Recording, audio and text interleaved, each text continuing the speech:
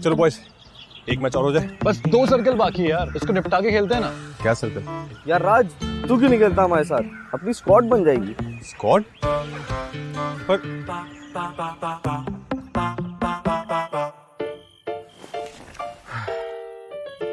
पता नहीं यार, इसमें स्कोप है भी क्या? हाँ देखना भाई, 2x लगा हुआ है। 2x? तुझे चाहिए तो 6x मुझसे ले ले, मेरे पास एक्स्ट्रा है।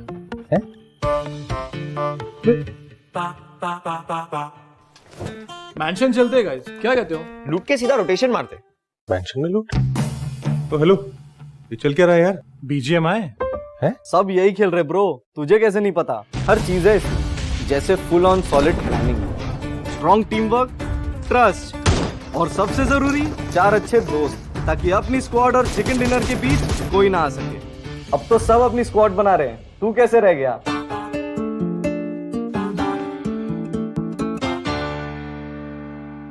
चल यार राज, अब एक मैच हो जाए। क्यों नहीं, अपनी स्क्वाड बना ले।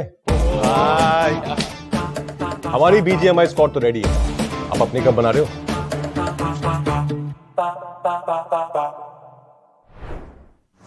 एक ऐसे पथ पर प्रतिपल चले, ना रुके ना मिटे, बस चलते रहे। देवियों सज्जनों, स्वागत है आप सबका iQOO background mobile India pro series powered by Loco के प्रीलूड सेगमेंट के अंदर। मेरा नाम है ओशन एंड आज के दिन 1/4 जो हमारी जर्नी हो चुकी है, उसके बाद मेरे साथ जुड़ने वाले हैं अंगद सिंह चहल दी एक्सपेरिमेंट और साथ में पीयूष स्पीरो बातला। कैसे हैं आप Angad? I'm good. Everything is fine. Of course, day 1 was a spectacular affair. Let's see what the next 3 days have in store for us. Spiro? मैं भी काफी अच्छा हूँ यहाँ पे ओशन। बहुत ही अमेजिंग पहला दिन था कल का एंड बहुत मजा आया मुझे as a person, as a fan देखने में। एज अ कास्टर तो हमें मजा आया ही आया है।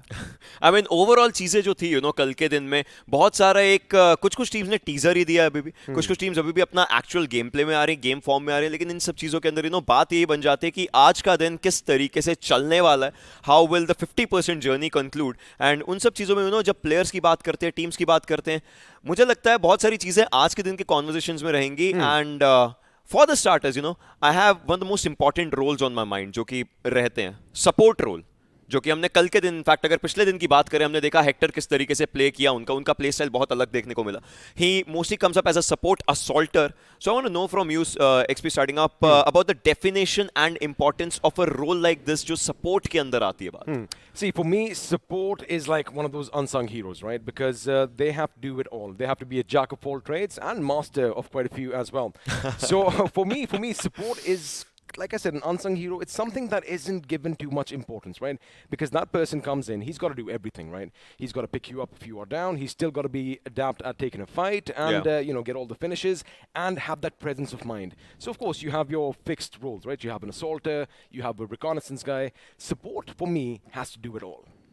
well, अगर आप मुझसे पूछेंगे तो मैं भी अग्री करूंगा यहाँ पे एक्सपी से कि एक ग्लू की तरह होता है सपोर्ट रोल। पूरी टीम को एक कंबाइन करने के लिए काफी ज्यादा काम आता है। बिकॉज अगर आपके सोल्टर आगे जा रहे हैं तो आपको कवर चाहिए होता है। आपके आईजीएल तो कवर देंगे ही देंगे, बट आपका support role second in line, second in command में समझता हूँ कि वो हो सकते हैं। चाहे फिल्ट्रेशन की क्यों ना बात कर लें, कई सपोर्टर्स हमने देखा है जो फिल्टर भी करते हैं अपने आईजीएल की कॉल्स को। अब वाइस वर्सा भी बहुत ज्यादा हमें देखने को मिलता है। But I feel as a support player हम इतनी वैल्यू उनको देते नहीं, क्लाउड उनको इतनी वैल्यू देती नहीं। But I think this is changing. जिस तरह से हेक्टर ने कल खेला, दैट वाज मैजिकल। बहुत सारे प्लेयर्स अब स्टेप अप करते नजर आ रहे हैं। लेकिन इसी पे एक फॉलोअप क्वेश्चन मेरा बन जाता है, जैसे कि आपने बोला कि प्लेयर्स को उतना वैल्यू नहीं मिलता, but at the end if you talk about it in that sense कि अगर सपोर्ट रोल ना हो, राइट, वो जो जाना है अंदर, वो जो बैकबोन रहती है, वो बहुत ज्यादा क्रैक्ड रह सकती है। एक गेम में आप चारों असॉल्टर्स अगर भर लोगे तो everyone would want to just rush in और उसमें दिक्कतें आएंगी। So yeah exactly, so what do you think about that change कि सपोर्ट का जो अंडरस्टैंडिंग रहता है गेम का, how is it different from the assaulters as पर से? So for me, an assaulter is someone who just goes in and gets all the finishes, right? Exactly. I mean, that's the guy who's going to be comfortable with close quarter combat, right? He's going to be comfortable in the CQB situations. Yeah. A support guy has to do it all, because suppose if your assaulter is down, you are going to have to pick up that mantle, and then you're going to be going forth and doing that. But also, he's got to be intelligent. He's got to know when to do what. Exactly. You know exactly. what I mean? Exactly. Well, I agree on that as well. I mean, as a support player, अगर आप यहाँ पे आगे जाने वाले players को cover नहीं दे पाते तो आप अपना रोल पूरा नहीं कर रहे। कोई प्लेयर नॉक है तो सबसे पहले जो आईजीएल होता है ना वो ये देखता है कि सपोर्ट प्लेयर है कहाँ, क्या वो रिवाइव देने आ सकता है। अगर नहीं आ सकता तब प्लान बी आता है। तो plan A is always going to be the support, जो आपको कवर भी देगा, जो आपको रिवाइवल भी देगा। और आई थिंक कहीं ना कहीं कई टीम्स है जो स्ट्रैटेजी डेवलप भी करती हैं कि आपके सपोर्ट प्लेयर्स के पास ज्यादा हीलिंग्स भी होती हैं, तो वो ज्यादा कैरी फॉरवर्ड भी करते हैं। एंड आजकल बहुत सारे सपोर्ट प्लेयर्स हील बैटल भी करते नजर आते हैं। Wait, they got to do everything, right? Basically. Exactly वही जैसे आपने बोला कि जैक ऑफ ऑल ट्रेड्स रहना पड़ता है और कुछ कुछ चीजों को तो मास्टर करना Master of a few. of a few, exactly. But then again, support एक अलग रोल हो गया, उसको हम साइड में रखते हैं जिस तरीके से चलने वाला आज भी प्लेयर्स देखने को मिलेंगे। But then again, I was talking with you as well for this one XP and conversation ऐसे निकला पीयूष, मैं आपको बताना चाहूंगा कि हम लोगों ने कल देखा INS का गेम, टॉप 3 आए थे मिरामार में, राइट। इवर्ट की एंट्री हुई क्रेजी सोल की जगह, एक ऐसा बढ़िया प्लेयर क्रेजी सोल जिसने लास्ट टाइम अगर राउंड पिछले हफ्ते की बात करें, लास्ट गेम पर उस प्लेयर ने 9 फिनिशेस निकाले थे। सो एक अंडरडॉग प्लेयर आता है, अंडरडॉग प्लेयर एज इन उस प्लेयर ने पूरा लॉबी नहीं देखा, आता है। So I want to know underdogs का रोल किस तरीके से रहता है परफॉर्मेंस वाइज इस पूरे टूर्नामेंट में, specially finals. See, I mean, an underdog is someone who basically we have not an idea about. We don't know much about them, right? That's why we call them the underdogs compared to the big dogs out there. Now, when Evert came in, again, we were all kind of speculating that what is he going to bring to the table. He got a knock and a finish against Sol Akshat, if I'm not wrong, in the map of Miramar. He did his job. He almost took down Hector, who was charging at him. Yeah. So he had that gun game, right? I mean, he had the gameplay. But the thing is, again, we would have probably seen a lot more of him in the past. But again, he did his homework, and it was showcased on our screens. देखिए मैं तो समझता हूँ ये stage बहुत बड़ा है। अगर आपको मौका मिल रहा है, आप एक 5th प्लेयर हैं, आप आ रहे हैं इनसाइड गेम खेलने के लिए, आपको 4 प्लेयर्स के साथ 3 प्लेयर्स के साथ खेलना पड़ता है एज अ 4th मेंबर, तो वो स्टेज पे अगर आप परफॉर्म कर जाते हैं, you can be a superstar, you can have your own space on your team. अगर आप अपना अच्छा प्रदर्शन दिखा पाते हैं, देखिए अगर आप 5 में हैं तो मतलब ये तो है ही कि आप अच्छा खेलते हैं, लेकिन अगर आप टॉप 4 में आके अच्छा खेलते हैं, you can stick there, you can stay there and you can replace a player. I just want to ask him one thing, and you as well, because so जैसे आपने बोला that we have all 5 players and all that. In your opinion, I'm sorry for taking over for a split second. Everyone is equal, right? That is something that I do believe the viewers watching, they have a little misconception that the one who's sitting out is not as good. But again, yeah, exactly. I mean, he is a wonderful player जो बाहर बैठा है, but there is a reason कि वो 5th player है और top 4 में नहीं है। सिंक्रोनाइजेशन, चाहे वो स्ट्रैटेजी बेस्ड हो कि कोई प्लेयर थोड़ा सा अग्रेसिव माइंडसेट का है, शायद वो अंदर है या फिर वो बाहर है, डिफेंसिव माइंडसेट है। A lot of factors comes in. That's one of the biggest things. I mean, आप सोचिए कि फैक्टर सबसे बड़ा ये आता है, हमने देखा है चेंजेस होते हैं मिरामार में कभी स्पेसिफिकली, क्योंकि एक डेडिकेटेड बोल्ट एक्शन गाय को आप लेकर के आते हो, प्लेयर को लेकर के आते हो। सैनहॉक में चेंजेस देखते हैं क्योंकि एक आदमी पता है हील करेगा तो उसको आप लेकर के आ रहे हो। Like there are changes, there are mental changes जो कि प्लेयर्स के ऊपर आते हैं, एंड उसके कारण synergy it's good. Like top 4 players जो आपकी टीम के सिनर्जी उनके साथ बन रखी है, you would want to go in that phase, you want to go with that factor, that's really good. But then again synergy पहले हफ्तों की अलग रहेगी, कल से स्टार्ट हुई सिनर्जी अलग है, माइंडसेट अलग है, बिकॉज पॉइंट 0 से स्टार्ट हुए। ऐसे में एक टीम का नाम बहुत अलग तरीके से आएगा, that is FS, a team that was it looks like it was not opening up till the last weeks, but अब जब open up किया, they are playing brilliantly on one thing, that is solely the position points जो कि वो निकाल रहे हैं, उसके साथ साथ finish points निकाल रहे हैं। So FS as a team, what are your thoughts? K47 clutch, like brilliant player. I mean, like you mentioned, we're not talking about them, right? I mean, they did get the chicken dinner in Wickendi, and it wasn't just the heal battle, right? What they did was they took a lot of finishes as well. If I'm not wrong, it was 12 in that game, and still they got the chicken dinner. Yeah. So again, they're versatile, they're adaptive, and of course, speaking of Wickendi, buddy, here you go. Well, Wickendi, I mean, amazing प्रदर्शन यहाँ पे FS की तरफ से यहाँ पे देखने को मिला। जिस तरह से उन्होंने यहाँ पे खेला, FS आई फील कि उन्होंने ना बहुत ज्यादा अपना माइंडसेट चेंज किया एज कंपेरिजन के पहले के हम जब मैचेस देखते थे, थोड़ा सा सेफ खेलते थे, थोड़ा सा पैसिव खेलते थे। अभी भी रोटेशन अव्वल दर्जे की थी, बट साथ ही साथ उन्होंने फिनिशेस निकाले जो बहुत अच्छे थे। But then don't you feel कि ना जिस तरीके से ये प्लेयर्स खेल रहे हैं, जो ये प्ले स्टाइल चेंज हुआ है, एक्सपी मैं इसके ऊपर स्पेसिफिकली आपसे जानना चाहूंगा, क्या ये गैम्बल बन सकता है? गैम्बल एज इन चला तो चला और चल गया, बट कोई और टीम भी होगी जो शायद कोशिश करी जिनके लिए चला नहीं। एग्जांपल काइनेटिक जैसी team, like they did not get that much points, so I want to know कि क्या ये gamble ही है या क्या है? You said the word gamble, higher the risk, higher the reward. So again, it's a hit or miss at times, right? I mean, if you get it, everything is going to be on your side, but if you do miss, then everything is going to be, a negative factor for you. Yeah. So the thing is, again, it's a gamble, which they do have to take, because again, it's the big stage, it's the grand finals over here, right? You have to take those chances, and this gamble paid off for them. What do you think? I mean, you have to do it. अगर आपको number 1 आना है तो उस strategy के साथ आप number 1 बन ही नहीं सकते। आप बहुत पैसिव खेल रहे थे, आप इतना अटैक नहीं कर रहे थे, आप फिनिशेस नहीं निकाल रहे थे। सिर्फ एक ही अगर आप कैटेगरी में अच्छा एफर्ट दिखाएंगे तब आप चैंपियन नहीं बन सकते। मे बी आप टॉप 5 फिनिश कर जाएं, मे बी आप टॉप 10 फिनिश कर जाएं, बट इन द एंड आपका गोल है नंबर 1 बनने का, and you have to take risk. I agree with him.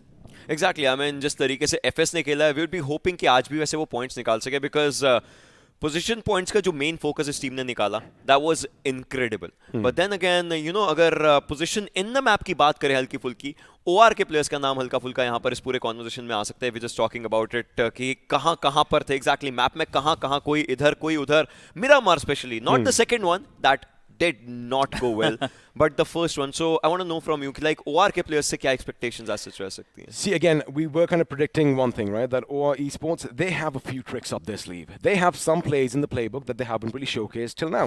And, you know, they still are in the second position, 71, 10 points behind Team Soul. Yes. So we know they have the capability. They are trying new things out, like you mentioned, all over the map. And Jelly, of course, was way miles away from his team, and you know it did work out for them. Sometimes, as you just mentioned, you know it didn't work out in the second game. However, they're trying new things because again we still have 3 days of Yes. games remaining. Yes. So they still have a few matches to just kind of mess around and tweak a few things.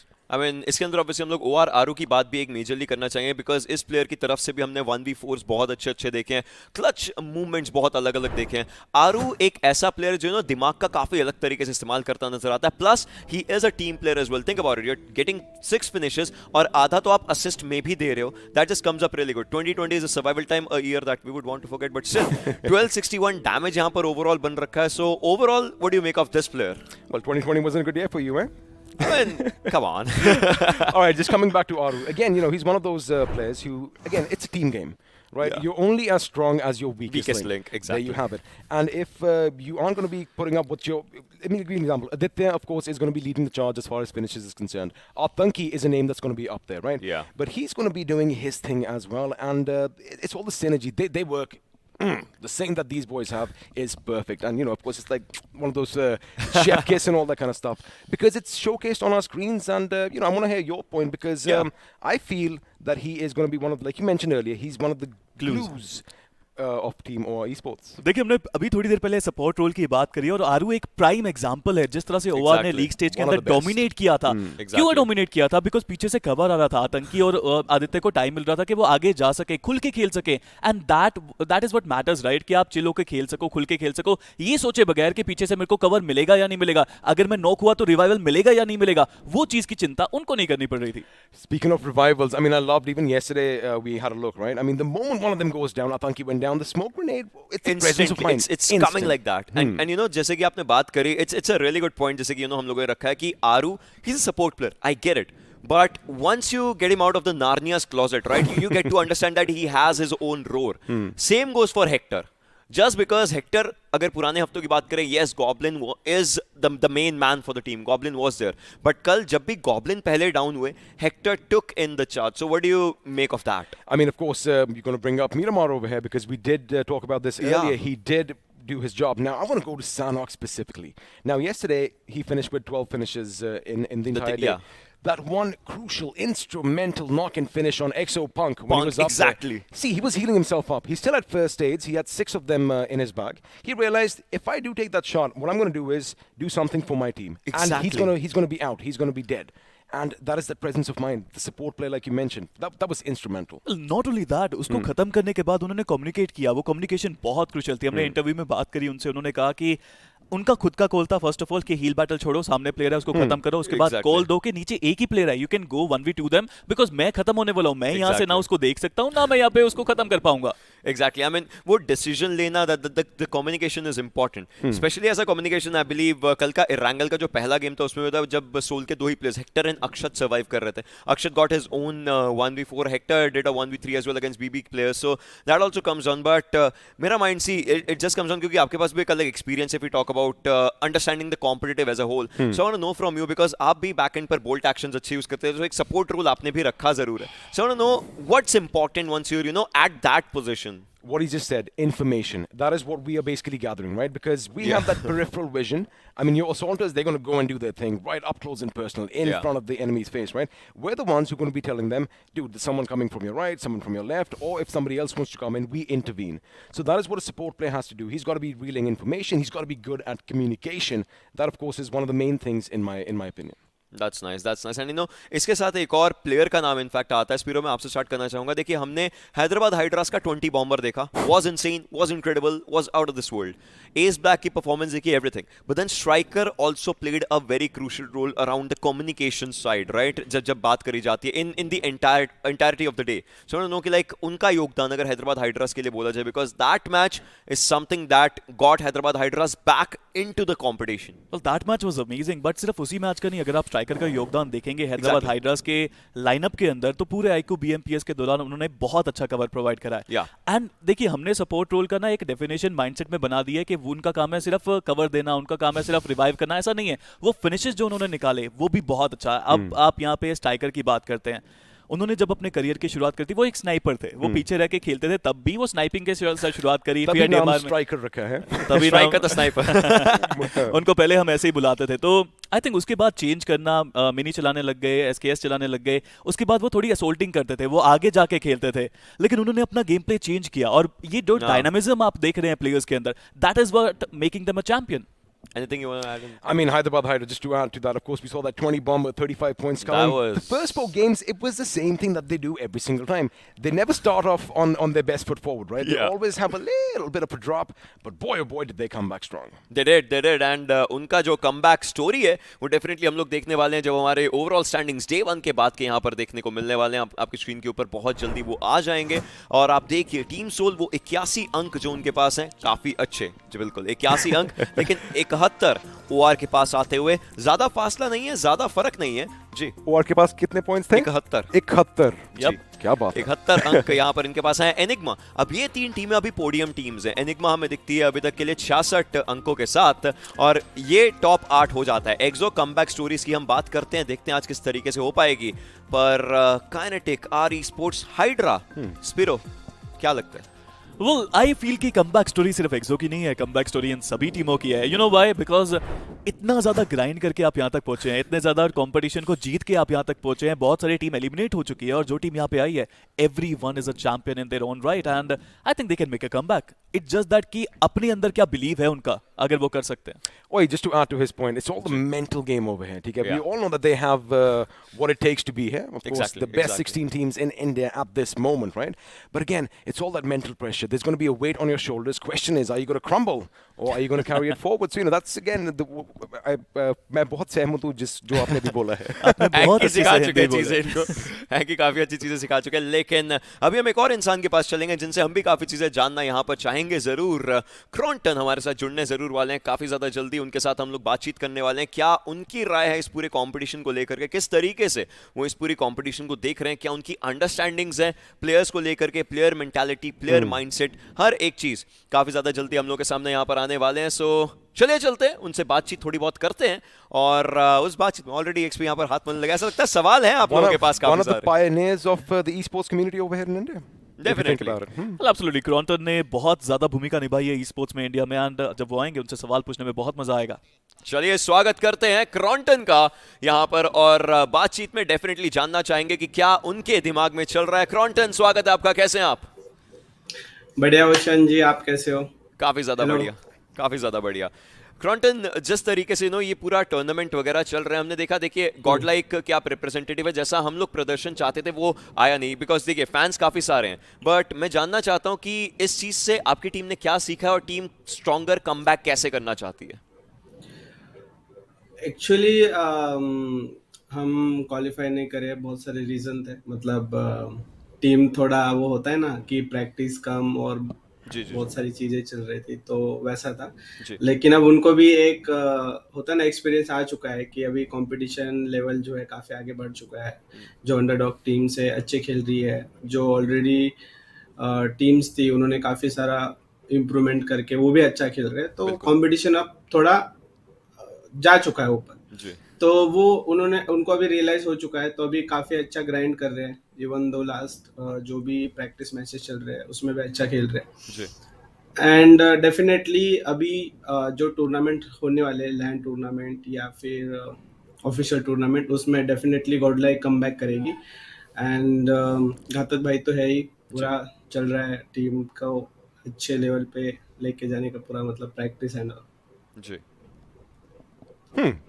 I totally agree. Of course, Godlike will come back strong. All right, Quantum, let me ask you a quick little question. So, how does, if you have a lineup, you have 6 to 7 players, including a team manager or a coach. How does that work? What happens with them? How do you go about it? थोड़ा सोच में पड़ गया ऐसा लग रहा है, but कोई बात नहीं, जल्दी वापस He's back. He's back. या Yes. आप जी Sorry, क्या क्वेश्चन था मैं? I'll just repeat myself. So, normally, suppose if you come up with the lineup, you have 6 to 7 players, including a team manager or a coach. So, how does the dynamic work between those 6, 7 lads? 6, 7? 6 to 7 log agar aapki team mein honge. So, including your manager. So, how do you work it? Because there are 4 playing members, and of course, you have your substitutes. So, what is the dynamic in that group? नहीं समझा question, sorry. तो basically XP ये बोलना चाहते थे कि जैसे कि आपकी टीम के अंदर हर टीम में 6 से 7 लोग होते हैं, मैनेजर्स, कोचेस, हर किसी को इंक्लूड करके, तो कितना हेल्प रहता है ओवरऑल टीम को उन सब लोगों के द्वारा? ओके, मतलब कोच वगैरह कैसे मैनेज करते हैं टीम को, काइंड ऑफ। जी जी। तो ऑब्वियसली हेल्प रहता है, क्योंकि एक बंदा टीम के पीछे कोई एक बंदा काम नहीं कर सकता है ना, कि मतलब एक को किसी को दिया हुआ है और बस वही करे जा रहा है, क्योंकि हर एक का माइंडसेट अलग होता है, टीम प्लेयर का माइंडसेट अलग होता है, कोच का माइंडसेट थोड़ा अलग होता है। इवन दो कुछ मतलब आपको मैं बताता हूँ, जोनाथन के डैड भी स्ट्रीम देखते हैं, हमेशा मैचेस देखते हैं, तो बहुत बार वो भी खुद कॉल करके बोलता है, अरे क्रोंटन भाई ऐसा करो, हमें ये चीज पे फोकस करना चाहिए। मतलब जो ऑडियंस भी होती है वो भी बताते हैं। और रही बात मैनेजमेंट की, तो ये सारे फीडबैक हम लेके फिर उसको इम्प्लीमेंट करते हैं कि कहाँ पे हम लैग कर रहे हैं। जैसे अभी बहुत बड़ा ये एक्सपीरियंस, मतलब क्या कह सकते हैं उसको, जो हम क्वालिफाई नहीं करें, उससे ज्यादा कोई बुरी चीज हो नहीं सकती। अभी तक हम ऐसा हुआ नहीं है कि फाइनल में क्वालिफाई नहीं करें। बट यस, आने वाले टूर्नामेंट में डेफिनेटली, कल ही जोनाथन से भी बात हुई थी, तो वो कह रहा है अभी जो टीम प्रैक्टिस जो चल रहा है एकदम बढ़िया चल रहा है, और आने वाले टूर्नामेंट में हम डेफिनेटली कुछ अच्छा करेंगे। आने वाला टूर्नामेंट तो खैर छोड़िए, थोड़ा टाइम डेफिनेटली रहने वाला, लेकिन मैं जानना चाहता हूँ इस टूर्नामेंट में दिल से गॉड लाइक किसको चीयर कर रही है, कौन सी टीम को दिल से गॉड लाइक चीयर कर रही है इस टूर्नामेंट में, ये बताइए जरा। सारी अपनी टीम्स हैं, मतलब सोल हो, ऑरेंज रॉक हो, जो भी टीम क्वालिफाई करी है, डेफिनेटली किसी एक टीम को ऑब्वियसली हम चीयर नहीं कर रहे। हम चाहते हैं कि जो अंडरडॉग टीम भी खेल रही है वो थोड़ा अच्छा और बेटर करे, ऑब्वियसली वो तो कर ही रहे, लेकिन ऐसा हम सब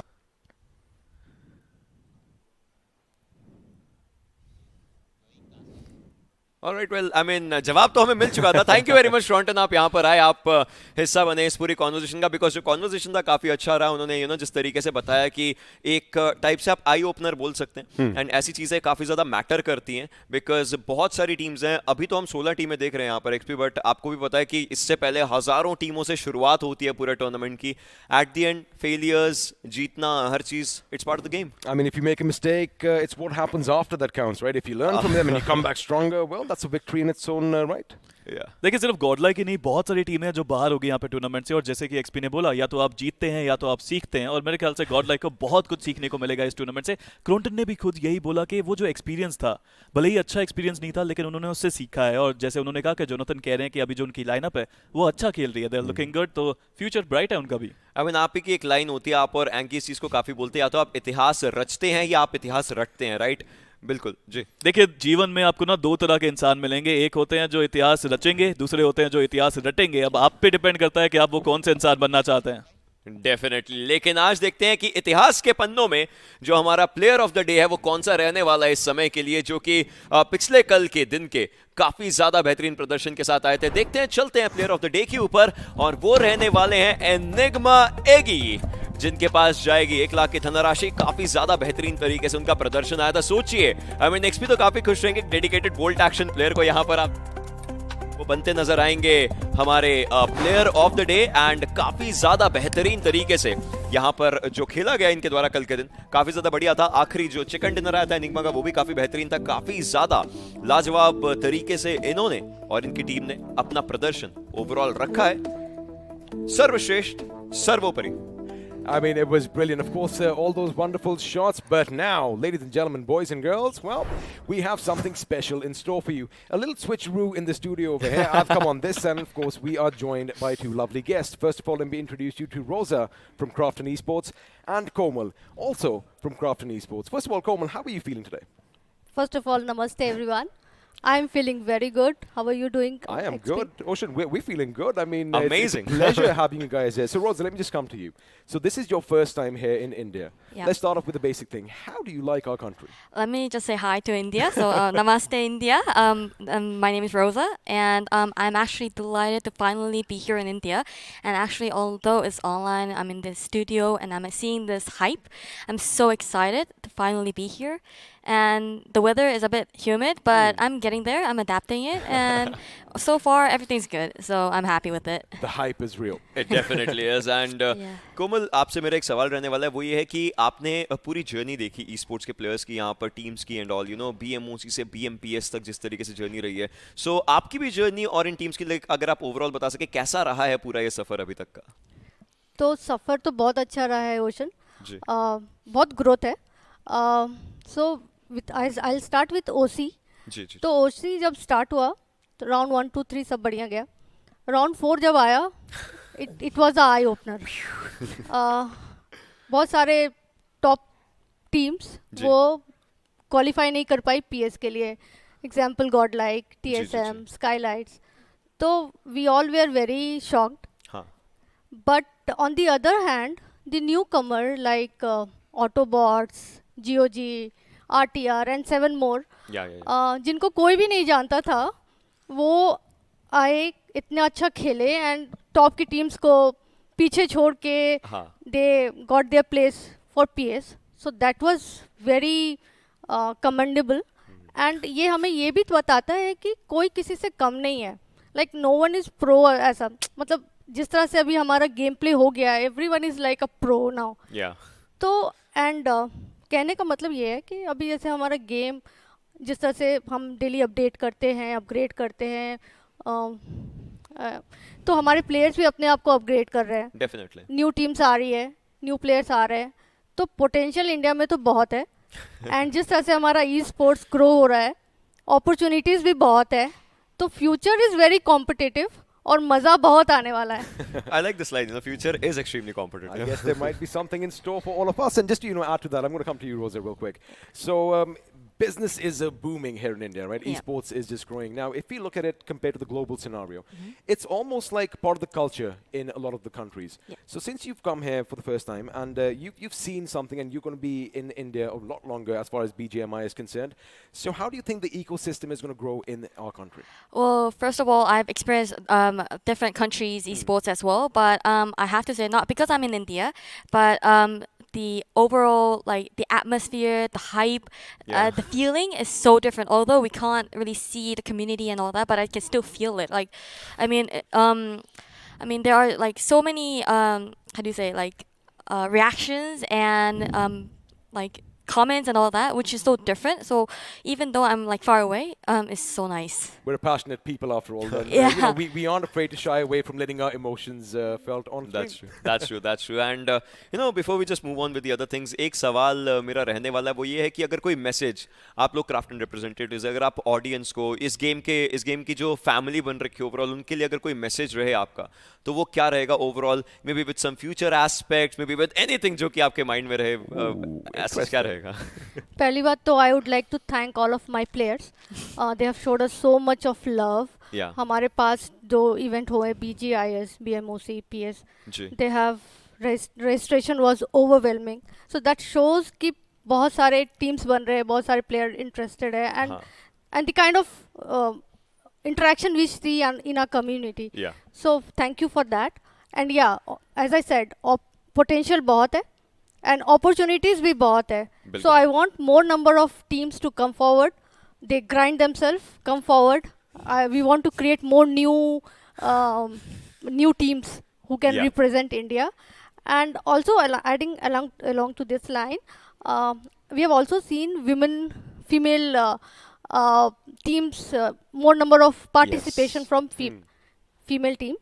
So I want to encourage all my female players to form your team, come forward. Future we might have something big for women, like specific to female. Oh, I nice. think we have some hints dropping in. Maybe we might just have a women's competition soon enough. Huh, Rosa? Do you agree with what she just said right now? Well, Are you going to give us some little hints? well, the hints are also going to be all going to be inside BGMI Esports YouTube and Instagram. So don't forget to subscribe. And yeah, new updates will be there. New updates will be there. All right, before we wrap everything up, let's just have a look and, well, let's start the show today because it is time. All the players are ready and we don't want to keep them waiting. So with your permission, ladies, can we start the show right now? Yes, Sure. let's go! Alrighty.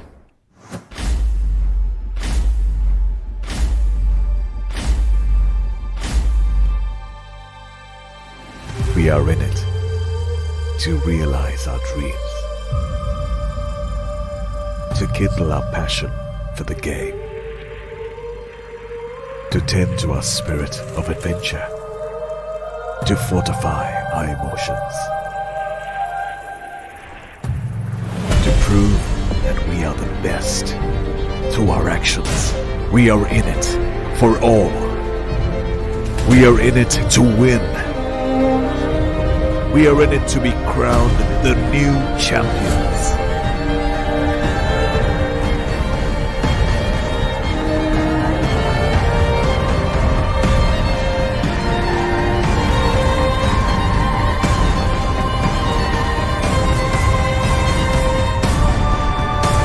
And our next stop is the top.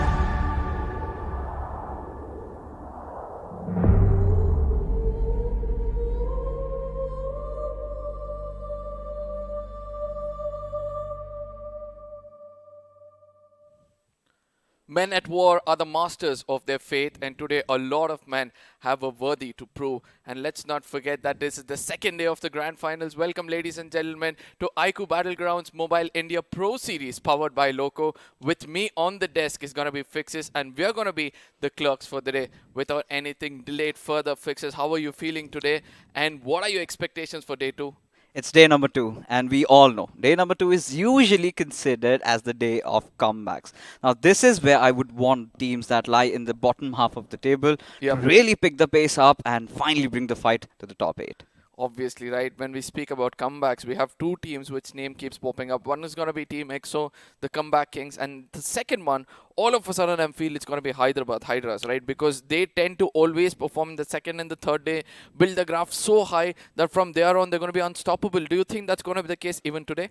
Ideally, yes, because if you talk about the past matches, the past tournaments, they've always done this. But today is a new day, and well, we do not know what to really expect because the ones in the top 4, the top echelon teams, they're going to be challenged, right? Everyone's done their homework. We all have a slight idea as to who's going to drop where. I think mysteries still lie in the map of Wickendi to those 3 teams that did drop over at Milna. But I think we've got to get the conversation back to Erangel, right? First Erangel game, we did witness a few changes, few teams going here and there. And again, Global Esports, they've been making a news out on the social media that, you know, they're going to be drop clashing with Hydra officials again. I mean, I hope that's the case because eventually the teams on the bottom are going to take advantage of all these things. But it's time for us to thank our sponsors because with this tournament coming up, I do understand that iQOO have done a lot for us. And let's not forget Loco as well as a promo right now is going to be coming on our screens. And this is for you.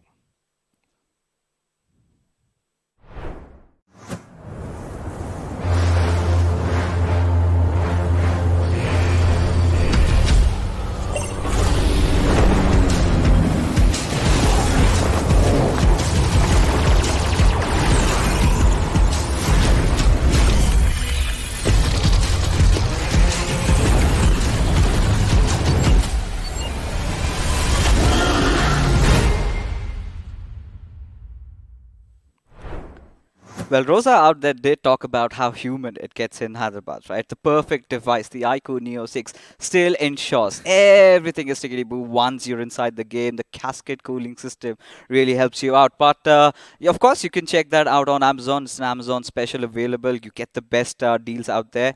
And now, getting back to the games in hand that we have. The first game of Erangel.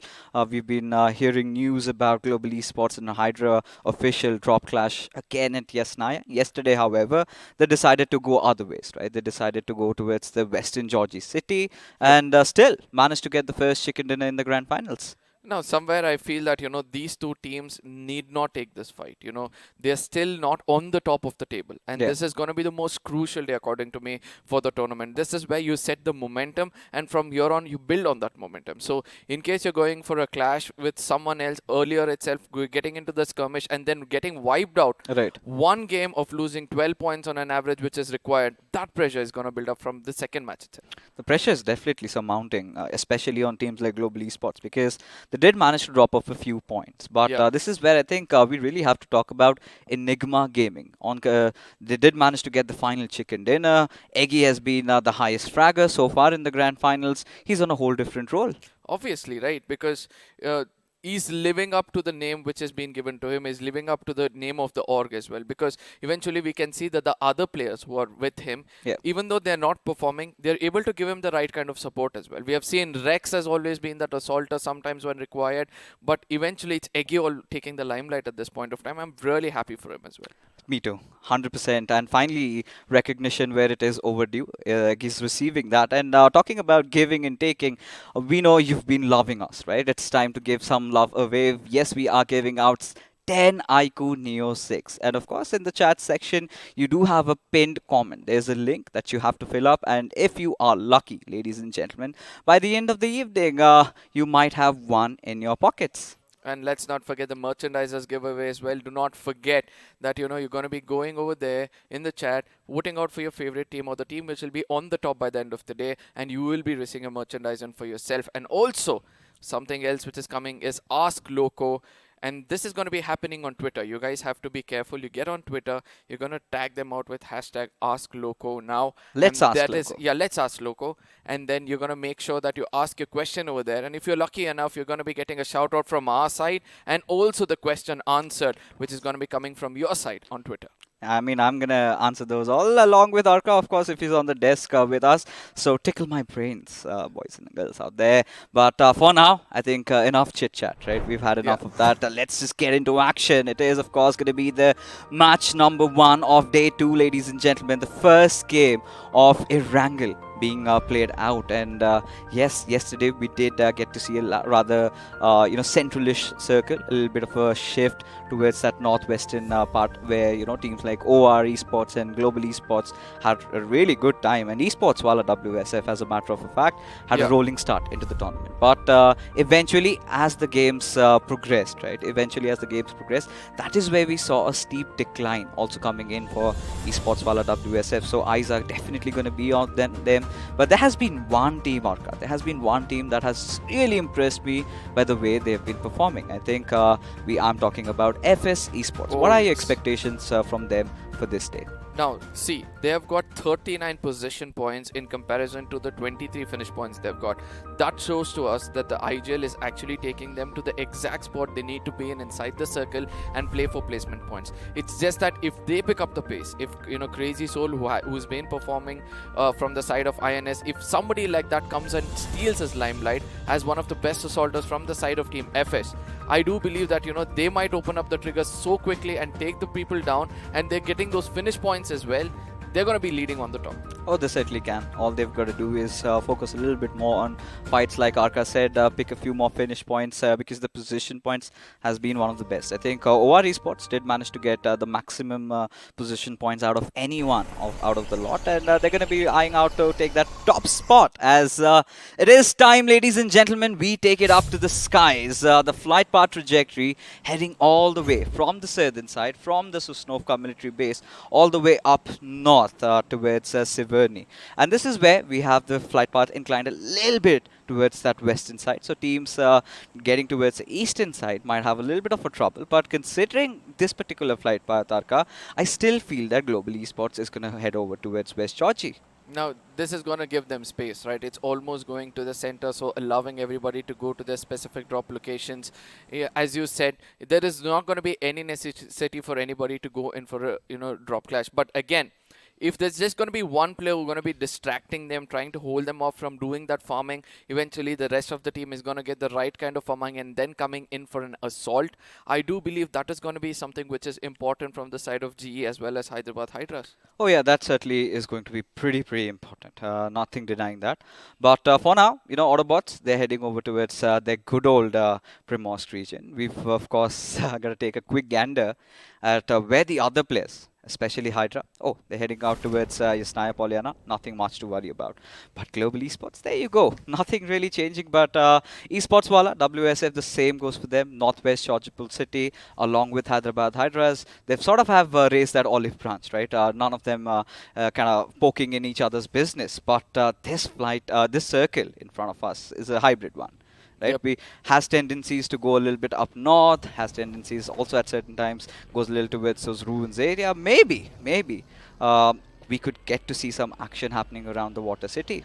Now, two places where my eyes are going to be setting is one towards the side of farm where we can see that vehicles are traveling, and also I can hear some gunshots if I'm not wrong. That is where Team EXO have to watch out through the roadways they're traversing, and also the side of Team RE. They were the only team flying towards the side of military base. They would have seen it as they're getting down, but eventually still to be on the safer side, going to the dead corner of the military base and then try to traverse towards the side of Novo. I believe it's for that probably the vehicles they were heading on to. I think, this is something that we've always been privy to, even in the past, right? Yeah. Big Brother, Team EXO, they tend to drop right beside each other. 7C, they've left that place. They felt the traffic was too much and they were having issues while rotating. And as a result of which, they took over Pochinki, which was previously held over by teams like Blind on certain occasions. We did witness the players of Esports Wala WSF also dropping over when Blind was not in the lobby. But for now, even 7C, this is one of those teams that we really need to talk about, because the journey in the BMPS league stages started off with them being pretty aggressive. They did not really care about the position points so much. But now that the time has come where they have to look over it, I really feel that they are second guessing their decisions. I believe the second guessing is coming in the placement rather than the finish points, because eventually whenever they're taking a fight, you can see that, they have a lurker far away who is doing the job from far off, either with the grenades or, retaliating when required. But let's not forget that they do have 20 finishes for themselves, which is almost equivalent to the side of FSC Sports, who is holding the 5th position. That shows that, everything is going fine when it comes to the firepower, but something which is going wrong for them is the rotation, right? In between, they're getting taken down. At least one or two players in the rotation clashes is getting taken down, or the location where they're reaching is being contested by more than one team, and the third parties are taking advantage of their position. Oh, they certainly are. And I think this is where 7C have to be a little bit more clinical, a little bit more decisive in what they want to do. Now, this is the team that everyone has their eye on. Right now, the leaderboard toppers, Team Soul. A name that's quite emotionally attached with majority of the fans out there. Now, Team Soul, first 3 games, they were phenomenal, right? The first game, 9 finishes, even if they did not get the chicken dinner, was still in contention. And the second and third game, back-to-back chickens. And they were absolutely steamrolling throughout the lobby. But then onwards, from that Wickendi game, we started to witness a decline in their performances. That is where they were having issues while rotating inside the circle. The timing was completely off the place. As a matter of fact, they did engage in a few battles early on, which I'm pretty sure they've realized and will not do again. Now, this is where Esports Wala WSF really comes into the picture. They started off with a banger, but then suddenly they sort of fizzled out. And what do they need to do, Arka, over here to fix their issues? According to me, they need to bring up that firepower, which they did show up. Let's not forget, in the final league stages, the final 2 maps, the way they are played, rushing into compounds, rushing in the face of the enemies, assaulting them head on, and taking all those finish points when required. Because ultimately, you need to do at least one game like that in the grand finals, pick up around 15 to 16 points of finishes in total, get around 30-35 points, so that you cement yourself somewhere in the top 5 and then try to play for an average, waiting for the others to make a mistake to go on top. So I do believe one good game like that for the side of WSF is going to be more than enough to boost their confidence. I think day number 2 and day number 3 are something that they really need to be focused on, because they've been having that Cinderella story going along with them, the way they've been playing, especially how they qualified into the grand finals. The final 2 games, getting a chicken dinner back to back and cementing their spot. That was something for the headlines of all the articles out there. But Hyderabad Hydras, this is again one of the teams that really had a rocky start. Were getting caught while rotating. Their areas of taking were already kept by teams like Enigma, if you remember, around those snake buildings. That is one of those compounds they head out to, and eventually they kind of rotated pretty late, as a result of which they seemed lost. But I think they got their traction back once they went into the map of Miramar, and the second map of Miramar, in fact. That is where they got a chicken dinner. And Ace Black, he's been having a tournament of his life. The way he's been delivering, the way he's been performing, along with the little support coming in from Maxi. Manti as well has been pretty impressive. So I think Hyderabad Hydras, I think, have a really, really monumental task ahead of them, that they need to prove to all their fans and themselves that what they're made of. Which brings us to FS Esports. Now, we did shed a little bit of a light upon them. But anything extra that you want to tell about this particular team? Now, FS47 I mean, I don't know how to call him. He's become K47. K47. I like to call him AK47 to be specific. He's been that gun. He's been that gun. He's been always assaulting, leading the fight from the front, and also making sure that, he's one of the man to watch out for. And this is where I want to bring in somebody like Clutch as well as Explicit, because even though they're playing as a support and they also have that capability of bringing in a fight with one another, they can actually step up and get 2 or 3 more finishes for the squad. And in case they do that, FS Esports, with the kind of momentum they're going with, I think they're going to be reaching places. And this is where I want to shed light about 2 players are coming in. FS Clutch is also there in the top 20 fraggers with 5 finishes for himself. And then we have 47S with the 9 finishes which he's gained so far. So there is firepower. There is a placement for themselves inside the circle. Just that trigger which is to be pressed, and that pedal once hit, and we all know how the bus is going to rush in. Hit the pedal to the metal is what Arka's got to say, ladies and gentlemen. But hold on. With bated breaths as Nigma Galaxy, Apollo. I think he's got vision. An enemy right in front of him. Has to be someone from FS. I believe it is going to be Hitman. And they're not still letting those bullets at their direction, right? They're not firing it. So this is where the discussion really comes in. From what has been happening, holding on to my thoughts. Well, 7C again trying to rotate around Sarang, taking a hefty amount of damage, still somehow gets himself out of harm's way. Now, what I really need to get to the vision of all our viewers is the fact that Global Esports has rotated pretty early on from this side. They've decided that the circles is somewhere going to be on the northern side, and hence they've been contesting for the center. The same goes with the likes of Nigma Galaxy as well. Now, somewhere I feel that the zone might shift to the southern side, and again, they'll have to rotate around, coming back to the southern island. But yes, as you said, OR is beautifully known for one thing, which I want to shed light over here. That's going to be creating a no-go zone, right? Wherever OR is, they tend to fire at the enemy, striking fear, not allowing them to come for a close battle, and then eventually try to dominate on it. But somewhere I get proved wrong yet again, as the circle is going to be taking a northern shift where shooting range is going to be the dead center, and G have done the right kind of rotation. But this is where we have to speak about the side of EWSF, right? They have a huger range coming in from the side of the western side, coming in towards the side of shooting range. Holding that mountain next to Severny might give them a key to success. I love Hyderabad Hydra's position, because that particular area, you've got a little bit of a hill to play around with. You've got all that aerial vision of all the teams traversing across wherever they are.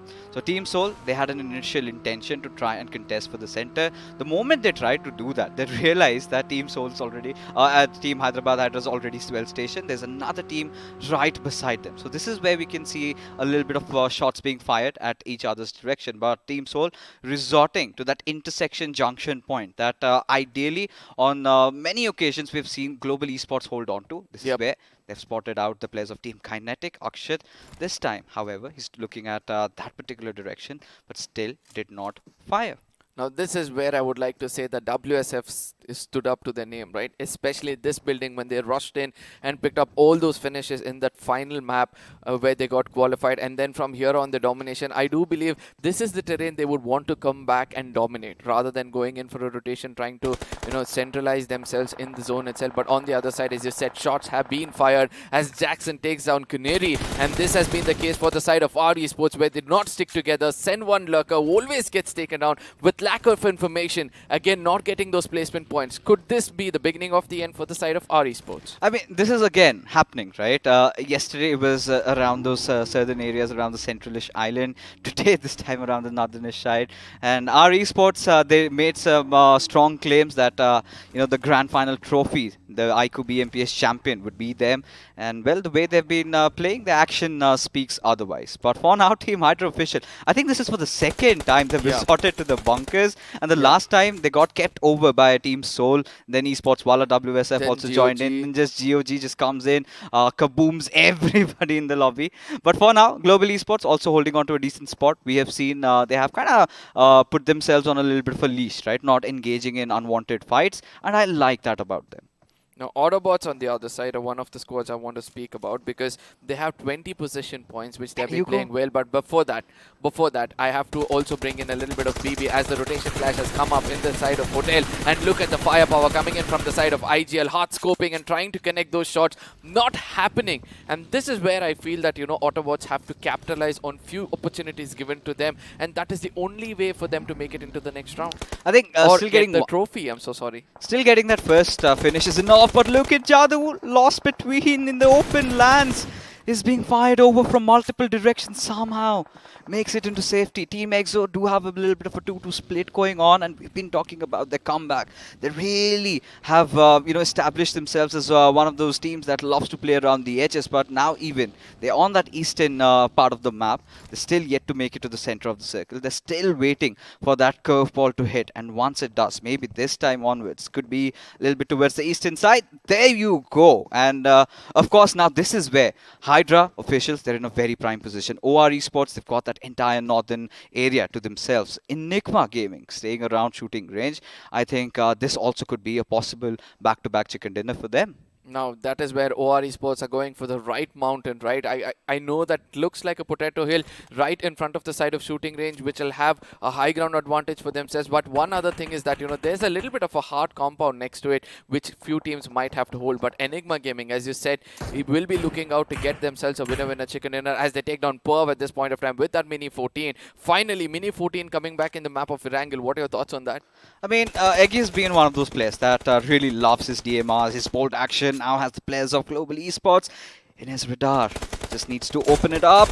Does take a few shots. Nothing really connects though. But now Global Esports might be stuck between a rock and a hard place. And Eggy just denying, trying to flatten out the tires.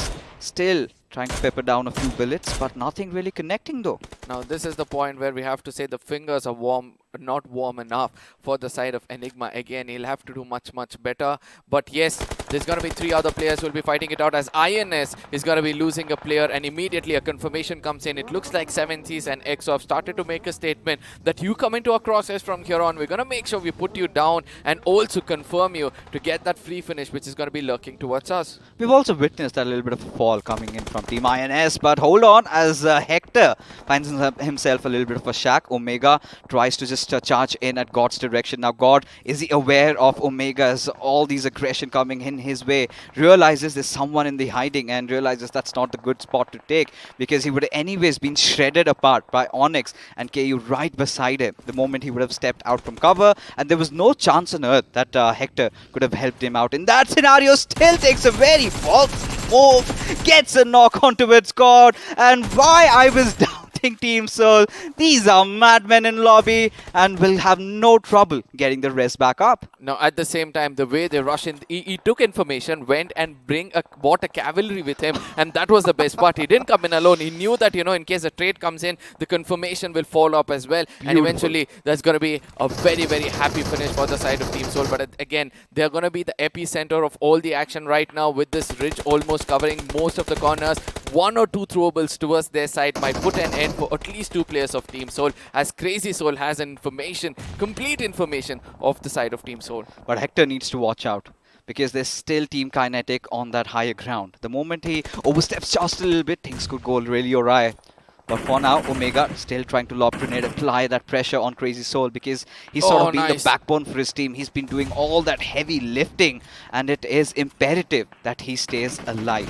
But for now, the circle taking another drastic shift towards that eastern side. This is where I finally think that our esports can get a few position points to themselves if they can somehow tend to survive. In the midst of it all, Crazy Soul, he's been taken down, and there you go. Akshat will get the finish, and Team Soul off to a really good start. Now let's not forget to see the finish feed coming in. We can see WSF versus the side of BB.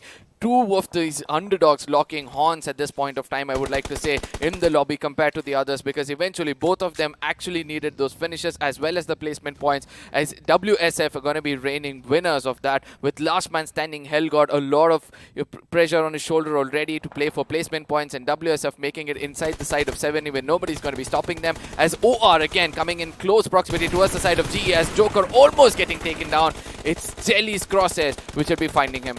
But now Aru has been taken down. Now the pressure is surmounting on OR Esports. They somehow need to deploy all those smokes out there, because Team Enigma, they want to charge, they want to fight, and there you go. And Eggy has already entered inside the compound. So will Rex as well. Eggy, he's taken quite a hefty amount of damage. Atanki somehow needs to figure out a way, but still Eggy gets on the top of it all, as Jelly, he's just going to be hiding in the attic over there. But how does he survive? Because it's still 3 players of Team Enigma still kicking. But now there you go. Jelly also gets dealt with, and OR Esports are out of the server. And the least expected team to actually hit the ground has hit it too hard with just one finish for themselves. 1 point is what they're going to get, but they have to watch out for the other teams in the overall points table who's going to be creeping up and making sure that they level their points with them. On the other side is Hyderabad Hydras versus the side of Nigma Galaxy, where Autobotz from far away are trying to do some third party, as they might rush in to take all these finishes away. Ace Black still going offensive, as I do believe that it's going to be Manti living up to his name for the first time,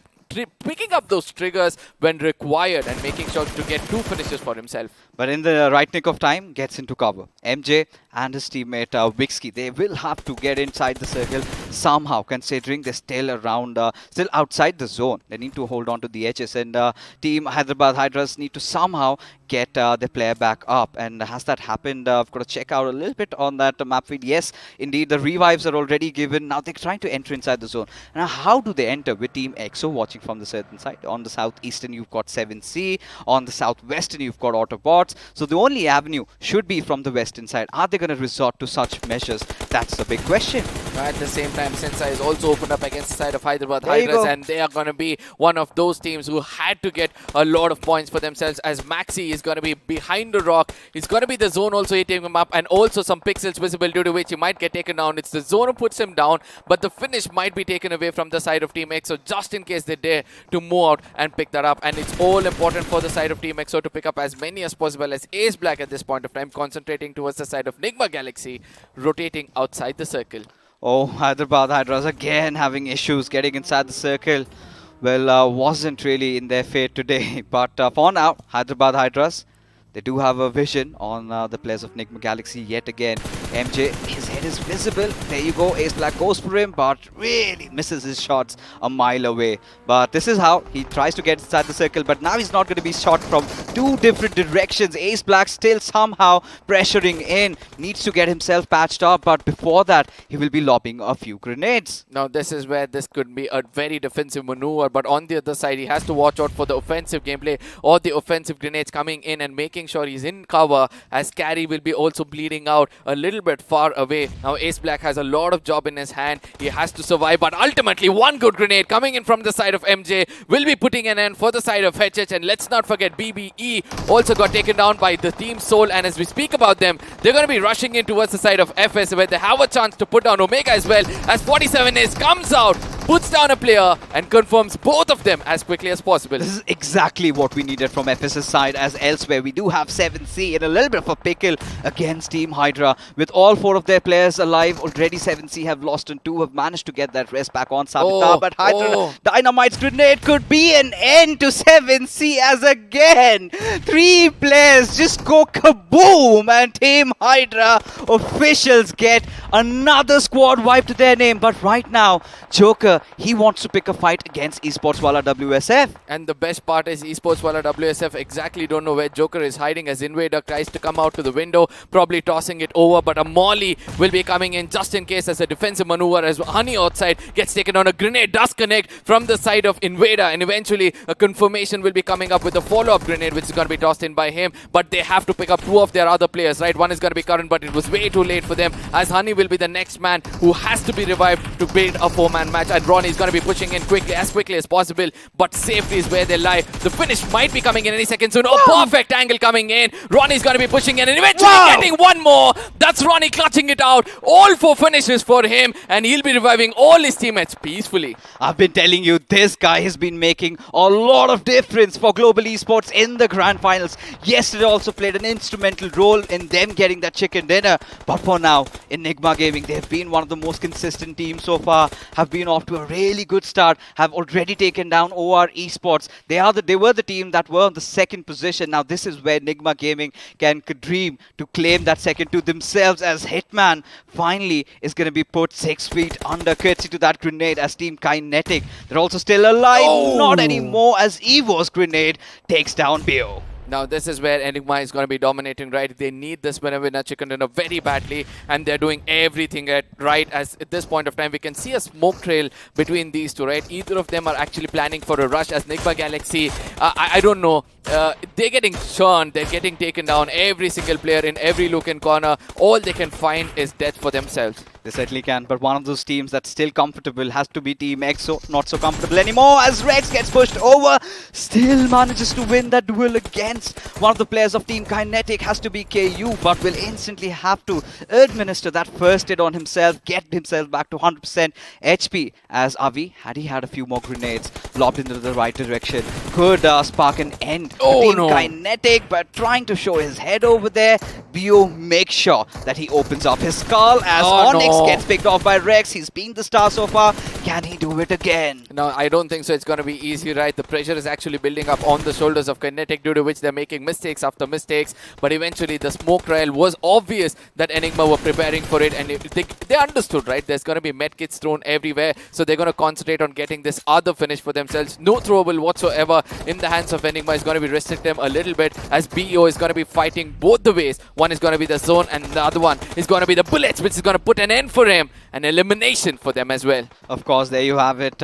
Enigma getting the better out of Team Kinetic as well, and this is where they've really actually put the pedal to the metal as Autobotz go against Team EXO. At this particular moment, Team EXO somehow need to push their way inside the circle as Spark. The nade is going to be flung over at his direction. The second one, the Molotov, does follow suit, but nothing really connects as Sensei, along with Snacks, he's making a move, goes in for a drive away, gets the better out of Hell. Snack steps out, gets knocked down, and so does Sensei. This is where Punk really needs to step into the fray. A nade from that IGL's direction, a little undercooked, and there you have it, doing no particular damage as Fox and Mr. IGL somehow need to patch themselves up and get themselves back into the action. Now we have to see whether it's going to be Fierce who's going to be rushing and clear things off, as Punk on the other side has gone in for healing, as grenades are going to be tossed in towards him. And let's not forget, this two-man squad can do wonders, and at the same time Snacks and Sensei did the biggest mistake for going into that ridges and eventually getting taken down. A good retaliation coming in from the side of ABZs, but on the other side is where they have to watch out for, as GE and Enigma are standing tall as the mountains have hit the ground really hard to be the stable ones in this map.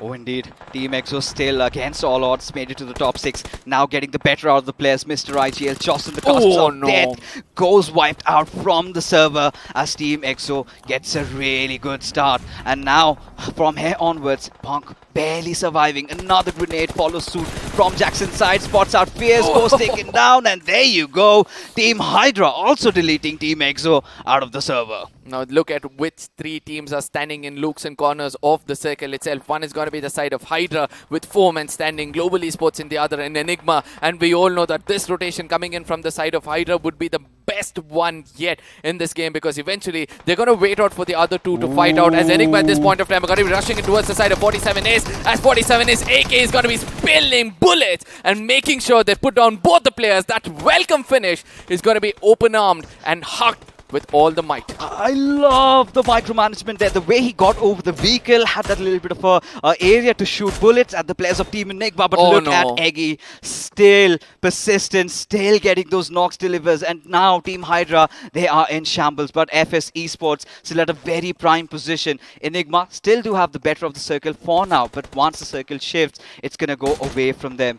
But for now, Zoro trying to get that rest back on. His teammate Hydra still a 4-man strong squad. But how do they get inside the zone, Arka? Now this is where I have to say FS Esports are going to do double trouble for the side of Enigma as well as the side of GE, because they have a little bit of an information as Ronnie from one side is going to be lofting smokes. I just hope that FS Esports do not have the right kind of grenades for these two teams to actually make it around. But on the other side, it's going to be Hydras. The divided attention from the side of GE might be something very, very vital for them as Joker puts down 2 more. And these two finishes are going to be very vital. But 47 is again clutching it out. Oh my goodness, how much more can he rake up in this game?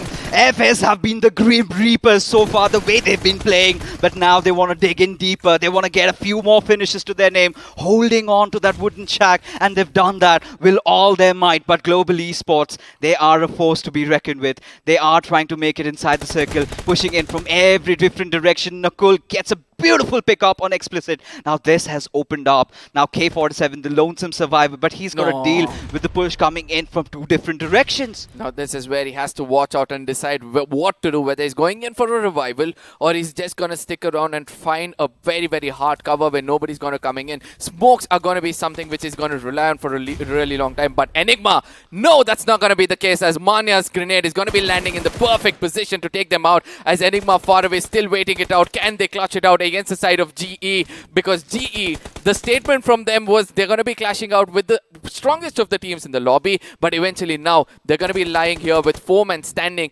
taking it all in the name. Can this be the winner chicken dinner for themselves? Indeed, it looks like, as Ronnie, he's going in for the final blow right at the hearts of the players of Team Enigma. Nothing really stopping him over here. Gets a quick glance at them, knows where Reggie is, also has the idea of where Ravi is. Oh, some more movement being made by his direction. And look at Knuckle just blowing his own teammate away. It was intended for the boys from Enigma, as the second one will connect, as it is Eggy in a 1v2 situation. But Eggy still being relentless, still being quite persistent, does not really want to step out of that fence, as Knuckle decides to go in, but again backs out, as Eggy will be giving his life away to the blue zone. And this is Global Esports, all high and mighty, getting another chicken dinner in the bag. Oh, consistency. I don't know if Global Esports gets another 2 of these winner chicken dinners today. They might be the team on the top and probably taking away the trophy for themselves. What kind of composure they showed in this game was amazing, right? Yeah, of course, as we transition into the post-match segment powered by Loco, this is where we do have the point standings in front of us. Global Esports, all high and mighty, 27 points. We were talking about that little bit of a fall that they took yesterday in those final few games. But seems like they're again back with a fresh start. But Team Enigma Gaming, they've been denied the chicken dinner. But again, a very valiant effort, and I feel they've done enough to clinch that second spot on the overall standings. Now, let's see whether that's going to be the case, right? But Enigma Gaming, oh my goodness. I really thought they're going to get wiped out, right? When 2 players made the biggest mistake of rushing in towards the side of FS, I really thought that, you know, they might get taken down, but that did not happen, as FS Esports position points, all thanks to 2 players just holding one shack, which is the hardest to be, according to me, near the side of 70, but still held on really hard for 16 points for themselves. And Hydra official, they, you know, there was a point where I said this could be the best rotation for them, but eventually they did not have the proper Rich to cover them, due to which they had to pay a hefty price. Oh, indeed, they had to. But the iQOO MVP has to be Eggy. 1,600 points of damage. Is it the highest so far by an individual player? I mean, we've got to check this out with production. But 6 finishes clearly do not speak of what he's done. But, you know, we have the statistics. We are working out. We do have the numbers. And Eggy, take a bow, my friend. The way he's been playing, the way he's been contributed for Team Enigma's success so far. As we take a look at the top 5 leaders in this particular lobby. And K47 couldn't have been far behind. I said you right. He's that AK-47 for the squad. He knows exactly when to press that trigger and make sure he gets all those finishes. 700 damage for 5 finishes. I would say he was not that clinical compared to the side of Ronnie, who's got 5 finishes with 624 damage for himself, but still has done an amazing job for the squad. Now Joker and Nakul are also going to be happy, right? We did speak about this in before the match started, that GE, just in case all their 3 players starts to assault, they might get that winner chicken dinner, and they've successfully got it in this map. And 10 grenade finishes is going to be standing out for me in this map. So many grenades were flung over, and 10, this is the result in front of you, ladies and gentlemen. But the longest finish comes to Nakul. Of course, the healing numbers pretty much even Stevens. This is nothing out of ordinary, but one vehicle finish I think did come out from Team EXO when they decided to charge in at Autobotz's direction. But regardless, once we take a look at the FT craft, we'll have a more clearer picture, right, as to what really happened in the map of Erangel, because I've got a lot of things to talk about, but look at the damage numbers on Team Enigma and Global Esports. I mean, 3,153 in the map of Erangel. Oh my goodness. And we understood this, right? Even though they were the one who's doing the hard work, there were other squads who were actually picking off all their finishes. And GE as well. What an amazing game they played. They were more clinical from the side of Enigma, obviously, because they were concentrating on one side of the map, that is going to be FS, whereas Global had a better vision of the others moving around, and that's how they could pick up more finishes for themselves. But for me, the team which stood out in this specific map is going to be the side of FS and Autobotz, right? 771 from the side of Autobotz for just 5 finishes, and for the side of FS, it's going to be 900 damage compared to the 6 finishes they've got. Oh, 100%. We're going to talk so much about them, but now is the moment of truth. The overall standings, ladies and gentlemen, is going to be right in front of you guys, and Global Esports have taken that first position away, and Team Enigma have gotten the second, whereas Team Seoul and OWA, gets to those the one bad game that they had in the first game itself, will be thwarted down a little bit. At the 3rd position, OR goes way down to the 5th, as FS Esports, they're also on the prowl. 78 points now on the 4th spot, and one more good game maybe could be contending against the favorites in the tournament. Oh, this is such a shocker for me, right? Because OR Esports also getting taken down, Team EXO getting taken down. The least of these teams, we expected not to be present in the final circle, and then ultimately, they get taken down. In the bottom of the table is the point of concern for us. The teams under the radar right now is going to be 7Cs, Team INS, R Esports, and Team Kinetic. Still not able to find the right kind of synergy, still not able to find the right kind of momentum into this game. What is in store for them? I mean, for iSports, considering how they rotated around, eventually the recovery was pretty good.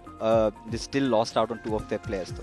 Now, that is one of the cause of concern while rotating. Do not have your players picked off. You know that there are areas that the flight path trajectory hasn't been. You've done the homework. You know how teams tend to rotate, from which areas they rotate at what given that particular time. So that is one thing that they really need to work on, because you do not have enough days anymore. It's just 2 more after this, right? So RE Sports, despite all odds, did have a very prime position around that eastern area. It was quite open. But this is where we have to actually talk about Global Esports and their heroics, right? Global Esports come in, drop over at Western Georgia. We saw them. They took quite an early rotation, and they were just floating around the map, here and there, trying to pick up fights, just peppering down a few bullets, then instantly changing position. There was one occasion against the likes of Esports Wala WSF where they got in. I think the tipping point was Ronnie pulling that clutch, right? That 1v1 situation. He wiped down the entire squad out there from Team Kinetic, and from there onwards, Global Esports had some sort of an energy instilled within them, and that is how they got that chicken dinner. Now, when one person is actually doing it, the others are just going to follow up, right? But it's time for us to thank our sponsors. It's going to be iQOO Neo 6, an amazing device which all these players are using in the Grand Finals. A promo for you guys.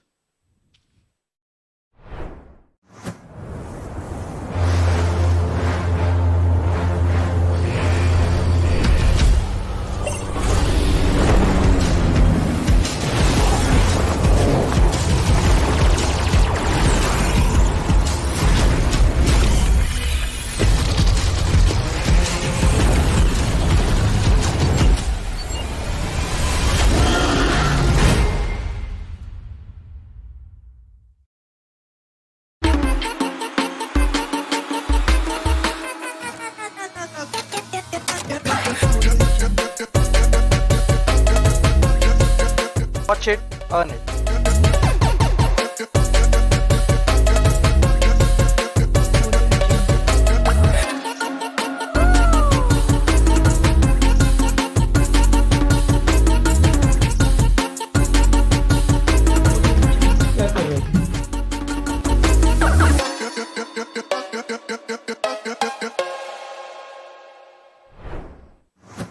Watch, stream, play, repeat. And also you can add earn, because if you want to start your streaming careers, Loco is one of India's biggest gaming and live streaming platform. And how do you do that?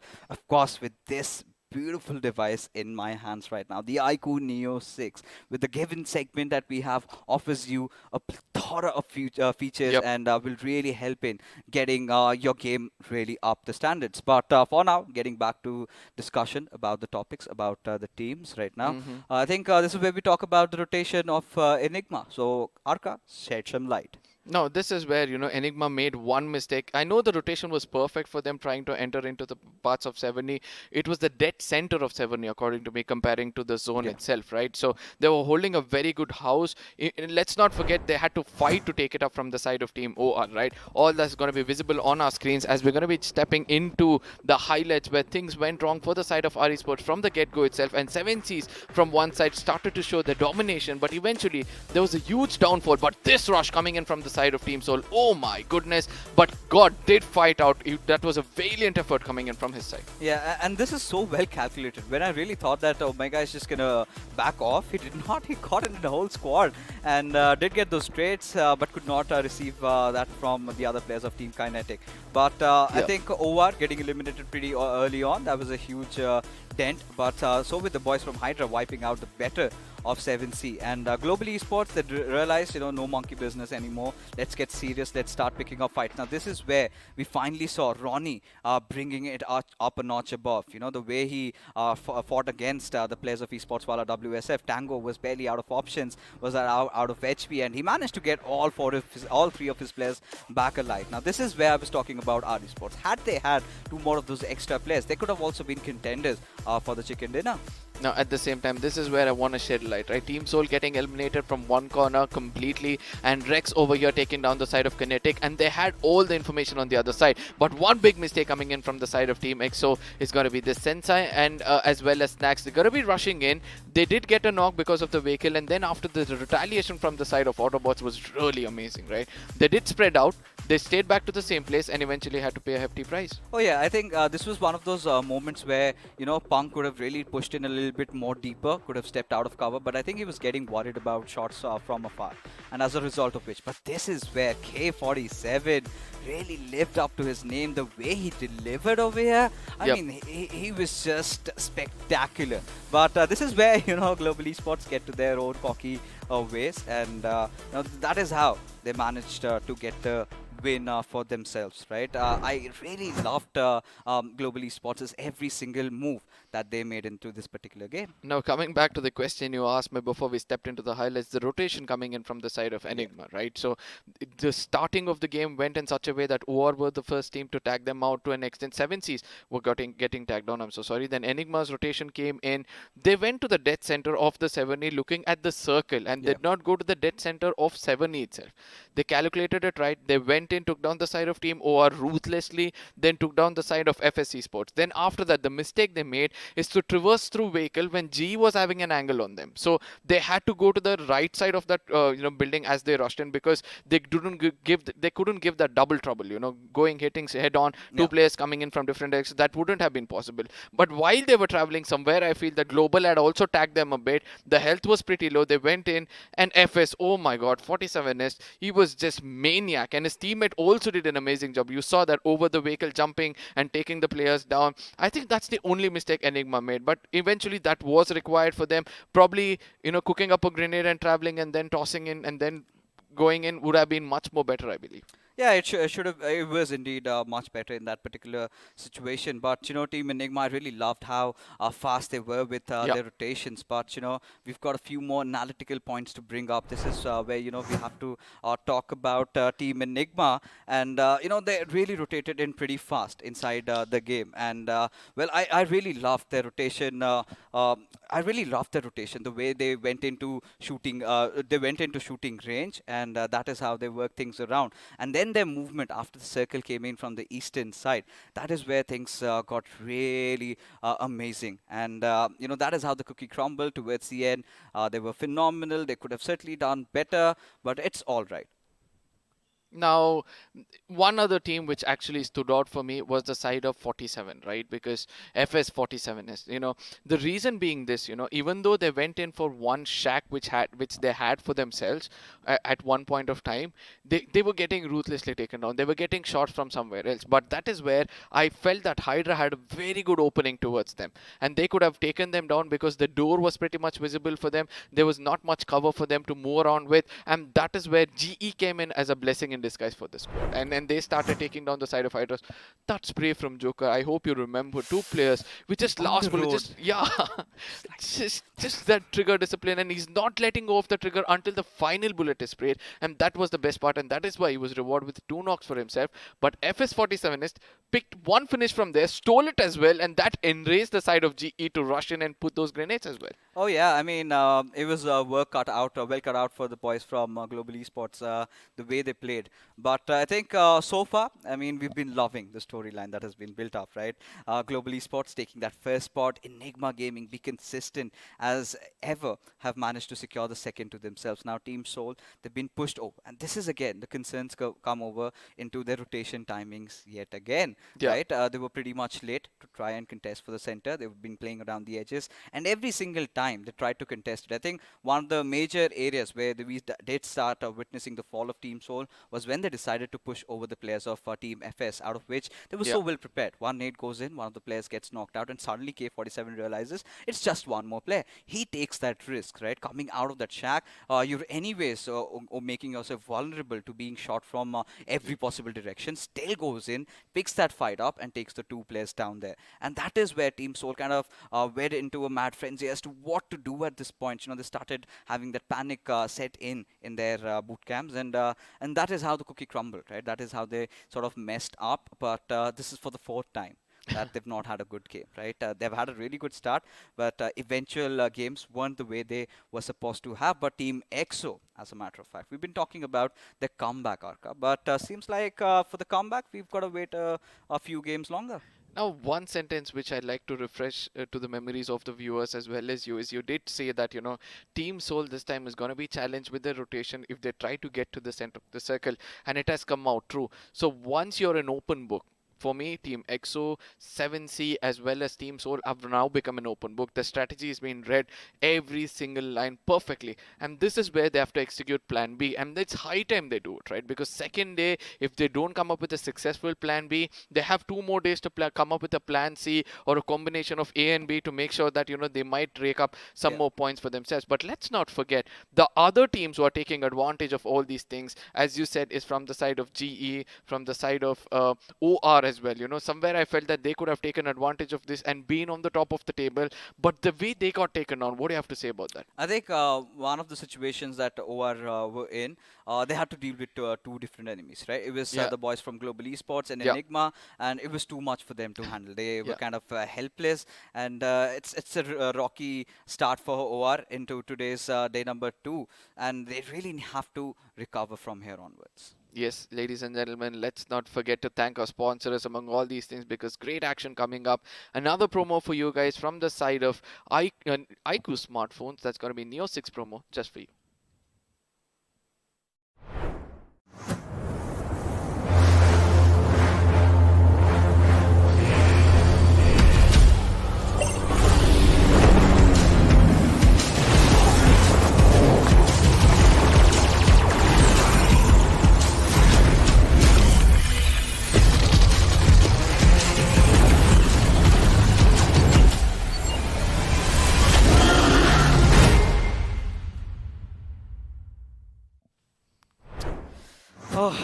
game number 1 done and dusted for day number 2, and it is going to be Miramar next. Now, from what we did anticipate, we thought maybe teams like iQOO, Hyderabad, Hydras could stage a comeback, could pick up a few more points for themselves. iQOO were on the right path, but Hyderabad, Hydras, they were in shambles. Now, this is their strong arena. This is Miramar that we've been talking about, and they literally went bonkers in that last Miramar game we had. So, again, they would be looking out for that win, but anything you want to say about Hyderabad Hydras in this map of Irangal, Arka? I don't know. They're not prepared for the specific map, right? When you know that this is the map you're going to play the most in the grand finals itself compared to the others, I do understand they're going to be strategizing against the next best map and trying to pick up averages. So if that average pointers which you're trying to gain in the map of Irangal is not working out, you better step up. You better start doing a little bit of a homework and then try to come in and pick up more than those points, or probably just concentrate on the finish points, which they're pretty much capable of, because in the map of Miramar, they go bonkers. They're proved to us, they have that firepower. So in the map of Irangal, before getting taken down, just like Team Soul did yesterday in the map of Irangal, getting 8 to 10 finishes, I think that could be the key for success. Just one good game like that, and then from after that, they come into the map of Irangal, a confidence will be there that we might pick up the finish points. That becomes easier for the IGL to place them properly inside the circle, and from there on, probably one winner chicken dinner will also be possible from their side. It certainly could be possible, but seems like there are a few changes being made by all the teams out there. So I think a few substitutes will be in front of our screen any moment, and there you have it. So Bajwa comes instead of Honey, and I was wondering why did they have to resort to Honey when you already have Bajwa in a really good form at this point. And the same goes for Team iQOO as well. Again, trying out Snacks instead of Immortal in that particular situation. Snacks comes in with that buggy, gets picked off, and it was sort of a death push, right? It was suicidal. The way he went in, you have to be understanding the kind of an ambush you go in for. It's pretty much risky, and the moment he steps in, does not even get to fight. But I think a few more things really would come up. But so far in Miramar, I'm also keen to see what the players of OR Esports are up to. We've seen some ridiculous shifts coming out from their side, which pretty much hasn't really worked so far. This is where my mind was just lingering around the fight with the Team iQOO while they got taken down, right? So I don't know who was driving the buggy. My mind was still over there. Sensei. Sensei was driving the buggy. Then Snacks had to register a knock, amongst all these things. And that is where the smokes gave out for the side of team which was holding that ridge over there. And they took a huge advantage of that. Just in case Snacks at that point of time rushing in with him could register one knock with that gun and one knock with this buggy which they went in, I think the story would have been much more different. But again, they were way to the corners of the circle. Even after that, getting inside the circle would have been a huge task, a monumental task for them. And I do believe that Team iQOO went down with a small mistake of not prioritizing the center of the circle. Yeah, I think that's been the way they've been playing, right? And for all you viewers out there, we do have the iQOO Neo 6 being given away on the BGMI official esports channel. You do have that pinned chat that has been there. You've just got to click on that link, fill it up, and that is from there onwards. You're going to be marching to glory. And if you're lucky, 10 winners will have one of these bad boys in their pockets at this particular moment. But right now, ladies and gentlemen, it's time to venture into the map of Miramar. Of course, we're going to have to bid our adieu to Arka for a little while, because the big man experiment will be joining us pretty much soon over here as he settles in down. And XP, what a day. What a start to the day has it been, right? And I mean, the way these teams have been performing today, and especially for the likes of Global Esports and Enigma Gaming being so consistent. Finally, Team Soul, the top spot has been contested. They've been taken down not just to the second, but to the third spot over here.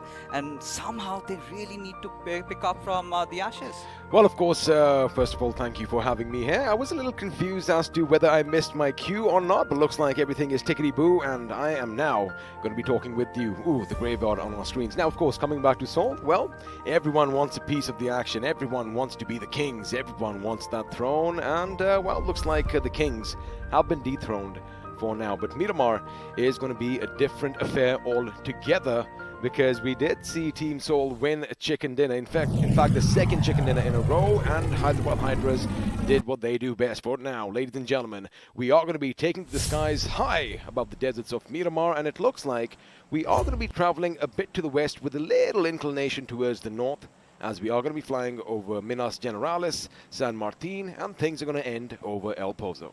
Oh, of course. Now, this is one of those flight path trajectories where I'm starting to wonder if Team OA do head out towards Puerto Paraiso, because yesterday, if you witnessed XP in that first game of Miramar, they've had a really weird 2-2 split. You know, 2 players just on the eastern side of Los Leones, 2 players went towards Puerto Paraiso, but despite that, they had a little consistent run. That has been their mantra so far for Team OR Esports. But yesterday, in the second game of Miramar, they were given a run for their money by the players of R Esports, especially Jadu. They were. Oh my goodness, Jadu did have the magic in his fingers. But before we get to that, I like what I see over here. Now, have a look at Hyderabad Hydras, 36 points. And mind you, 35 came from one game. And in the other Miramar, well, they could only get one for themselves. So let's see if they are going to be packing a punch. And again, like we mentioned, oh boy, Jadu, he did something amazing. In fact, his teammates were going to be instrumental as well, you know, making sure they keep an eye on one another, and I do want to see something similar happen again, but for now, looks like action is going to be breaking out early, and Bayo, buddy, you might want to get yourself a weapon. Unfortunately, he can't, as MJ, with his UMP, is going to take him down in action once again, right at the beginning here in Miramar. Of course, this is happening around the graveyard area. Enough time to build their graves, and Enigma Galaxy are off to a good start. And something which they were kind of missing out in the first game of Erangel. This is their path to redemption, redeeming themselves the former glory that they've had. But what a beautiful run has it been for Enigma Galaxy so far into the tournament, right? Because they did go through a roster shuffle. They had I think 3 players out of team Celsius coming into the fray. They had a change in their IGL. That's where I think we got Dreams into the mix, and now he's not playing. I'm wondering who the IGL, who's going to be calling the shots. But regardless, I think Enigma Galaxy have been way better. They have been indeed, and after day one, they were mid of the table. Let's see if they are going to be rising, because the circle this time is going to be a little to the north and a little to the west. I want to see something at Creative Fields happening, because again, I love all that drama. And speaking of drama, Los Leones once again is going to have 3 teams vying for control. However, like we said yesterday, they have mapped the city out, and they do like keeping their distance. But I wonder if OR Esports are going to do something different all the way down over there at Puerto Paraiso, because once again, have a look at Jelly and Atanki. They are going to be far away at La Bendita, and in fact, if you just have a look at the mileage, it's at least about 3 miles that separate the 2 teammates, as big brothers, well, they're going to drop to the southwest of Los Leones. Now, I'm trying to rack up my brains to rationalize what the real intention is. Is it the loot? Because Puerto Paraiso, it's not a 4-man loot city, right? I think maybe to get some vehicles, or maybe for some extra ammunitions. What about? Of course, I'm going to be accepting that what you just said right now. I'm going to agree with you. The loot, and also, because it's such a huge map, right? It is going to be easy to transition into the circle. And one thing, right? I mean, first come, first serve as far as position goes. So Jelly and Atanki are some of their stronger players. They can handle their own when everything is, going awry around them. So, yes, the loot is definitely something that they are going to be keeping in consideration. However, it's also those crucial positions that they are going to be vying for. Maybe up top on a hill, maybe in some compound. I think this is where, I kind of have a little bit of a thought on my mind. Because, honestly, staying aloof from their 2 teammates, their intention might be to try and get inside the circle. Now, consider this, that you've got so many teams around you. It's going to be such a huge problem while you try to get inside the circle. In respect to the fact that you were heading out from Puerto Paraiso, you used to take that southern highway around. You always had a better entry inside the zone. I'm still wondering why.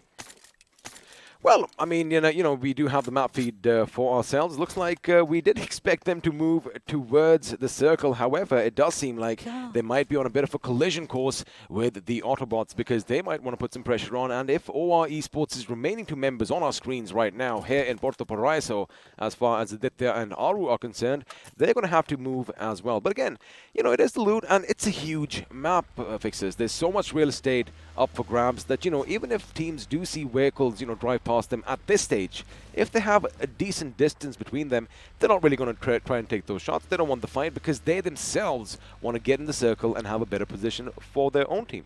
Oh yeah, I think you know, right now, like you said, they're trying to rotate in a little bit early on, but I'm still a little bit worried about Aditya and Aru at that particular situation, because where do they go from? Do they take that southern route, or they just go head on and might face the wrath of Team EXO, Autobotz, BB, so many teams around them? Speaking of Team EXO, have a look at what Sensei is doing as well. His team is going to be down in Los Leones. However, if you have a look carefully at La Bendita, he's at the A of Bendita at the end, and he's going to be trying to traverse down south. Again, just making sure that his team has, you know, the lay of the land, and there's nothing that's going to be blockading them, because at this moment, it is going to be about information.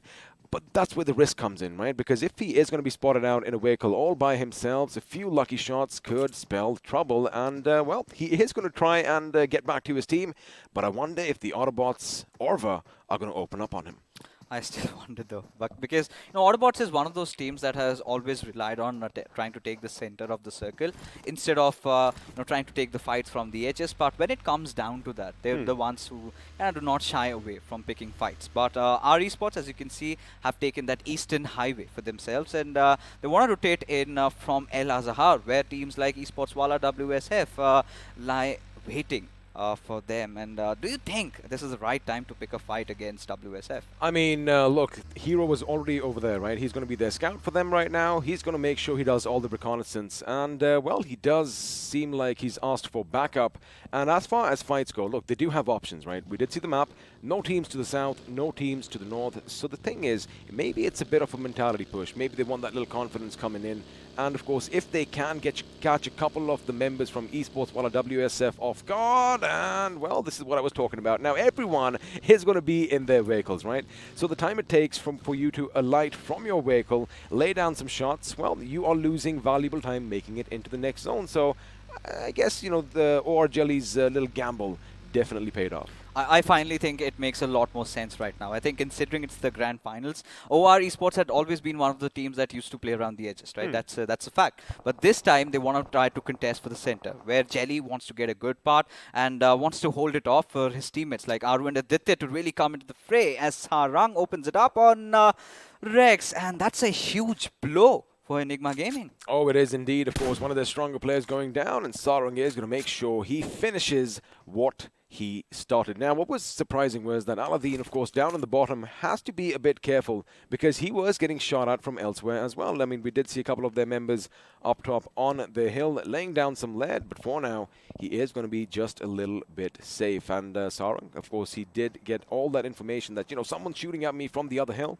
He's going to make sure he does what he does best and just keep them secure down below. Now, as the planes are going to come in, the drops are going to drop the circle. Again, it's going to be interesting because quite a few teams are already trying to go in for the center. And El Pozo, Crater Fields are going to be the epicenter for all the action to come. But Fixes, what about the teams coming in from Los Leones?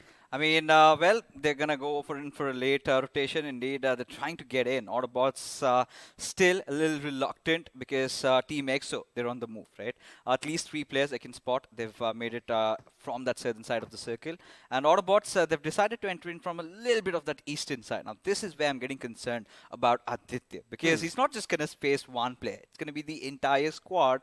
And Aru is way behind. I think they have that information that there's someone right on Aditya's tails. So OR Esports really need to calculate their movements. Also, it could be something like maybe Aditya's going to just lead them to a trap because he's going to be reeling all the information as we are going to wait for the circle to change. And he might be like, hey, there's the team on me, but now it's going to be problematic because the last member, Aru, as you mentioned, is pretty much driving right past them as the circle is going to shift towards El Pozo. And it looks like Autobots are going to be getting out the vehicles. I do see a few of them maybe laying down some lead in their direction. And I wonder if Aru is going to be safe. But this is where they can really corner him in.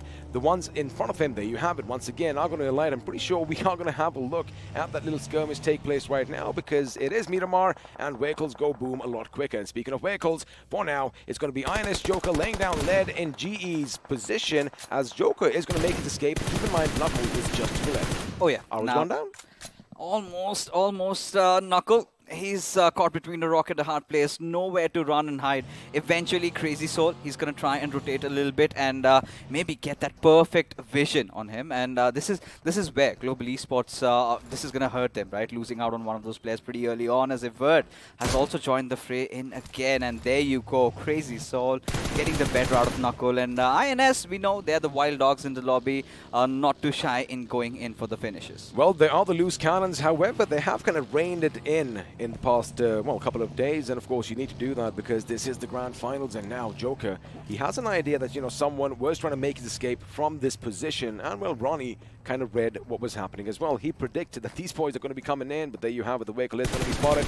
Shots are going to be let loose. The M4 is going to rattle up all those 5.56s. And before the vehicle goes boom, Ronnie makes it safe. He does, but there you go. Esports really stepping up, getting one of the most crucial knocks. Now, this gives the perfect avenue for the players of INS to go in for the push, and here they go. Do not really care if it's a buggy or an SUV. They decide already cooking up that grenade. Oh, I like this. Will go directly at Mania, but the timing has to be perfect. Could also be in a suicidal run, and here he is. Here he is, and now he's going to be cooking up another one. Keep one thing in mind, FS Esports on the side could be playing a little bit spoil sport for Global Esports from the other side. Now, they are going to be split a bit, and Vert, the man of the moment right now, who did get that initial knock, is going to have Joker set in his sights. Now, the sound cues are being given away. They are going to have a little bit of provision over there. The grenade is going to go off. Crazy Soul is still going to be lucky to be alive, and now, with the blue duck, he does get the better of him. In fact, his teammate comes in from the other side and puts some lead in his opponent. Now, this is what I was talking about. GE, for now, have a little bit of respite because FS Esports, well, they're going to be playing Guardian Angels, but again, grenades are something you cannot really block. It does go boom. Unfortunately, it was just a bit too short, and now in comes FS Esports. You know, picking up the exploits over there. Explicit just coming in, gets try to start fire at Ronnie's direction. Does he succeed? No, it's going to be the answer. Ron is still, you know, packing a punch over there, getting that knock, but now needs to administer that first hit. But before he does that, K47 wipes him out. Once again, K47 basically living up to his name, as Global Esports are going to be bidding us adieu. There you have it. They couldn't take the onslaught from two teams, and now Team INS know that, hey, wait a second, someone else is joining our little compound. It is going to be a bit of a kerfuffle still, as Joker is going to be laying down a grenade, but this might just be a little bit wrong move. Lucky for them, they decided to go left, and now they go back whence they came from. The first time INS has ever retreated from a fight, but can they make it out alive is a big question. Just getting hammered down with all that lead, but somehow make it out of harm's way. But for Team FS Esports, I love this aggression from their side, XP. This was the only thing that had been missing from them. They've worked on it, and they're looking perfect. You know, we were talking in the prelude as well that FS Esports is one of those teams we weren't really singing accolades up, but for now, as the circle is going to be shrinking even further. Oh boy, it's going to be a kaleidoscope of color on your screen, and as expected, it is going to be an El Pozo, and the Crate Fields are going to come in play as well. Now, we were talking about our esports and esports while at WSF. Have a look at our esports' position. They are now to the northwest. We're going to come back to that later because I do believe FS Esports, boy, these boys are hungry for some more. And the fact is, you know, they still have the circle for themselves. And this is something that we predicted as well. You know, look at them firing from the back lines, making sure that, well, his agony was short-lived. I mean, this was what we were scared about for Team OR Esports. They really need to get back into a different zone, you know, get back to their old playing ways. But taking a look at this particular fight as well, XP, I mean, this gets very risky, you know, when you're trying to pull off something like that at a stage like this. This was bound to happen. But Crazy Soul, mind you, he got knocked out from the players of Team FS Esports. Now, that is where Ronnie managed to secure the finish. And I loved how, you know, I kind of went left, right, and did manage to get those finishes off. But now Jackson, he's got the players of 7C right in his radar, fires a few shots, and gets out of harm's way. Well, 7C are the ones who are going to get the first blood in this case, but we're going to hold on because they're going to be taking fights on different fronts. It's going to be Team EXO at one end and, well, another at the other. Now, Sarang, again, he loves this position, right? Now, I know that he does have wings on his back. Unfortunately, he can't really fly anywhere in this map, but what he can do is lay down lead with that barrel. If those shots do connect, ooh, it does sting just a little bit. But, you know, coming back to that fight we were talking earlier, yeah, as I do believe they are going to deploy the smokes, but there you have it. Spray God is going to come in. Now, he is is going to be instrumental because he might just make them peek over, and, well, grenades are going to be showered in. Savitar is going to make sure he comes to back his teammate up again. Now, if this grenade is going to be timed to perfection, well, Punk and Fierce are going to be in a lot of trouble because it does go boom. Unfortunately, it's not going to connect, but this is where Sarang from up top is going to be helping them out. Oh yeah, 7C having it all calculated, and there you go, the knock comes in, Fierce gets taken down, gets it to Spray God, and this is where the second grenade also will follow suit. As did it connect? No is going to be the answer. Punk and Snags clearly out of options. This is where Team 7C can decide to engulf them like an amoeba and eat them up. They can indeed, and in fact, if you have a look at Punk's position, if someone goes on that hill up top, it could be problematic, but you got to keep another thing in mind. There are going to be teams in the vicinity who are going to hear the commotion, and speaking of in the vicinity, looks like Joker is going to be tangoing with the Tango from Esports 1 WSF as shots are going to be fired, and Kinetic Onyx, well, just blew himself up. I do not know what really happened over there, but regardless, KU, he's going to get the rest back up. As Zoro, he's bleeding. He's yelling and shrieking for help, but I don't think that's going to come out anytime sooner. But the moment God steps out of that cover, right, steps out of that smoke, he's going to get shredded apart. But look at OR Esports. Now they decided to be just on the northern side of where Team Kinetic are. And I'm really intrigued to see what they have to give in this particular game. Well, what they can do right now is just make sure they have a little bit of a footing in this next circle, right? Because they don't really have to battle it out because teams over here are still going to be fighting with one another. And there you have it. Karun is going to bid us adieu as Hitman is going to hit him just a bit too hard and exactly where it hurts. Now, the circle is still has a little bit of that urbanization, right? We still have the amphitheater. We still have a few buildings as far as El Pozo is concerned, but everything is going to be out in the open. And I'm going to be looking out for a couple of teams that still haven't made it into the fray. If you have a look at your map, on the extreme right, you still have all 4 members from Hyderabad Hydras just trying to find the perfect time to come in and, well, get a hill for themselves elsewhere. As we were talking about the buildings, Team Seoul do have a compound for themselves, as do the 2 remaining members from Hydra Official. But for now, they are safe. But if the circle shifts away, buddy, oh boy, that is when it's going to be a bit risky. And speaking of risky, Wickendi from Nigma Galaxy just went down. And really, I feel that this circle is going to go a little bit towards that eastern side, to where the players of Team Enigma or Savitar is from 7C. Right, that's ideally how we've seen the circle really shift. I'm going to be surprised if it stakes to El Pozo. That's going to be something out of ordinary, one of the uncommon circles that we have talked about. But Hyderabad Hydras finally making the rotation from the southern side, but Team Kinetic might have some action. There you go, few shots being fired, I guess at maybe Team OA's direction, or was it FS?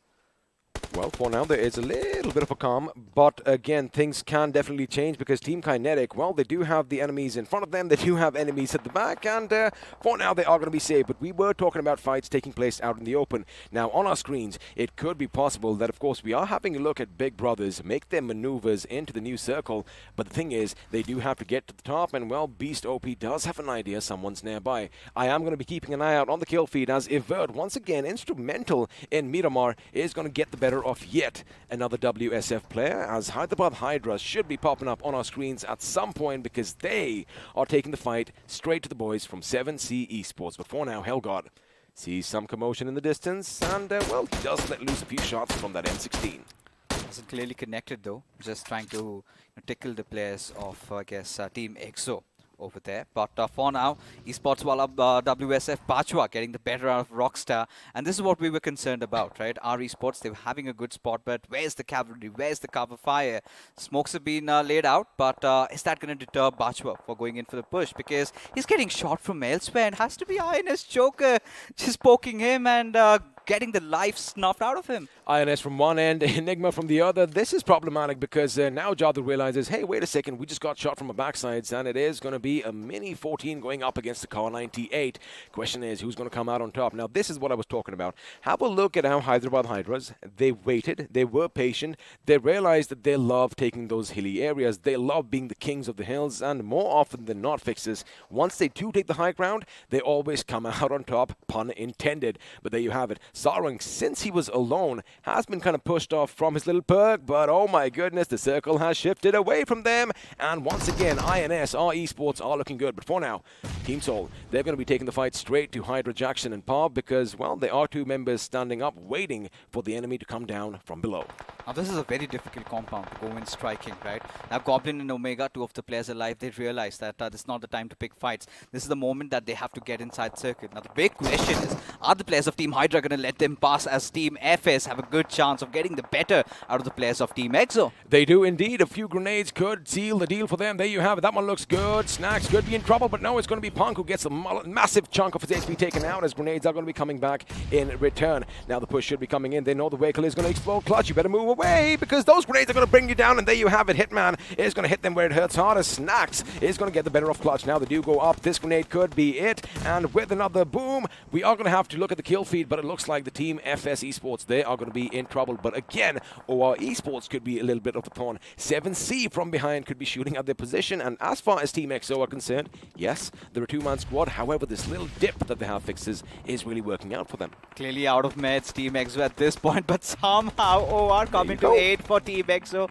FS overextending just a little bit and have been punished as Team Soul decided to push against Team Hydra. And Jackson completely annihilates them, obliterates them, deletes the existence from planet Earth. Let me tell you one thing, even though Parv has gone down, he did do his job. In fact, he got the better of Goblin first. I do believe they did share the finishes right now, and for now, there's still going to be a two-man squad elsewhere. 7C Esports finally taking the fight, two Hydras. This is what we expected, as they did just run over Mandy, and they are not looking good. Ace Black goes down as well, which means now Hyderabad Hydras just have one man standing. Can he do something at this moment? He has been spotted out. Grenades are going to come in, but Spray God is doing what he does best, spraying lead in every single direction, and with his AKM, well, the winners of Miramar yesterday with the massive 20 finishes have been obliterated in a mere few seconds. And they get nothing out of this game, XP. Keep in mind, another bad game for Hyderabad Hydras. We're back into the action where Team EXO, they're still breathing, somehow surviving as those grenades keep on flying by.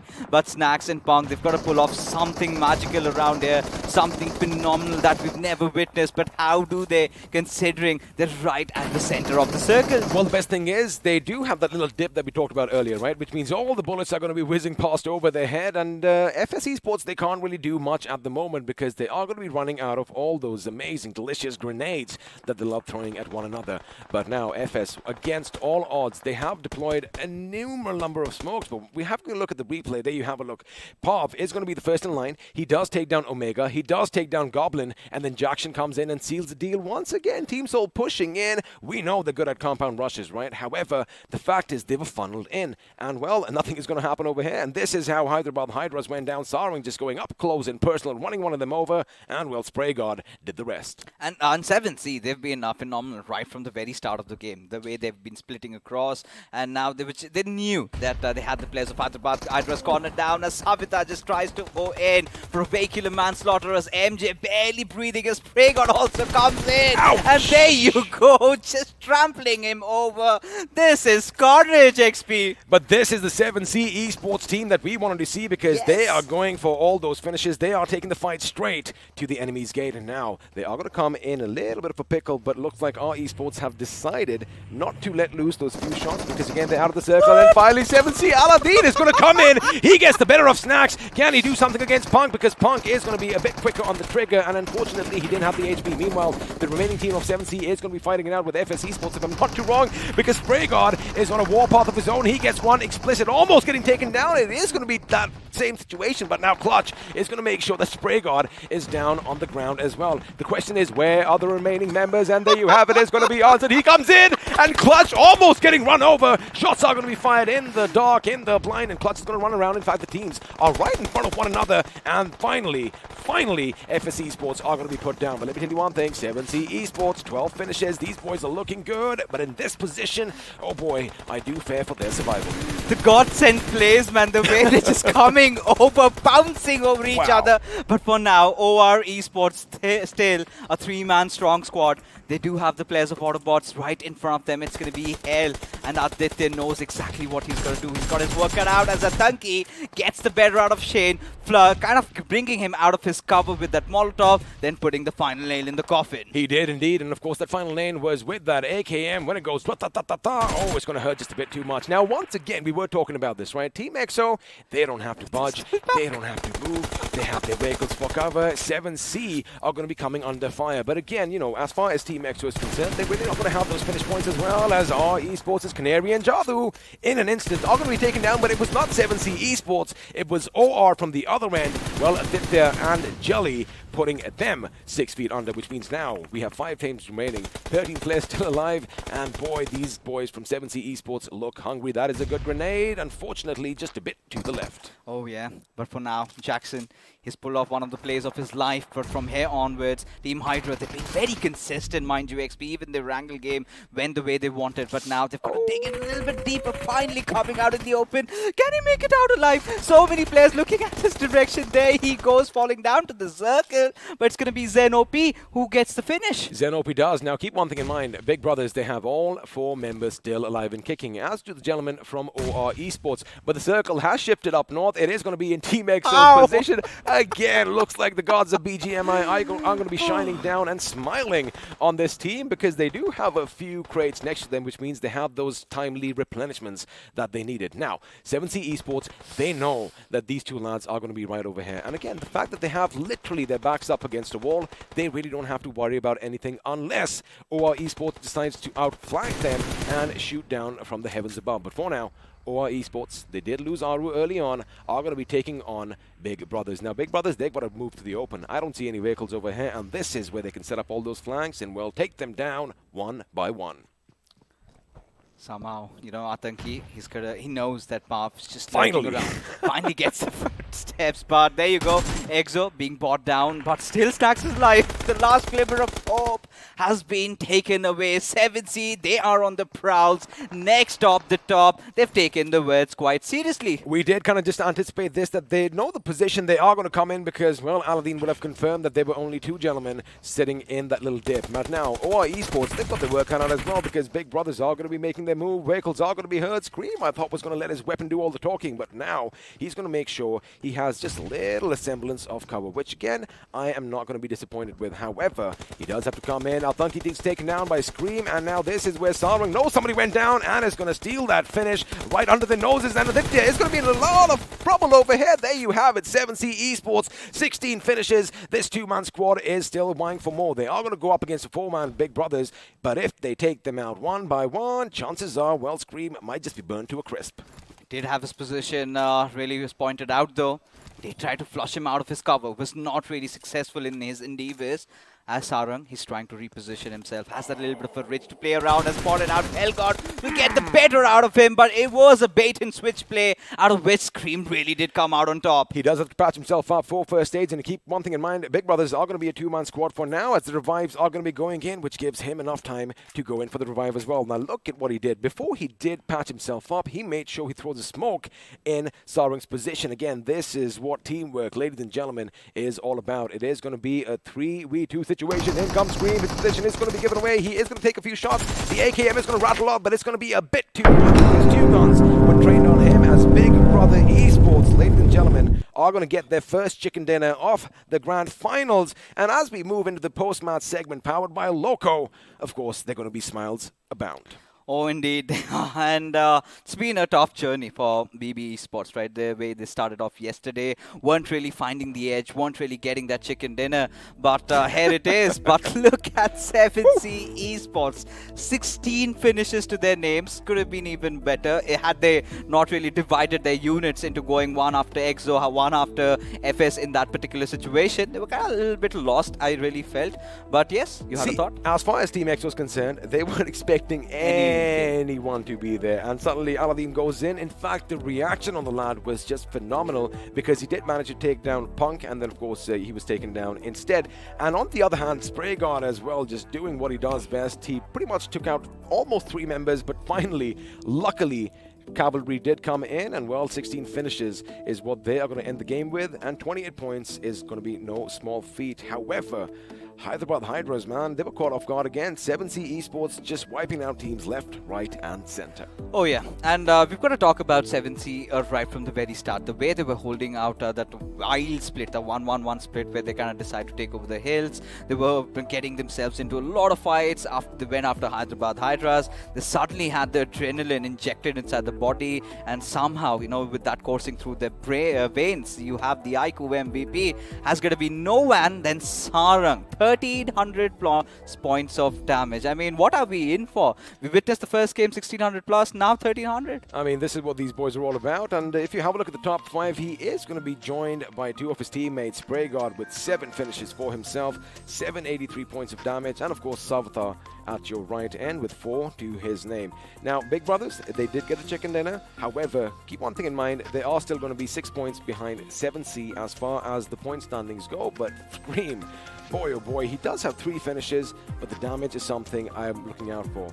OR Esports also had a good position, but again, you know, they were caught between a rock and a hard place because, well, the hard place was pretty much 2 members from 7C Esports doing what they do best, as we are going to have a look at a few more facts and a few more figures. Just 2 vehicle finishes? I'm kind of disappointed. I mean, it was Carmageddon going all the way along in this particular map, especially by 7C, what they were really up to, but 7 grenade finishes. We expected the healing numbers to be a little bit higher, but teams are starting to commit into the fights, right? 2 knocks and they instantly go in for the push. We did see that happen on one of those instances where INS went after Global Esports and then again retreated back, not giving enough chance for the other teams to kind of get themselves back up with full HP. Something we didn't expect because INS never backs down, as we are going to have a look at the FD graph, and of course it's going to be 7C Esports who are going to be shining under the terrible sun in Miramar. 3,119 points of damage, 16 finishes, just head and shoulders above everyone else. And, well, a lot of teams did get a taste for blood. However, if you have a look at the first team over there, Hyderabad Hydras, they did let loose a few shots. But even though Spraygard was that one guy who did, you know, go right to their position and dealt them a heavy blow, I'm surprised at how quickly they actually crumbled.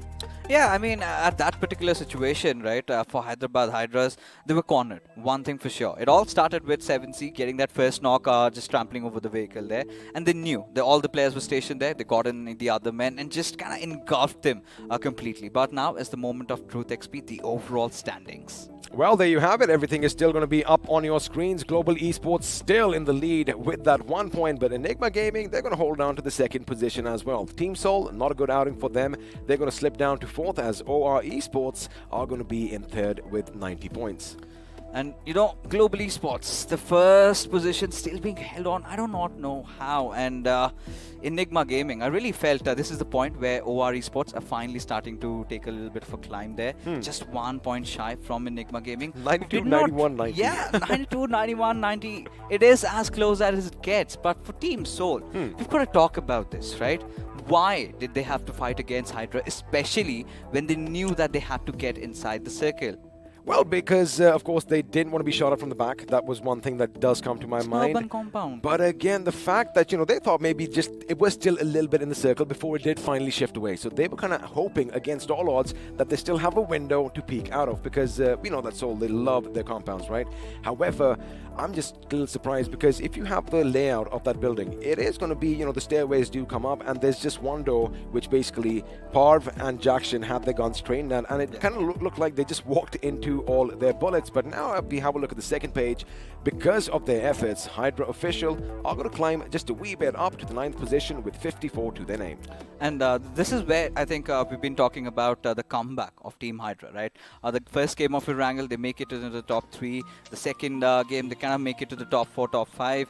They've been looking promising, at least if not in terms of the finish departments. Of course, we did have Jackson pull off a clutch of his life against Team Soul over there. And now we do come back to that particular fight, right? It was the God Buildings. It's very difficult because you've got those narrow passages up the stairs and it's so easy to set up a crossfire. Now, Team Soul, look at the situation. They knew they had to get inside the circle, and mind you, it was not inside the zone that time. They knew the circle had shifted away from them. Now, what ideally could have been the case was they lay down a trail of smoke and then take their vehicles and make a run for their life, and could have picked up a fight which actually had an objective inside the circle against a different team at a better condition.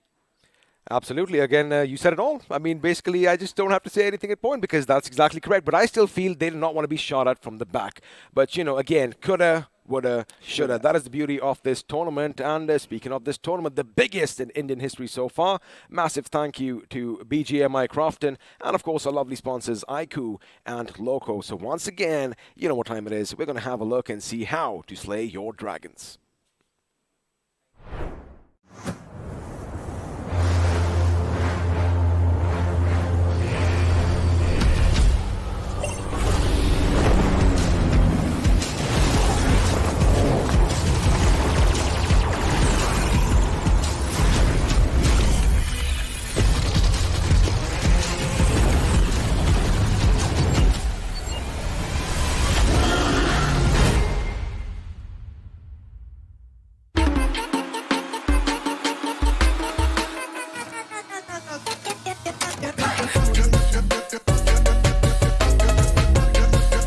Watch it, earn it.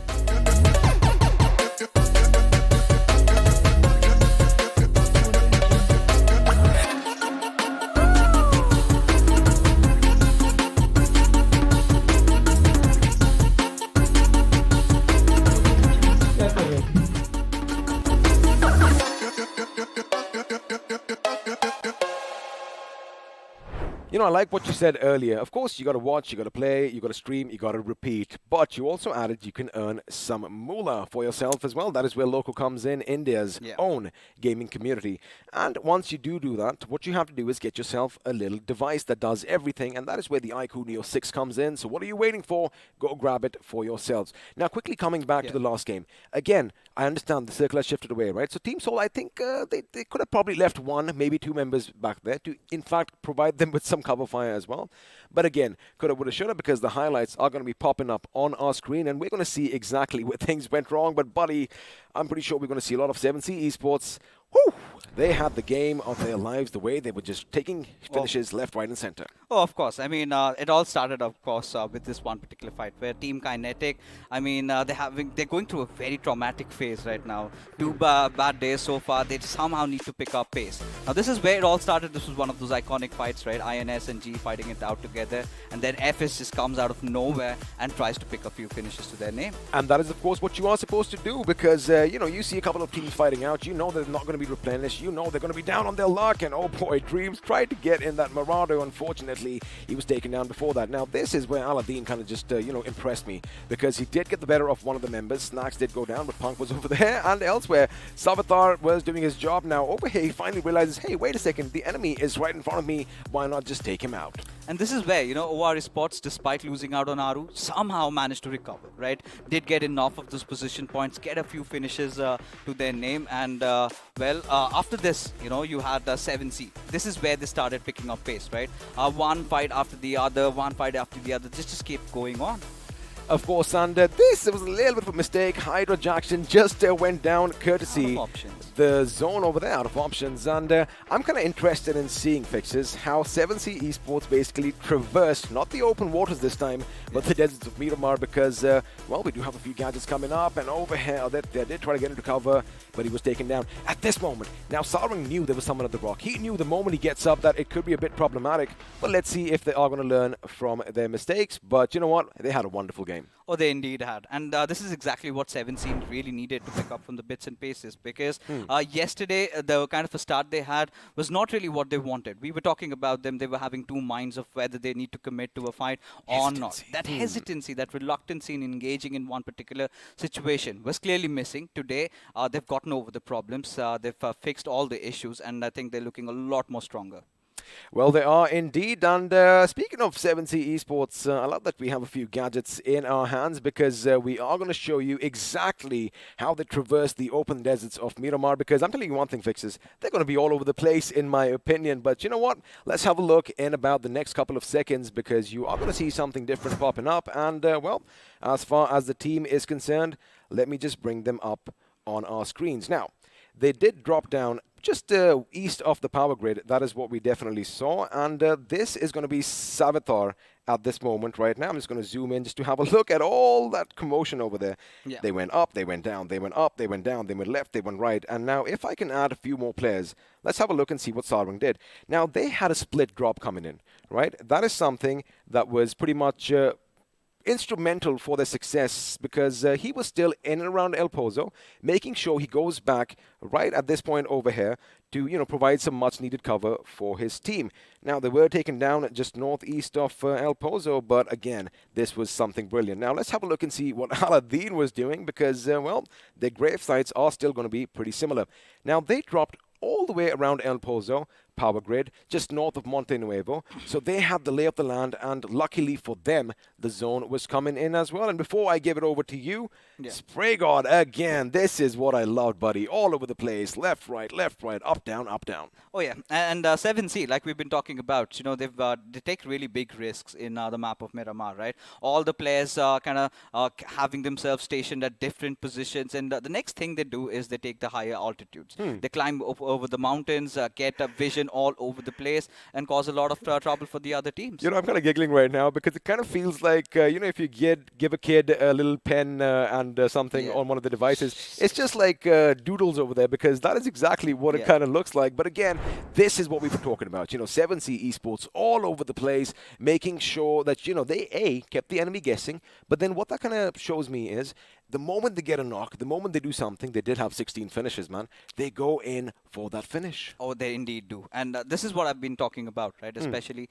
when it comes down to for 7C. They had a few mistakes yesterday. They worked over it, and they're looking pristine. But for here onwards, this discussion again comes down to the other teams. Hyderabad Hydras, we are yet to see them making a comeback. Team EXO losing out on Sensei, had their heads cut off. Still somehow managed, despite all odds, to pick that one little ridge, which they defended with all their might. I mean, it was a godsend because had it not been there and had the circle not come in their position, they still wouldn't have ended up with the position points that they did. And, like you said, once the head is cut off, the chicken can't really fly anymore. But again, I loved what 7C did, just adding to your point. Yesterday, we were saying they were a bit reluctant, they were a bit hesitant, but this is what we saw in week 3. As far as the league stage goes, and looks like they might be climbing higher and higher on the leaderboard if they do so. And if I may, about Hyderabad Hydras, I think give them a couple of games because that is when they always come in. Maybe the next Miramar could be theirs. Maybe, but this is what really concerns me, right? You're contesting for the top spot. Now, Hyderabad Hydras is not one of those teams that says, now we are happy with just the top 3, we're going to be focusing on the top 5. They're here to fight for the trophy. They've been one of the prime contenders, and Miramar has always been their strong suit. Now, this time also, they made a great rotation inside the circle. 7C, of course, really read that perfectly well. Now, how do you get all that information, especially when you've got your players stationed high up on the mountains, right? You've got that vision, the bird's eye view, and that is how they kind of go in and get things done. Well, of course, that was Miramar done and dusted. Now we're going to be heading into the pre-match segment powered by Loco, which means once again the studio is going to get just a little bit brighter because I'm going to go out and, the sun himself, Arca, is going to be coming in and fix this. It's going to be heavy action in the next game as well. Of course, now it's going to be Sanhok that we're talking about, right? The match number 9. Here it is. And here we have all the teams with us, and Arca, well, he's got to settle himself down over here. And now this comes down to how the teams are going to be performing in this particular game. Now, Team Soul, they've taken a hefty fall. They've been making wrong decisions. Hydra, they've been very consistent with their position points that they've accrued for so long. But your speculations, Arca, who do you think is going to come out swinging in the map of Sanhok? I think it's still going to be 7C. The way they've come in, I'm going to name them the Vikings of the game today. Literally the Viking of the tournaments itself. 3,000 damage in 2 different maps. I mean, that shows the kind of firepower you have. You did speak about 7C from the beginning, and I told you that Team 7C have the best firepower. It's just that they need to be placed perfectly by their IGL, and it looks like that is what exactly is happening, and they've done everything right. All they have to do is push on to their luck as much as possible, pick up all these points which are actually doing in the form of finish points. As we all know, the top 2 positions will obviously get them the position points. So I strongly feel it's still going to be the side of 7C dominating in the map of Sanhok. It certainly could be, right? They've been riding the waves, and well, for all you guys, ladies and gentlemen out there, of course, we've got to thank BGMI and Crafton for having all this event up, and our sponsors, iQOO Neo 6. And we've got a video for you guys telling how to slay a dragon.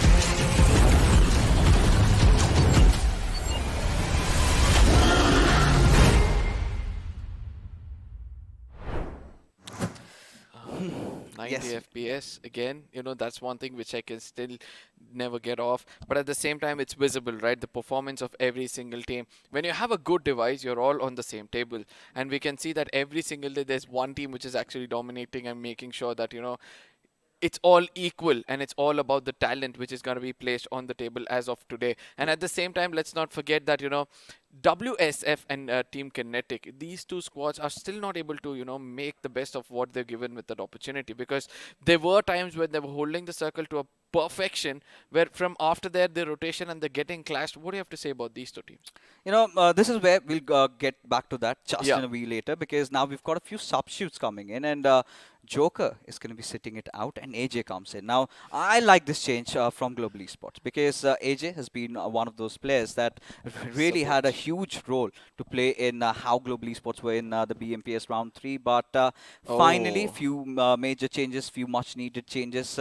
Snacks goes out and Immortal comes back in. Now, this is where I think we've got again a personal change in the side of Team EXO, where now Punk and Fierce can play on those front lines, where Immortal can be on the backs providing support, and Sensei does what he does. Now, at the same time, I would say that, Snacks being present in the map of Miramar, for me, was personally right.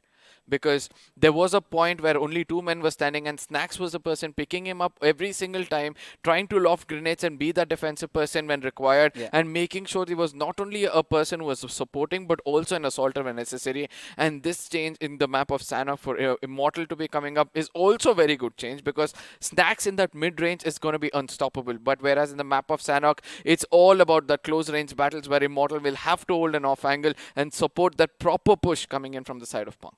I think I feel considering the circumstances, Snacks did what he could do best, right? Yeah. And no complaints from my side. But for you guys out there, you've got a chance to win 10 of this beautiful iQOO Neo 6 that we are giving away. We're spreading love, and well, it is all for you guys. All you've got to do on the chat section, there's a pinned comment. You've got to press on that link, fill it up, and make sure before you do that, just subscribe to the BGMI official esports YouTube channel and follow us on our Instagram handles. That is the BGMI official esports Instagram handle. But now it's time, right? It's time to get back into Sanhok. Now, yesterday we did witness Team EXO almost got the chicken dinner before Soul took it out from their mouths, right? Now, this is where we've been talking about the comeback of Team Soul. And yesterday we had the luxury of witnessing one of those ruined circles. Do you think we're going to get something similar to that today, or is it going to be completely different? I wanted to go towards the side of Dogs or Kampong,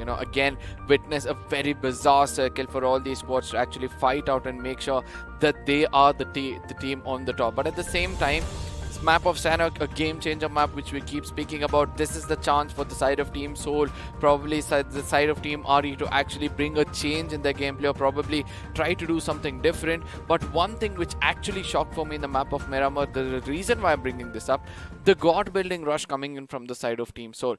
There was a discussion where you said that they might be getting tagged off from the backs, which is what XP came up with. But somewhere I feel with that, the add-on was their ego that they can take down anybody in that god building, right? And the third floor, I do believe that there's an opening in which you can come out and give information. But the fourth floor, or the final floor before the terrace, that is where there's no opening. You have to go, open and then get taken down. Oh, this is where, the discussion comes about Soul were really itching for a fight, I feel, at that point.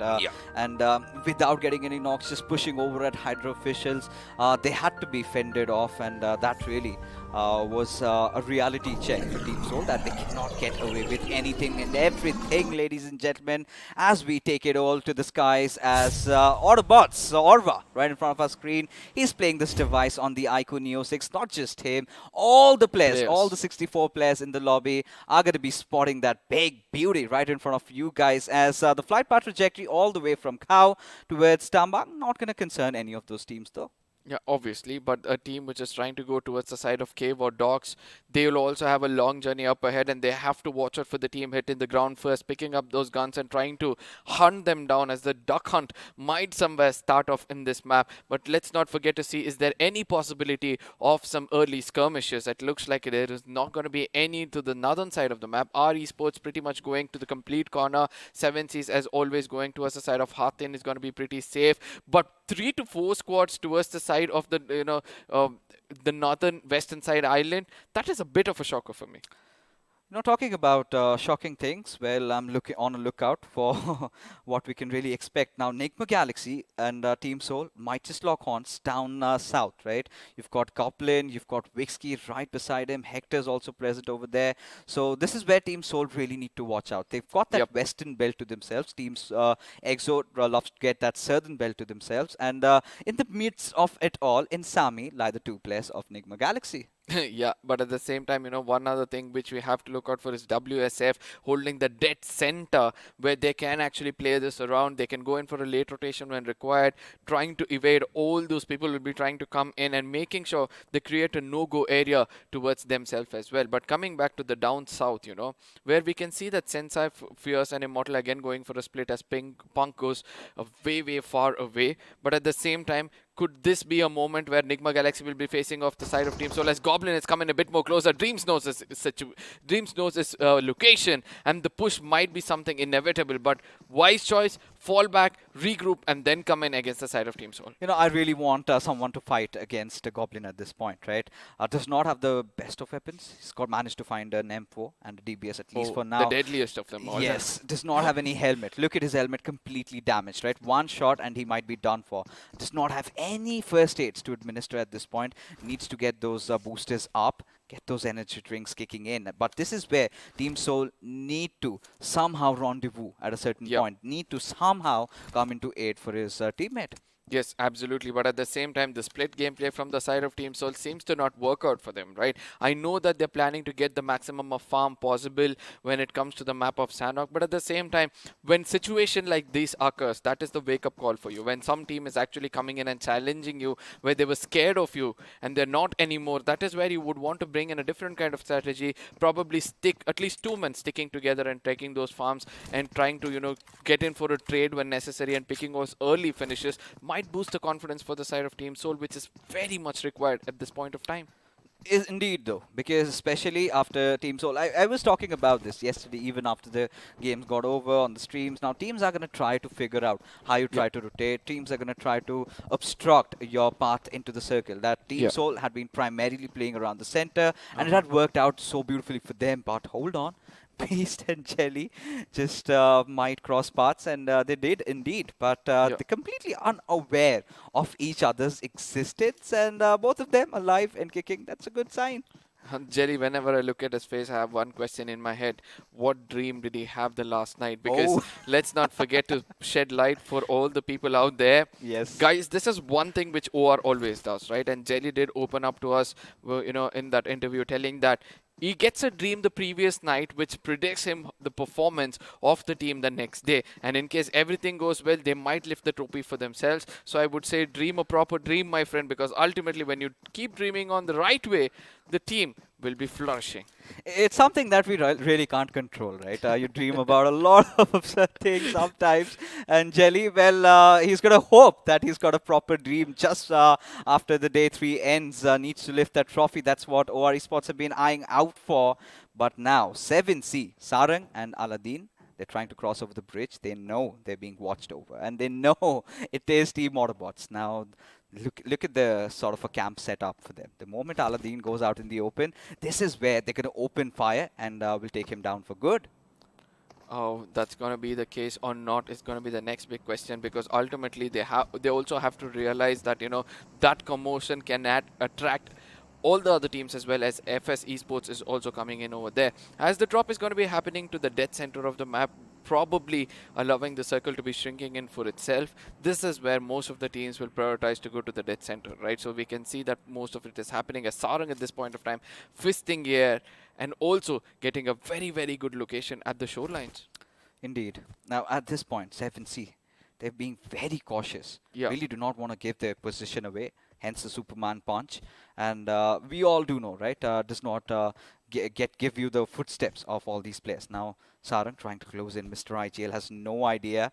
Neither is Ova. Has no clue of what's going on.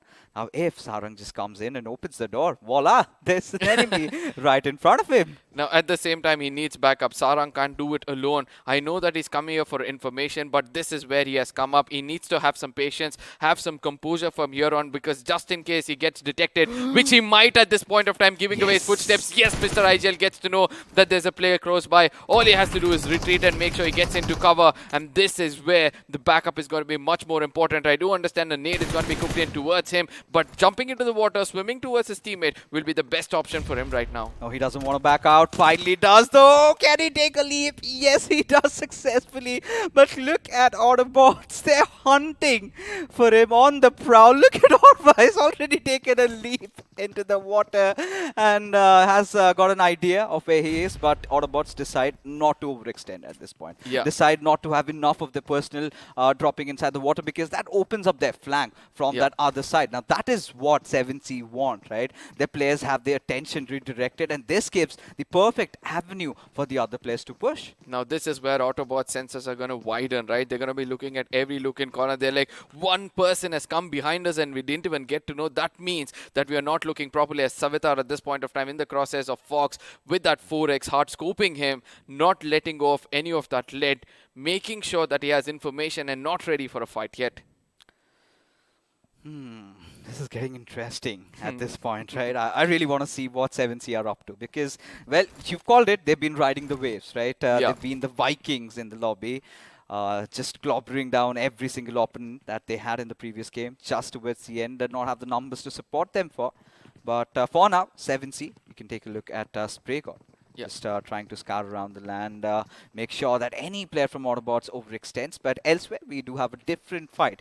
It is going to be WSF locking horns against Global Esports. And they're pretty far away from one another. It's not going to be much of a fight to look out for. But one question which I have to ask you at this point of time. Sarang spray with the 3x and 4x has been...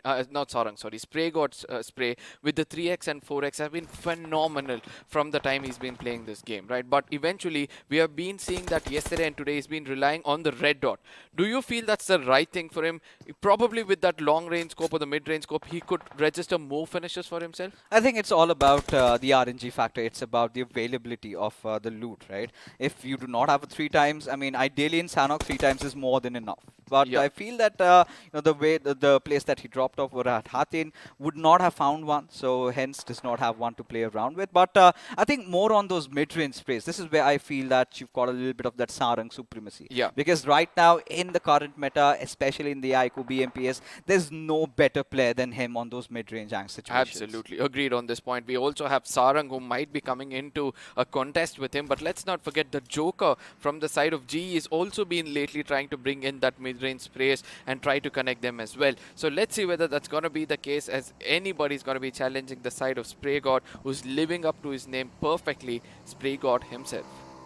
Yeah, I mean, Spray God, Sarang, both are 2 amazing players. Now let's divert our attention to another team, as Hyderabad Hydras might just have a collision course against Team Enigma, who are stationed at a small little compound right beside the western side of Paradise Resort. Now, ideally, this circle kind of goes or really favors the boys from Big Brother Esports. We've seen OR also doing wonders. But look at Nigma Galaxy, look at Team EXO, still on those southern belt, making sure they collect as many first hits they can. And Punk has already collected 14. Sensei has 6 to his name. I think it's going to be again Immortal that resorts to that healing battle. Yeah, Sensei's got 4, and I think Immortal also got 4 on himself. We already have 24 or 24 in their hands right now. They're going to be coming in late into the circle with more for themselves. We did see a number yesterday in the map of Wickendi of 45 coming in from the side of Team Soul. Now let's see whether Team EXO is going to be challenging them with that number. An unwanted challenge to be specific, but ultimately the challenge which can actually give them a lot of placement points, or probably the second position itself, but to the center of the map, where we can see that towards the side of boot camp, where I don't know whether WSF are prepared for the number of teams rushing in towards them, because ultimately if they come out of cover, they're going to be getting taken down. Sticking together might be the only key for success for them inside the boot camp. I mean, at this point, yes. The only issue that I have with bootcamp is trying to get out, especially when you've got so many teams around you, right? You've got the boys from Hydra, you've got Global Esports, then you've got our Esports, and even Seoul. They do not want to be left out from the party, right? The Southwestern cluster is filled with so many of those teams, and imagine if the circle kind of takes a hard shift towards that eastern side. OR Esports, they're going to be welcoming it with open arms. Yeah, at the same time, the northeastern side of the map, where Kaho and Mongai, nobody has gone in over there. A lot of loot for all these teams to pick up. And let's not forget that coming in from that corner, you're not going to have any kind of commotion. And we can see that only Big Brothers, as well as the side of team INS, who've somehow made it from traversing through those places right now. INS probably might be walking into the jaws of death with the rotation they've been taking in, because towards the boot camp is where most of these teams are holding out. But INS, if you just hold on to this ground, I do believe that you might have a fighting chance. Well, let's hope for the best. Fingers crossed. Team INS, I mean, haven't really performed the way they ideally do this time. We did see some engagements, and we did find them disengaging from one of those fights. So I was kind of a little taken aback when I witnessed that happening. But for now, at what things in hand, we've got our esports. They've got Hydra officials right on the eastern side of where they are inside those warehouses. Now the big question is once the circle shifts away from bootcamp, do our esports wait for Hydra officials, or are they the ones who make it inside the center of the circle first? The better choice will be to make it to the center of the circle and also getting some finishes on the way. But one thing which is still striking my head when I saw Crazy Soul coming close to those big rocks next to him, will there be any physics which is going to be defied, and Buggies is going to be climbing up the rocks again to reach the top of the hill? I think in Sanhok it hasn't happened yet. I mean, unless and until some player discovers it. But for now, hold on. Scream has gotten better out of Jelly. Elsewhere, that's happening on the eastern side, just on the western areas of Camp Bravo, northern side of Bhan, where Global Esports are also on a collision course. But right now, this is where OR really need to try and get their players back up. It's not going to happen, as Zen OP has also got the better out of Aru, and OR Esports, they are in tatters, Arka. Now, at the same time, a rush is going to be coming in from the side of Scream. Big Brothers are playing everything right today. The perfect chords, music to the ears for all their fans, obviously, because of the domination they're showing in over here. It's going to be Zenop from far away with that 4x, as Scream is going to be rushing with the red dot. Perfect gameplay coming in from their side. But Hellgod is also going to be coming as probably a support. Do you like this formation coming in from the side of Big Brothers? I know that is kind of common, but yesterday they were actually not playing this formation. You know, actually I love this, what Big Brothers have been doing. Sanhok, we've been talking about this even in the past, right? In iQOO BMPS, I really felt during the league stages, Sanhok was one of the strongest suits. Now, we've seen them always rotate from that eastern side, get the center of the circle, somewhere where the players of Team Kinetic are positioned. And OR Esports has got a little bit of a similar rotation. We find these two teams locking horns. This time they were a little bit complacent, weren't really aware of Big Brother's whereabouts, and had to pay a price. Now this is where it comes down to Atanki. He's been one of the lone survivors, and he's still alive, still in the picture. When it comes down to, you know, a player that you need to rely on, Atanki has always been there for our esports. Now, let's see whether that's going to be the case for this map at this point of time. Look, when Enigma Galaxy still way far away down south at Bantai. I do understand they're looking out for all those, you know, medkits which they can gain, but at least do they realize that Team EXO has already farmed this area clean and already made it towards the circle at this point of time. The southern western side of the map, where, you know, a lot of colors are going to be rushing in, a lot of commotion is going to take place. As I said, from the side of Mongai, your rotation would have been much more perfect in a map of of Sanhok. It's going to be all these Bulls locking on. Can the Vikings pick up what they've done on the previous 2 games is going to be the next big question as Akshat opens up against Sensei. It's a confirmation immediately as Team Soul are looking a bit offensive. Oh, they certainly are, and this is what we wanted from their side, right? They've been picking up fights, but let's see if they can get better out of any of these situations as K47 is one with the nature at this point. He's observing all those movements being made by the players of our Esports, is yet to open up all that fire, all that lead at their direction. Now they're just baiting them away, right? The moment they have their entire bodies exposed, that is where, you know, all the shots are going to be fired at their direction. Obviously, and this is what I see, and I can tell that gatekeeping to the best from the side of FS Esports. But on the other side, it's going to be Kinetic coming into the third party over here, and also FS is going to be opening up against them, and our Esports is also getting taken down. It's going to be the Storm which is going to be hitting now, because we're all done with the Calm, as Team Soul is also down with Akshat. It's not going to affect them much, because Kinetic pretty far away. They're just trying to taunt the enemies, as EXO from behind, after losing a player, might look out for retaliation, or a rotation from the side of Punk away from Paradise Resort could also be one of the rotations of their life.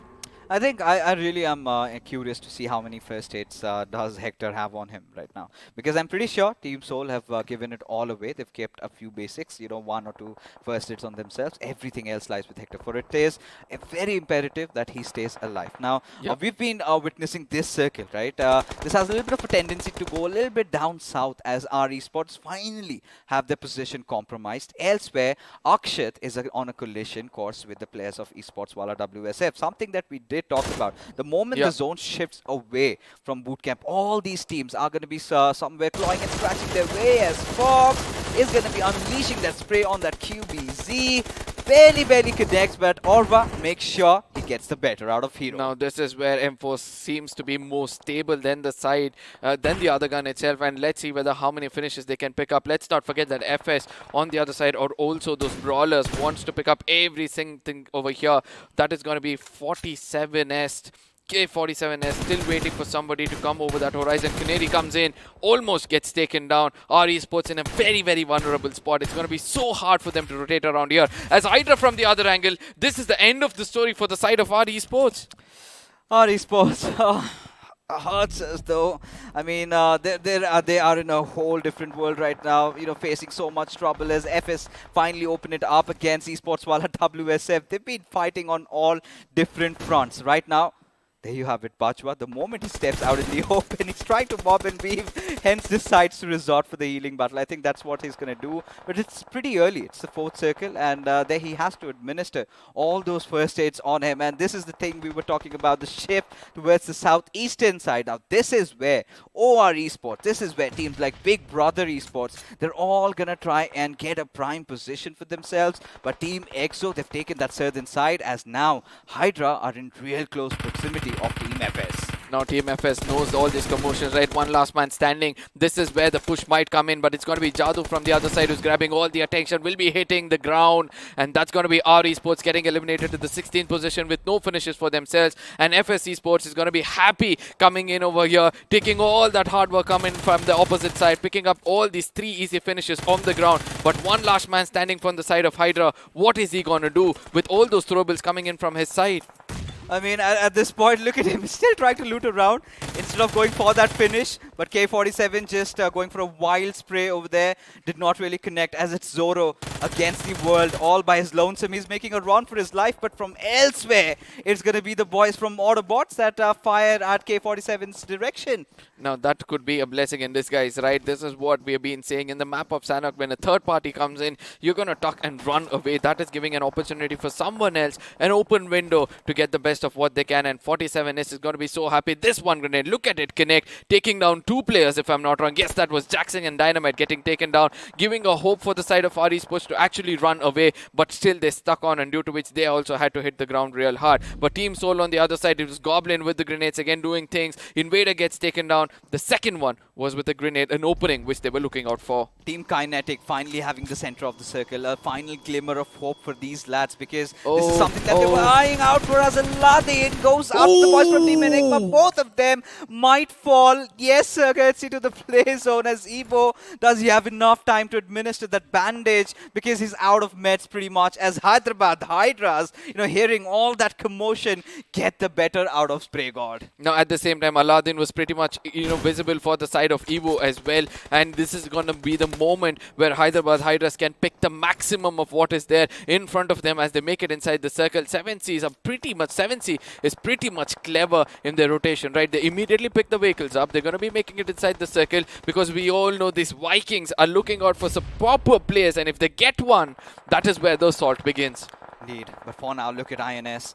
They have Knuckle cornered. They know he's behind that little vehicle, behind that coupe, as Ronnie needs to make those big brain plays. Has spotted out Joker, will unleash all that mag, but barely misses out. And this might come down to haunt him at the later stages, as there you go. He gets taken down from elsewhere. It is going to be the notorious Goblin who dishes out all that damage. Now, this is what happens when the zone is going to be favoring them yet again from the corners of the circle. It's going to be the side of G, and INS facing it off, as Soul inside the circle will be taking the best of what they can. On the eastern side, we have BB versus the side of Enigma taking place. On the northern side, we have 7C trying to come in as quickly as possible, as Nigma Galaxy is taking the best of the side of BB, as Apollo outside the circle have to make it inside, and eventually coming into the crosshairs of Scream will be inevitable. Apollo versus Scream. Which team is going to stay alive? Well, we'll find that one out. Wickendi, he's got to lob the grenade in the right direction, though. Has no idea that the revivals are in front of him, right in front of it, and finally figures it out. But is it going to be the final nail on the coffin? Yes, ladies and gentlemen, it is. Does manage to get both the players out here, as Big Brother Esports have been eliminated from the game, as now Team Kinetic still holding strong to that one compound that lies at the epicenter of the zone.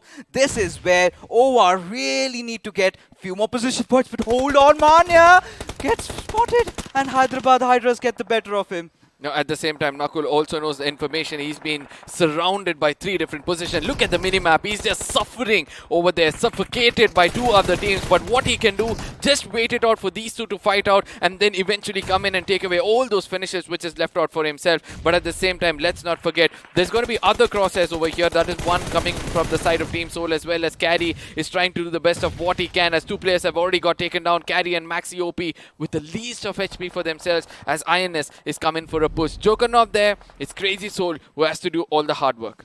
Well, we have to see Evert, latest addition to INS. He's been doing wonders for this team. Finally breaks open that Maxi gets the knock. It's going to be Crazy Soul who secures that, as the trades are in order, as Carry just jiggling and jangling around, helpless as he gets annihilated. And at the right nick of time, Global Esports strike out from nowhere.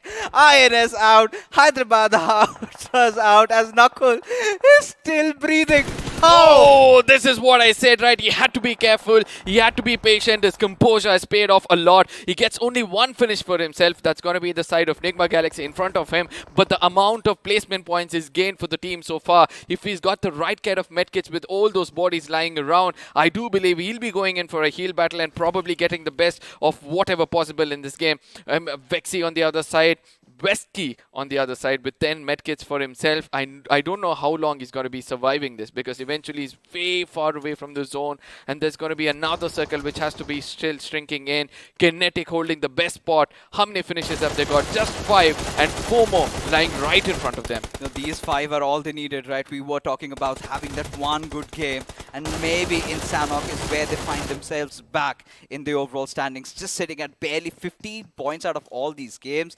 Now, this is where Kinetic God has a slight idea of where Team EXO are. Punk, he's leading the charge, but right now he's hiding in that murky smoke. The moment it dissipates, that is where the trouble arises. But this is exactly what Team Soul want. Kinetic focusing on Team EXO, and that's how they enter. Now this is where high ground advantage for the side of Team Soul. That ridge behind that house is going to give them a lot of options as Global Esports on the other side picks up exactly what we were speaking about. All those meds for himself. He's going to go in for a heal battle as Nigma Galaxy might say goodbye to us in the 5th position, giving another placement point for the side of GE. But let's not forget to see what's happening to the center as Hector is left out with just 7 more medkits for himself. Immortal with a little more can be that ray of hope for the side of Team EXO as the attention from side of Soul is going to be coming in towards the side of Kinetic. A divided attention from the side of Kinetic from here on. Team Kinetic really can't let go of this match, right? This is theirs to lose. At this point, Team Soul, they will have to make a movement to enter inside the circle. And that is where KU needs to pull off those 2 knocks that really matter at this point as nades are being flung over at this direction. Does not have to panic as Goblin, he's made it really close there as Punk opens it out on God, and this is what we were being scared about. Team Kinetic, they're being pushed over by 2 different directions. Now this is where Kinetic had to choose whom to take down first, but eventually is paying a very hefty price as Punk will be going to be rushing in with that grenade as an angle inside KU. If this connects properly, then it's going to be a very wrong move for the side of Kinetic. It kind of connects, does a lot of damage. He's going in for a frontal battle with so less HP. He's going to pay a very hefty price as Immortal, the last man standing with 11 medkits, waiting it out for the side of Team Soul to clear things off, getting the second position for himself as Global is still alive, far away with that healing for themselves. Let's see who's going to be standing out top for the second position itself. Oh, any re-silence has taken over at this particular moment. Got a little bit of a hiatus as Goblin still trying to get this fight resumed, right? Team EXO has got few of their players knocked out. Immortal is still up for that healing battle. It all comes down to how Goblin is going to perform. Has 6 first aids to work around with. Now for Team Global Esports, Knuckle is run out of gas. He's not got anything else to play around with. If he could have spotted out Goblin, this could have been a huge problem for T-Swell. Absolutely agreed on that point, but eventually Goblin staying in that hard cover somehow has survived so far. But one thing which shocks me so far is Team EXO just having 1 finish for themselves. They badly need more to climb up the ladder. They badly need more to make sure that they stay alive. Immortal left out with 2 more. This is the moment where the circle is going to be shrinking and bringing all of these players together. I do understand that from the side of Team EXO, Immortal will not be surviving to see the final battle which might take place over here, but Kinetic, he needs to get taken down right now, or probably a 1v2 from his side is also successful as BEO is holding the corner. Goblin and Hector are trying to push in to the dead center of the circle. Perfectly played from the side of Team Soul. It's just them taking this winner chicken dinner, possibly 99%. I love this from Team Soul. Not only have they got Goblin, not only have they got Hector into the mix, they also have Goblin to play around. And BO, look at him. I really can hear his heart beating at this point. What does he do? Does he strike? But I'm pretty much sure Team Soul, they're out of options. They do not have those utility to work around with. Oh bit of a flirting going on from Hector's side, and Goblin, there you go, has picked something up. A grenade going in will land it to perfection as BO gets deleted, and Team Soul again all high and mighty, getting that chicken dinner when it was needed. Might have reclaimed their first spot as we head into the post-match segment, powered by Loco, as we do have the point standings. Now Sanhok, we did say it was a game changer, right? For the side of Team Soul, for the side of Kinetic, we named them and they're over here in the top 2 doing the best of what they can. 23 points, a huge breather for them and all their fans, and there's going to be a lot of fans spamming out in the chat that OP coming in from the side of Team Soul, and again Kinetic living up to what best they were deserving. That one compound which they had for themselves, and the circle being coming in and holding in 4 different directions was also one of the amazing things to see, where Team EXO with just 2 finishes for themselves, 10 placement points, even they're going to be happy with that performance. Oh, they certainly will be, right? Finally getting that little bit of a consistent run. One good game in Miramar, which is eventually followed in Sanhok as well. Their contingency plan did work out for them, but this is what I'm more concerned about. Kinetic finally getting some breath of life in them. From 15 points to getting 19 in just 1 game. This is amazing, right? But Autobotz also find themselves picking up a few more points, but this is where the concern arises for the teams like OR Esports and Global Esports and Enigma Gaming as we transition, ladies and gentlemen, into who the iQOO MVP is going to be. from the side of Team Soul, obviously it's going to be Goblin, right? He went around, he was trying to tag off many other players, due to which he dealt a lot of damage, but couldn't register much finishes for himself until the final moments of the game, where he actually came in and took all of those away from the side of Kinetic, from the side of Team EXO, from the side of probably it was ABCs who were coming in from another corner. A good game for him for sure, as 47S is still gonna be here. The man standing out for the side of FS got 4 finishes with a total of 641 damage. So far, for me, he's been the player of the day. You know, Yeah. if you just take 3 games into account, he's delivered in every single Player one of the tournament for me, because 2 days he's the only man doing all the hard work for the side of FS. Yeah, he's been doing that, right? And if FS wins it out, we can certainly give him that accolade. Yeah, But exactly. for now, even God gets himself back into the mix. Akshat being consistent as ever. But it was really clumsy in that one little fight, right? Autobotz and 7C, we really thought it would be happening, but Yeah. it didn't eventually. As we transition into the match summary, few more visuals of facts and figures in front of us. And this time, finally, Yeah. Sanhok living up to its name. 13,000 plus points of healing. Now, not only that, just 27 assists shows that, you know, the chances of you getting taken down and finished off was really, really high. 2 airdrops looted over there.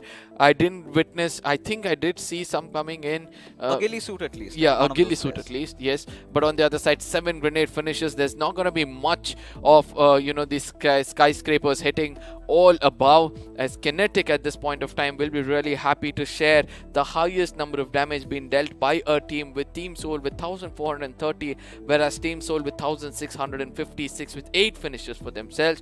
But let's not forget, the clinical of them all was the side of Team Autobotz with 1126 for 9 finishes. That is why they were placed in the top 3.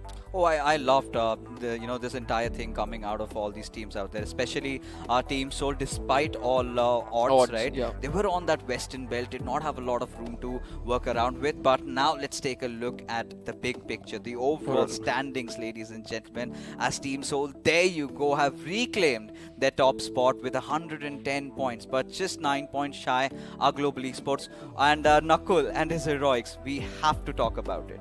Yep, agreed on this point, because eventually they could have hit the ground a little more, where OR Esports could have retained that second position, but still him waiting it out, the patience, the composure coming in from his side when 2 teams are fighting right in front of him, then eventually picking up Nigma Galaxy's one last player inside the circle, and the next best thing what he does, loots everybody up as quickly as possible, gets all those medkits for himself, the right kind of thinking, and then heading towards the circle and getting himself for a heal battle. A good one coming in from his side. Nigma Galaxy is going to drop down a bit, but I believe that's not going to restrict them from doing the best of what they do in the next 2 maps. Oh yeah, and now this is what we've been talking about, right? Kinetic finally, courtesy to that really one good game where they got that second spot in nowhere, 19 points. 34 is where they're going to be sitting at this point. But when you talk about the big names, the big dogs, Hyderabad, Hydras, is a name that's really concerning me, because barring that one really good game in Miramar where they got some 37 points, they've just been invisible.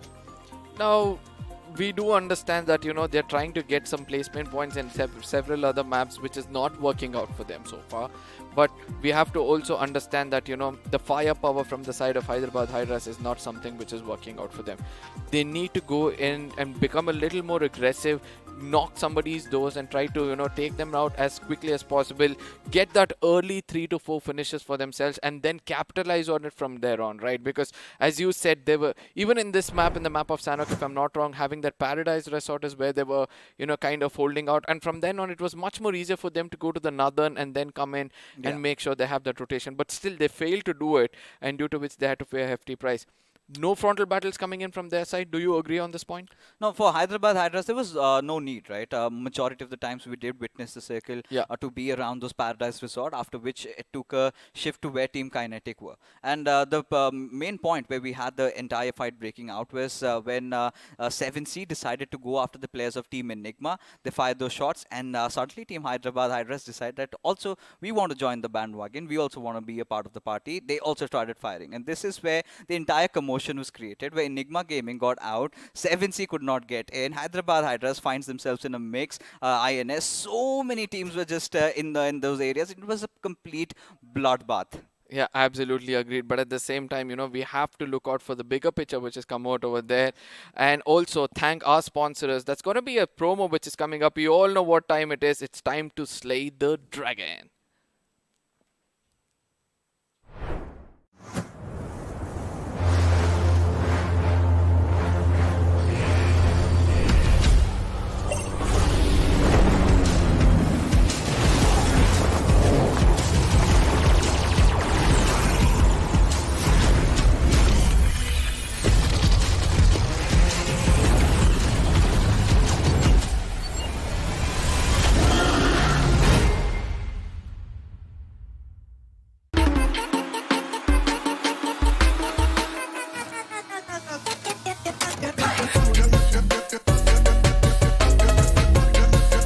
Watch it, earn it.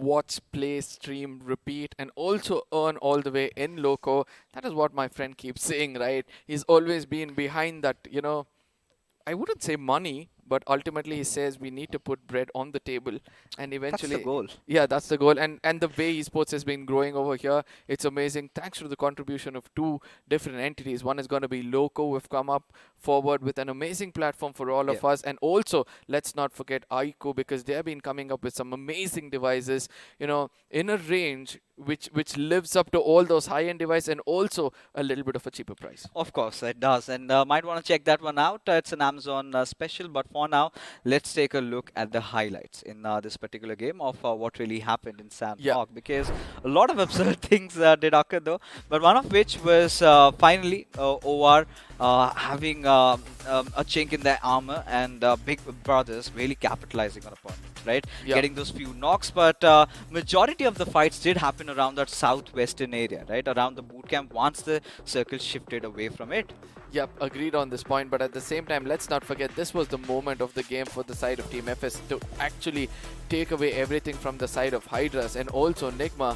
I don't know how that spray did not connect. The final bullet, in case it had connected, they would have been stopped right there, and 7C would have picked up more finishes for themselves. But Enigma from there on did put a valiant effort, and this is where Global Esports, one player, Knuckle, was just lying right to the dead center of all the action, waiting it out and striking when required. Now this is where, INS, Hyderabad, Hydras, they were fighting it out, and Knuckle is, guys, you do what you're doing, I'm not gonna mess around. And I think it was maybe someone from Autobotz. Somehow INS did manage to clutch it out, but eventually they got picked off. If it was not Knuckle, had to be someone from Autobotz getting that final finish. But regardless, it was a zone that really favored the players of Team Kinetic. And the only big problem was that they were being pushed in from two different fronts, right? From one side you have EXO applying pressure, from the other side Team Soul applies pressure, and I can understand in the shoes of the players of Team Kinetic how difficult it could have been.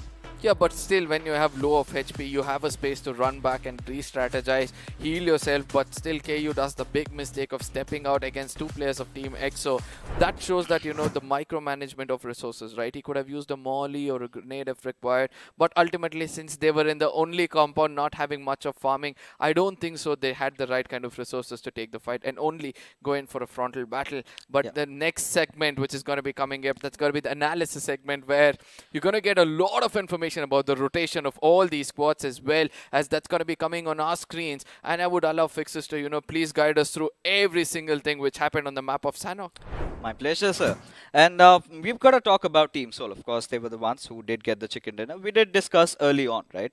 Now I'm talking about Team Soul's Goblin over here. Look at how he's rotated. He drops just right beside Nakham. Initially, he was being obstructed by the players of Nigma Galaxy, kept himself alive, and well, Team Soul had a really arduous path from there onwards, right? They decided to check out every single compound while they've been going, and that is the reason why they tend to get into those healing battles, as a result of which you've got so many of those compounds being covered, not just by Goblin, but even if you can see Omega and Akshat. Now, all of these players have made their circle entrance. They've been holding around the bootcamp areas. They've been holding around these hills, mind you, over here, these areas, and they waited for the circle to kind of shift away from them. Now, once it did, they still held on those southern path, right? They still held on those southern path and made sure they do not get themselves into the midst of the action. Now, what really steps out or stands out for me in this particular matchup was Hector's inclusion in the final battle with Goblin, right? He was outside the zone. Now, this is where we take a look at how Hector was stationed. Now, this is the compound, ladies and gentlemen, we have been talking about. This is the area that he was doing a healing battle. And then he realized that, all right, we've got a chance that we can enter inside the circle. He finally comes into the aid of his teammate Goblin, and eventually they end up getting their final finish, and that is how Team Soul did manage to get the chicken dinner. Now, ladies and gentlemen, I just hope that you got all the information which came out over there. It took time for me to also understand so much of that, right? And the best part of it all, the way you loot as you traverse inside the circle is also something very, very important. And that was actually visible over there. Every single compound they went to. And also, when you're traversing inside a circle, you need to get into some hard covers every now and then. Because when you take a rotation in the open, there's going to be a lot of, scopes coming in towards you. A lot of crosshairs which got to be spraying towards you. But ultimately, Team Soul did it to perfection. Where we saw that heal battle position also, which you correctly pointed out. That was one of the key factors. And from then on, still, after losing all those medkits, getting into battle and being close to the circle so that in case you run out of meds, you'll be that one man extra required. That was one of the best things for us to witness from the side of Team Soul, as we'll be stepping into the matchup, the pre-match segment powered by Loco, where we're going to have the bass voice stepping in. Time for all of you to increase those volumes, as ladies and gentlemen, it's going to be the map of Wickendi. Everything is going to turn cold. And for few teams, it's not been such a great day. And I do want to, shed light to the side of Team Hydra, for the side of Team HH, Hyderabad Hydras as well. You've come in over here, XP. I have one question straight away. That's going to be Team Soul picking up a winner chicken dinner, which was most required for them. And they've retained the top spot. Can they continue that in the map of Wickendi? Well, of course, Wickendi is going to be a little different for everyone, like we've said time in and time out. So they could, because yesterday also, once they have that momentum rolling in their favor, we did see back-to-back chicken dinners, and something like that might be possible again today. But, Sanhok again was just a phenomenal affair for them, making sure they claim it back, and once again, the throne is theirs for the taking. And that is going to be the beauty of this tournament, right? The competition is going to be razor thin. It's going to be a nail-biting affair. So a massive shout-out to BGMI Crofton for giving up this game. And, of course, our wonderful sponsors, iQOO and Loco, for making this all happen. You know what time it is. Once again, let's have a look at the video, which says it all.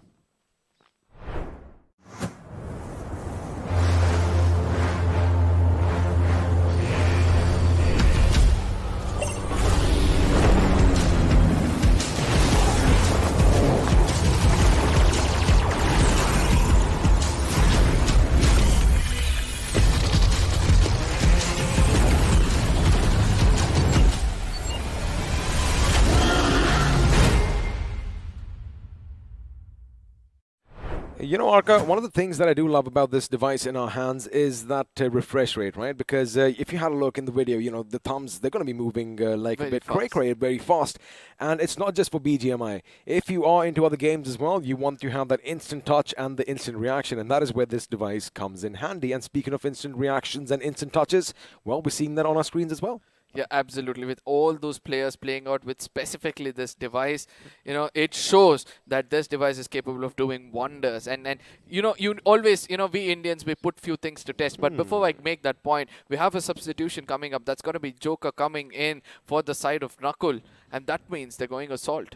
Well, looks like Assault is going to be the key because, again, it's Wickendi, right? So what's going to happen is a majority of the teams, they're going to try and go for those compound pushes because you don't really want to caught in the open because, yes, we have hilly terrain, but I'm going to come to my point in a second because we have something for you, the viewers, and that is, of course, this amazing BGMI merch. We've got some t-shirts and some water bottles to beat the heat. And Arca, how are we supposed to get it? Now you guys will have a pinned comment in the comment section. Click on that. From there on, you'll be leaded to 2 different places. One is going to be YouTube and one is going to be Instagram. You need to follow BGMI Esports specifically and make sure that you come back to the very link which took you there, and over there you're going to be filling your name and waiting it out. And we did see even one of the casters did get himself a merchandiser. Well, of course, and also if you want to be featured on the BMPS stream when lakhs of people are watching, all you have to do is go and tweet your questions using the hashtag Let's Ask Loco and tag @GetLoco now, and who knows, lucky users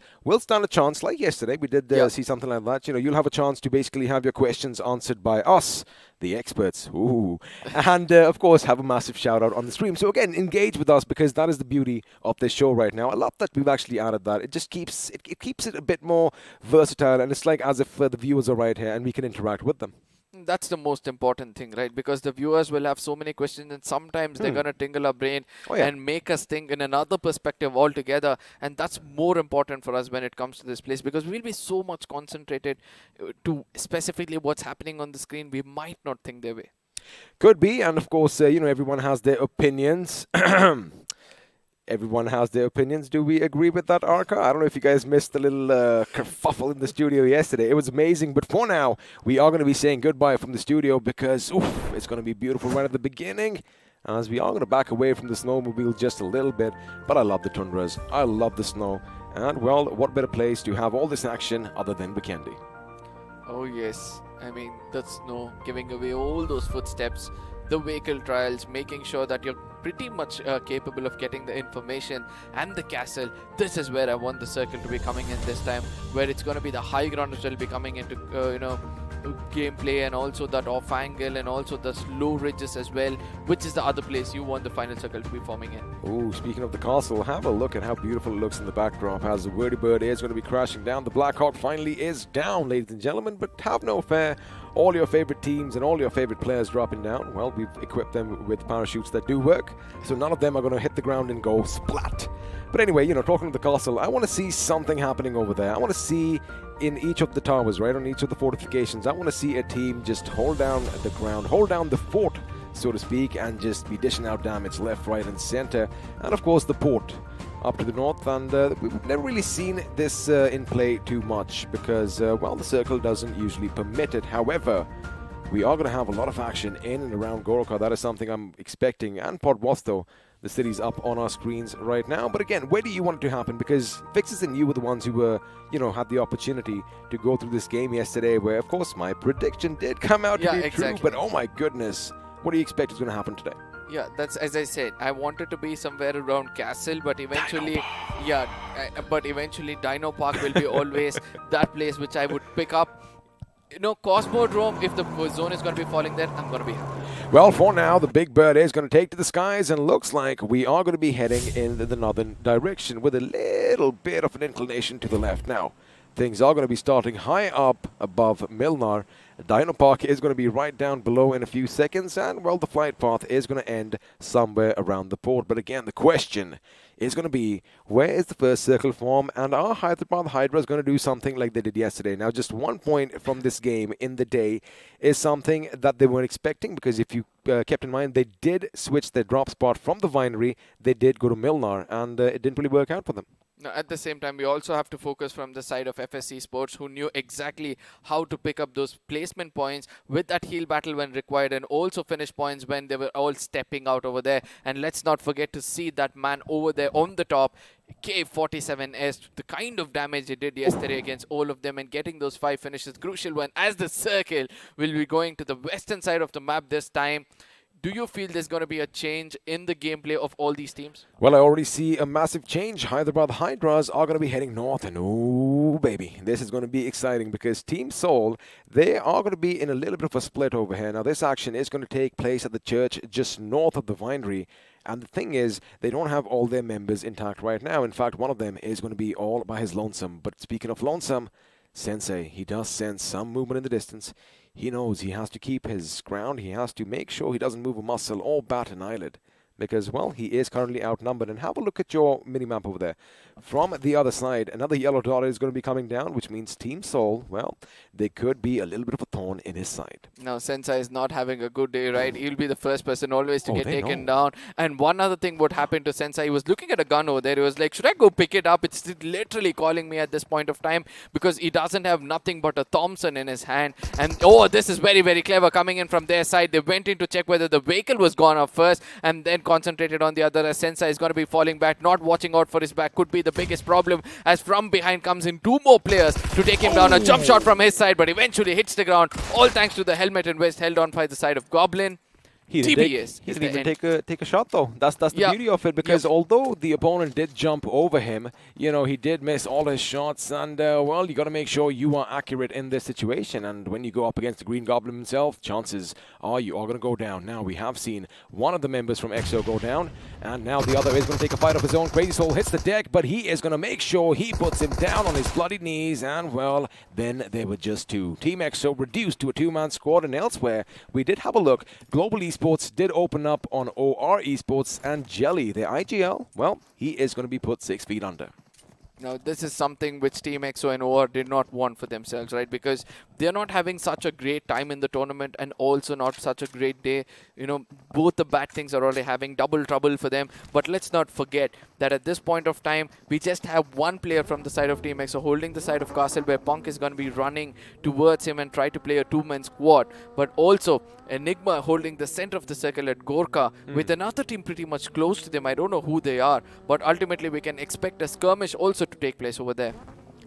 Could be a skirmish taking place in the city. Goroka, of course. You know, I love the map of Wickendi. I don't know what your take is, but it's been fun playing around in the snow. Now the circle is pretty much up on your screens. Most of the teams are going to have a little bit of a northern shift when they do migrate in at some point later on, but Team Soul are going to be on a bit of a high. Now, this is that little gamble that Team EXO loves taking, right? Because they kind of expect no one to be dropping in these small little compounds. Now, we did see action at the Abbey.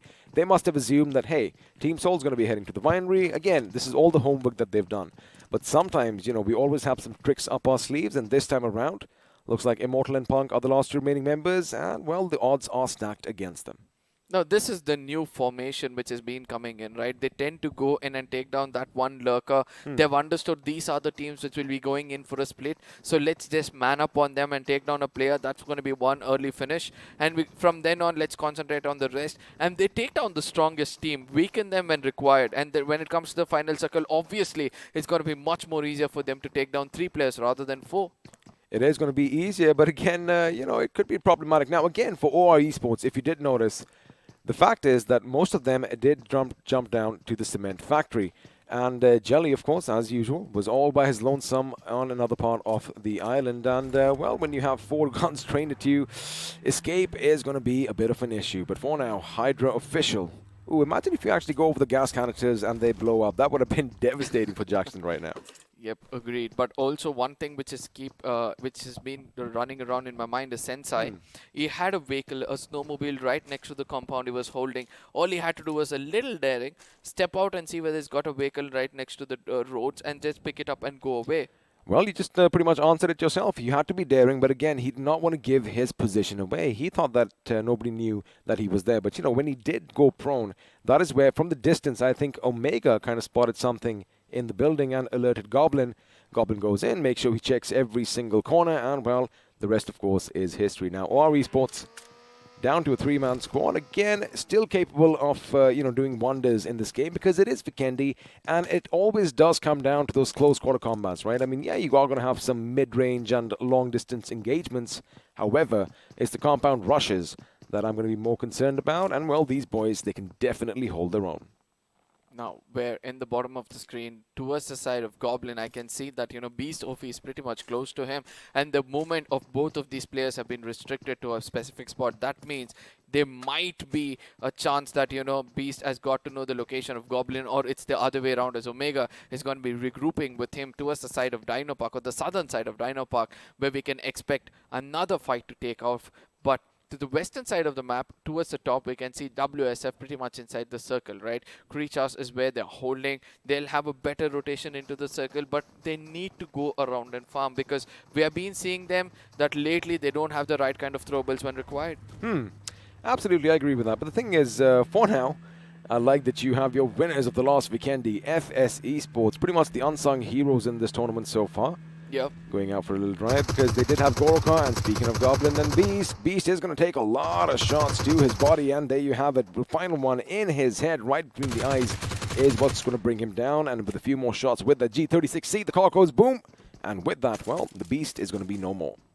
Now this is where, BBs had to come in for him, had to give that backup as Goblin all alone, and eventually Omega is going to be quick enough to come and regroup with him just in case there's retaliation coming in from the side of BB. They can actually challenge them out. But again, Team Soul started their domination the previous match. They played it kind of safe from the corners, not showing much of their faces or their heads, but ultimately in the map of Wickendi, they've started to show their true colors, trying to be dominating early to finishes for themselves. Confidence boost as right now, Nigma Galaxy versus RE. MJ again in that precarious situation. I wonder if anybody knows he's there because our esports are being careful, and now they're going to find out somebody is going to be up there. He does let me a few shots. Unfortunately, he is going to be taken down because two guns were pretty much spraying him with lead. And once again, we've seen this, right?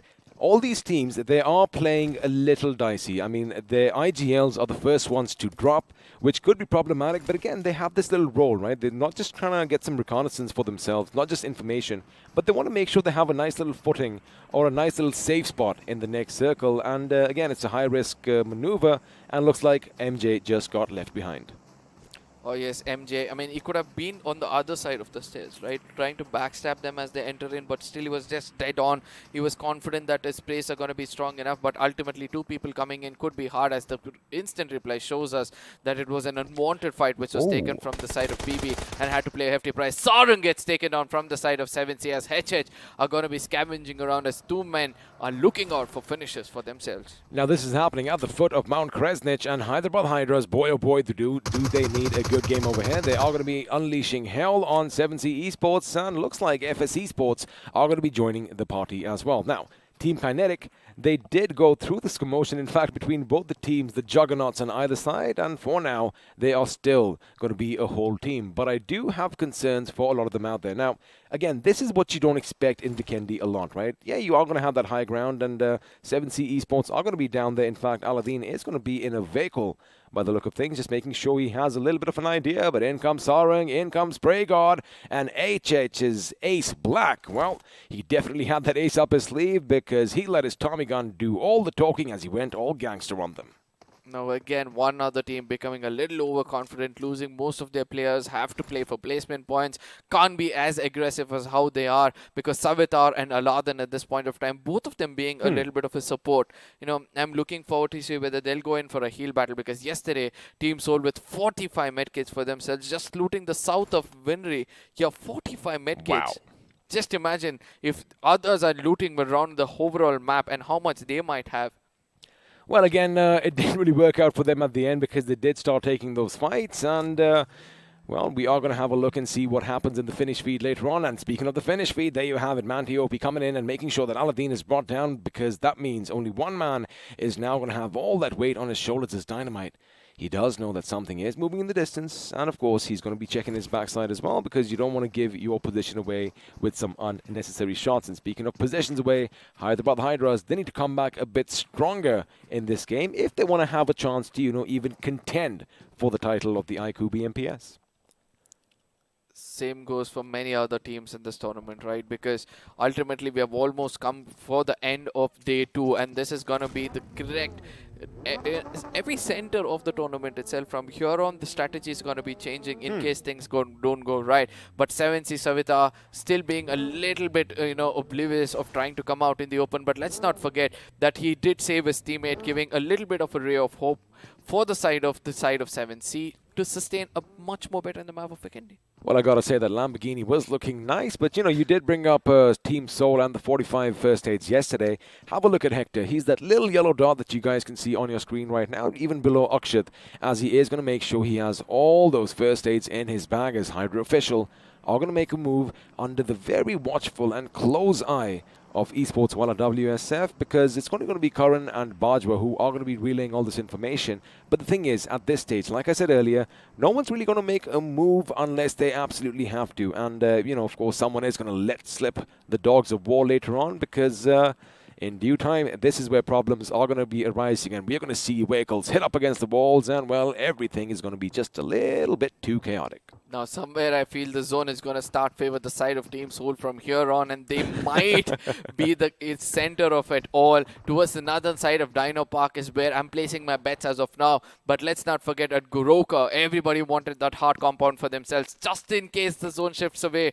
The kind of fights which is going to take place over here to make it inside the circle is going to be very, very harsh. If we do have an urban finish, urban circle at the end, you know, Goroka is actually one of the best cities because of all the levels. You've got buildings at different heights, you've got different streets running through it, and there are just so many windows, which means if you are going to be creative with your plays, oh boy, you can catch a few people snoozing. But for now, Hector again, only 9 first aids for himself, 3 on Akshat, as they are going to meet up at some point or the other. And speaking of meeting up, looks like FS Esports are going to be hitting Kinetic as K47 got the better of God. Now this is where FS is going to be feeling a little more confident than usual, because it's the map in which they did wonders. They've got the best of it all, and they are the team to watch out for, obviously. And look at what's happening over here. Goblin with 9 medkits towards the side of Dino Park, to the corners of the circle, slowly traversing ahead. I really want to see how much Omega has got. Omega has just got 1, but picks up 3 more over here. Probably is the one marking it out for the side of Goblin. Is like, can you please come pick this all up so that we can hand it over with an amount of medkits. I really want to know how much Hector as well as Akshat has got in the sleeves. Well, we are going to find that out later, but for now, have a look at how the teams are coming in just a little bit slow. Now, again, as anticipated, as expected, most of them are going to be holding down their own phones because they want to have that concrete cover, because, you know, smoke just doesn't cut it. Now, Team Soul are going to be coming in a bit late. Global Esports are going to have Tovar all for themselves because Team EXO, they, of course, had to move further in. In fact, just north of the villa is where those two gentlemen are going to be. But this is the problem with Wickendi, right? You do have this open terrain, but you have a lot of hills, and keeping a close vigil all around you can be a bit tricky because you might think you have your backs against the wall, and that is why staying inside is a bit safer. But if you go outside, well, you have goodies falling down from the heavens above, as an AUG is going to be lying there waiting to be picked up. The thing which you said about, you know, not looking out in all directions, you need to have that manpower as well, right? If you lose a player or so in the beginning itself, that is how the performance is going to be hindering on you. And Team OR is facing that right now. Team 7C is facing that right now. And we can see that Team FS is still, I would say they're being that maniacs against the side of 7Cs, not allowing them to move away, being persistent. But will that pay off for them, or is it going to be someone else coming in from behind and backstabbing them, is the next big question. Well, it all depends on the circle, which has imploded in on itself. It is going to be pretty much centric as you have a look on your screens, with a little shift to the north. So not a lot of problems arising for Team FS, to be specific at this moment. Now, OR Esports, they're going to be coming in and might just clash with GE once again, because at this moment, have a look at their position just north of the castle. In fact, we might just have one of our first compound pushes coming in, as Canary is trying to regroup with Hero, and now suddenly the brakes are going to be applied, and there you have it. If you have a look a little bit for Uton, they're going to be happy with their compound on the right side of that road. Now, as far as Global Esports is concerned, well, they can pretty much come in nice and easy, nothing lying in wait for them. Now, because of the zone falling towards the side of Goroka, look at the amount of colors which is still visible over here. The third circle is formed in. The fourth will be coming in any second, so nobody wants to get close to one another. Somewhere when we feel this map of Wickendi is pretty big, you know, it is.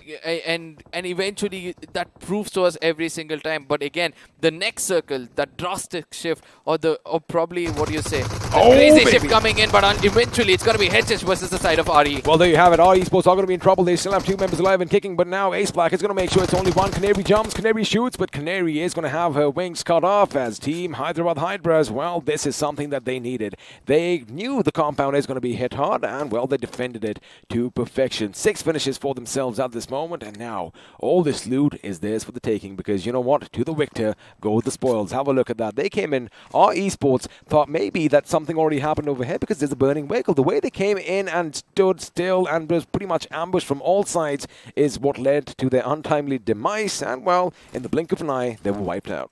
Now that is what I call a double trouble, right? From one side comes Manti, from the other side comes Hayes Black, and to the center comes Maxi, I'm so sorry, and then eventually it's all done for the side of our Esports. I don't know why they went in for a rush with just one vehicle, and that was a bit of a shocker for me. Looks like that Penguin had the same idea because it had a question mark finally in its element, because I did see it in Miramar, and well, it was just a bit too hot over there. And speaking of things heating up, looks like Bajwa is still, again, we saw them earlier on as well, right? This was a little stalemate that was going on because they are going to be on either side of that no man's land, that little road in the middle.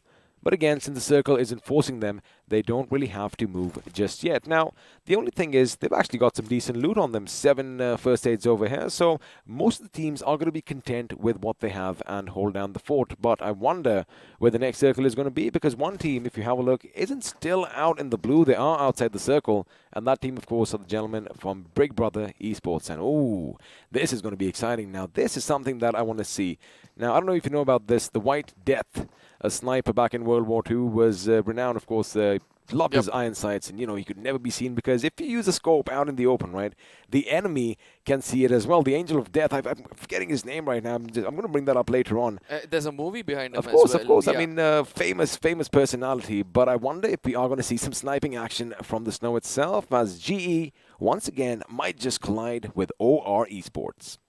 No, with this white color in this map, that is how it makes it so different, right? In the map of Erangel, no matter ghillie suit you're wearing and far away with a sniper, you can easily get detected. But eventually in this map, it's so hard because of the way the terrain is not allowing the skies to be hitting the ground easily, as the circle is going to be shifting again, shrinking towards the side of Goroka.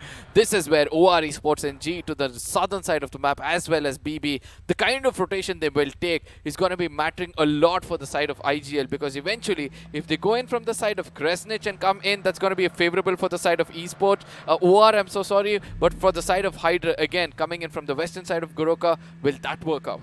It could, but the thing is, they have a team on their trail. It is going to be a Big Brother Esports. They still have a 3-man squad. However, 3 can still hit hard. Now, OR and GE both have the same idea. In fact, OR Esports are going to be going out in the blue, coming up somewhere north of Mount Kresnich. And you know what? It actually makes sense. Yeah. Because it's a mountain, right? Even if the compounds up top are taken, you can still infiltrate pretty easily. You can still sneak in.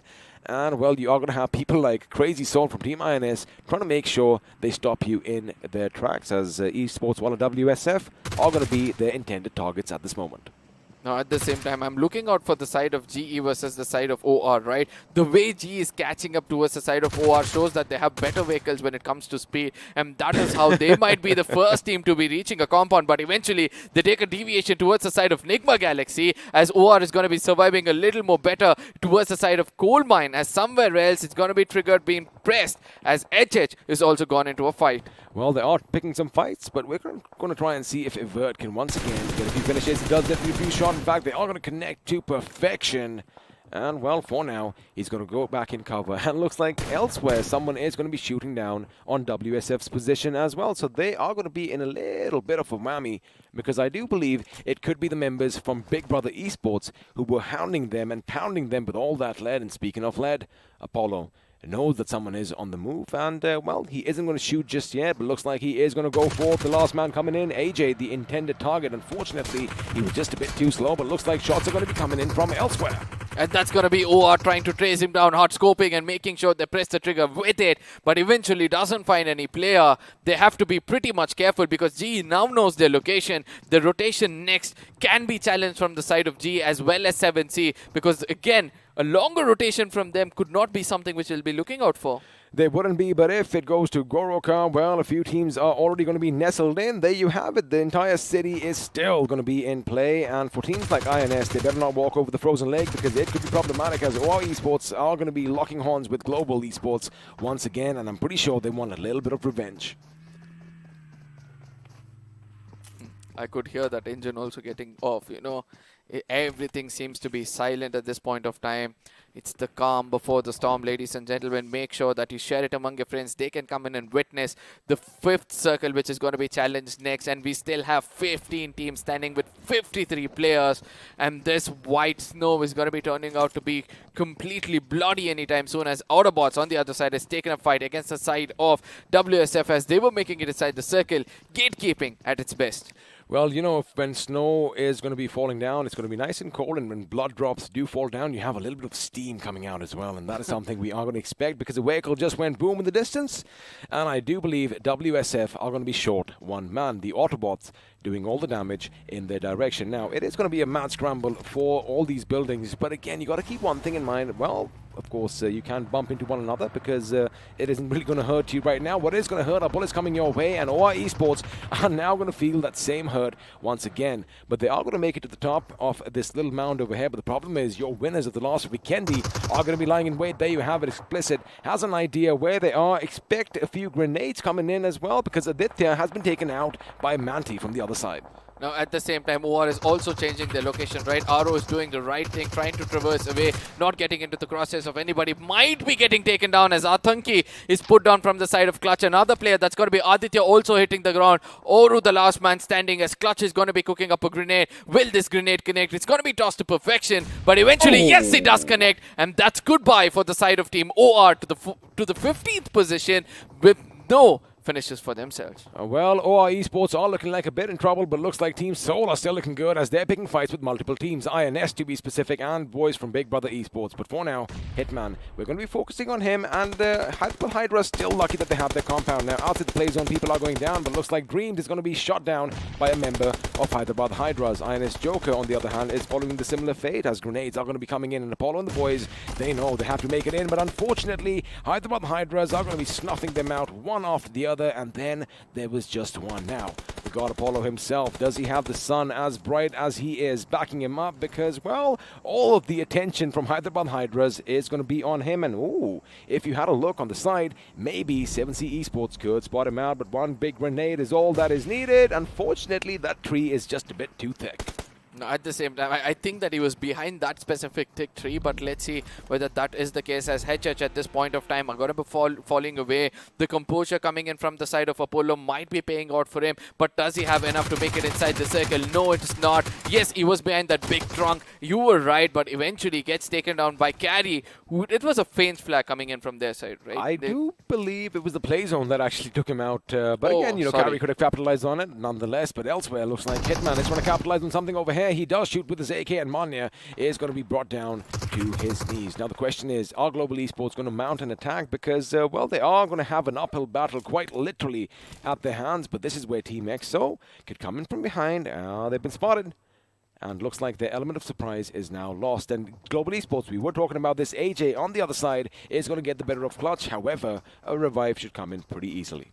Now FS have got the best spot, right? They got the high ground. They have a little bit of a hard cover for themselves. They're gatekeeping everybody else at this point of time, as EXO is going to be rushing in. Probably they understood that there might be somebody who got taken down and eventually take away that finish from the side of FS. But behind them is going to be GE. They exactly know the location of these players, as Grenade is going to be cooked in. Immortal from far away was trying to retaliate. Eventually gets taken down. Now Punk has a lot of job in hand. He can concentrate either on one team, and GE would be the best option for all those finishes lying in front of him. It was all about the timing right now. INS, they did come in a bit too late, and Global Esports, well, they're going to pay a heavy price because FS Esports are going to be on hand to make sure that they put them 6 feet under. Now the fight is going to be continuing between these two teams, and I like what they're doing. Suddenly the call came in that, hey, my flank is going to be a bit exposed, and they're going to be heading over to Hyderabad Hydra's direction. But for now, Orva is going to get the better of Esports while at WSF, and, well, like I said, you know, you've got to be versatile, you've got to be ever-changing, you've got to be adaptive in this game. And the Autobotz, let me tell you one thing, although they have a man down, not for long,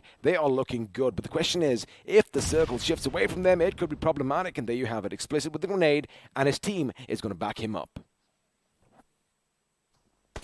The grenade projectile not connecting at this point of time, and this is where Ace Black would want to step in and make sure that his crosses does all the magic, but still carry pretty much vulnerable. Explicit had an opportunity but given away. But let's see whether Hyderabad Hydras can cup it for this uphill battle. Can they move in with those grenades giving the right kind of opening, as Clutch on the other side has tossed the grenade towards them. Will that connect? It kind of connects, puts a lot of damage for them, but eventually that boosters is helping them out to stay on their feet. Now the problem for Hyderabad Hydras is they are aware, well, a vehicle is going to be giving it sound. They know that someone is going to be to the right as well. For now, they are lucky. They have this little downslope to work with and this massive rock to take cover behind. 9 finishes for themselves, and of course they're going to be hungry for a lot more, and maybe some chicken as well. Savitar and his teammate, on the other hand, their position has been given away as well, and well, a couple of grenades could spell trouble for this team. FS Esports, meanwhile, are looking good. They have 6 finishes for themselves as well, and from the King of the Hill situation, well, they are literally raining down death and destruction. Now this is where I feel HH have to watch out for their backs, because this circle is going to be allowing Enigma to come in inside the circle. Probably pick that up as Soul versus the side of Kinetic taking place in front of us. Goblin's grenade connects, and this is the opening Omega was waiting for, and eventually does connect the final bullet and eventually puts him down and under. But again, Team Soul is not done over here, because they have more teams right in front of them. They have BB, they have Autobotz as well as Enigma. They do have a lot of teams, and all these teams are going to move from compound to compound, making sure they make it to the next circle, because it has shifted up north, and well, FS are going to be looking good. Speaking of FS, we're going to come to them in a second, because they're going to be still engaged with the fight as far as Hyderabad Hydras are concerned. And speaking of Hyderabad Hydras, looks like Manti just got the better of a member from 7C, if I'm not mistaken, which means once again, you know, they are pretty much in a sandwich situation, right? They're going to be a little bit, they're going to be in a predicament, if I'm going to be honest, as God. He is going to try and time that grenade to perfection. He lobs it. Omega, the intended target. Unfortunately, it fell outside. Now, this is where he could have held the same angle and waited for them to come out in the open, which he does turn away, giving a little bit of a space for Soul to breathe, as also make it inside the circle. Grenade is cooked to perfection at this point of time. Will Avi get the damage from that grenade? No, he doesn't. It was a little bit far away, but from here on, Enigma have to watch out for the side of Team Soul. Divided attention again by them towards the circle as well as to the backside. Oh, looks like one of the Autobots just burned himself. That is going to be a bit problematic for them, because someone is going to go and have to revive them. That means they're going to be one man short as far as all the fighting is concerned. And now Goblin, he's got a nice angle. He's got a nice idea, and looks like Enigma might just get out of harm's way, because now they're going to be regrouping in full force. All 4 members in one position, and Goblin, he knows his map well. He knows how to traverse around the plains and, well, the little hilly terrain of Goroka over here, because they have to move forward. But speaking of Goblin, looks like again, like last time, from the distance, it's going to be Kinetic's God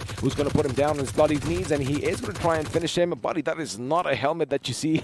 That is just something glistening in the sun. Now, at the same time, Kinetic can actually come in and strike against the side of Team Soul, because they're vulnerable at this point of time, not only because of their divided attention, but also with 2 of their players already getting taken down. Hector far away is already gone in for a heal battle. That means he will have more in his hand, as ABC's Hell God. Hell, he puts another grenade into the face of Team Soul. Well, this is where Team Soul's Hector is going to be instrumental, because if you have a look at him, he's going to be patching himself up with those first aids. Oh my goodness, somebody actually called an artillery strike on their position, because shrapnel is what is being rained down from above, almost like those flak cannons of the days of World War II. But again, even for Enigma Gaming right now, they are in the circle. The problem is it is going to be shifting further away from them. The question is, how do they get up there, as Soul, against all odds, are still going to be alive and kicking. And just as I say that, grenades are coming in. Oh my goodness, Goblin, you are one lucky man, as you basically have 1 HP left on your health bar. But there you have it, back again. And you know, the thing is,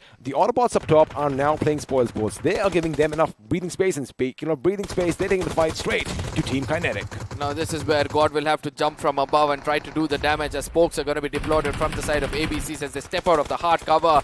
Can he do some wonders over here, as Savitar far away gets out because of the zone itself? Omega gets taken down. It's going to be Enigma also coming into a fight. It's going to be Finish Rate going bonkers, as FS is going to be hitting the side of HH as well. Oh, he knows where the enemy is. He does take one down. Unfortunately, it's going to be Hitman, or Eggy, I do believe, who's going to be making sure that that attack is thwarted. Now, this is the problem that I was talking about. Enigma Gaming, they still have the circle. However, they are going to have to get up, which again, I don't see any problems over here, as of course they are going to be sharing some equipment at this moment. Elsewhere, looks like Hyderabad Hydras are done for.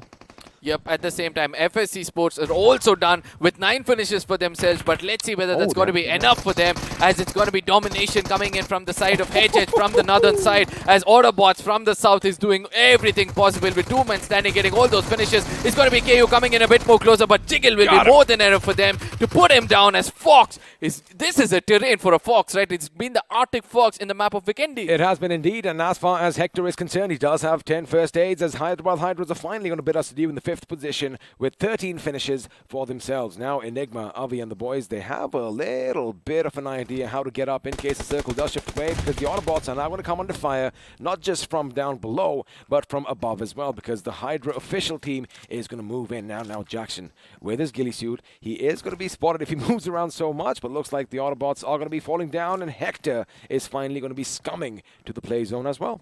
Now this is where the man advantage for the side of Enigma could be something which they'll be looking out for. They can spread around the terrain thanks to this ridge which is in front of them as well, and that is going to be hard for the side of Team Hydra as they lose another player outside the circle. A 2v1v4 situation, all favoring the side of Enigma, and much needed winner chicken dinner for themselves. Let's see whether they can capitalize on this and pick it up. Well, all they have to do is make sure they look at the skies above, because silhouettes are going to be popping up over that little mountain as AB Fox, he is going to try and make a move, and now he knows his position has been given away. Is he going to go up to the blue? No, he doesn't, because Jackson is going to put down some lead in his direction and make sure he gets himself another finish point. Now he wants more. It is going to be a 2v3 situation. This is the problem I was talking about. Enigma Gaming, again, as expected, do not have an answer, and all Hydra has to do is chill, because he knows his teammate is going to be behind them. But wait a second, it all came down to the end, and Enigma Gaming, thanks to that man advantage, are going to be your winners over here in Wickendi with the winner chicken dinner, as we are going to be heading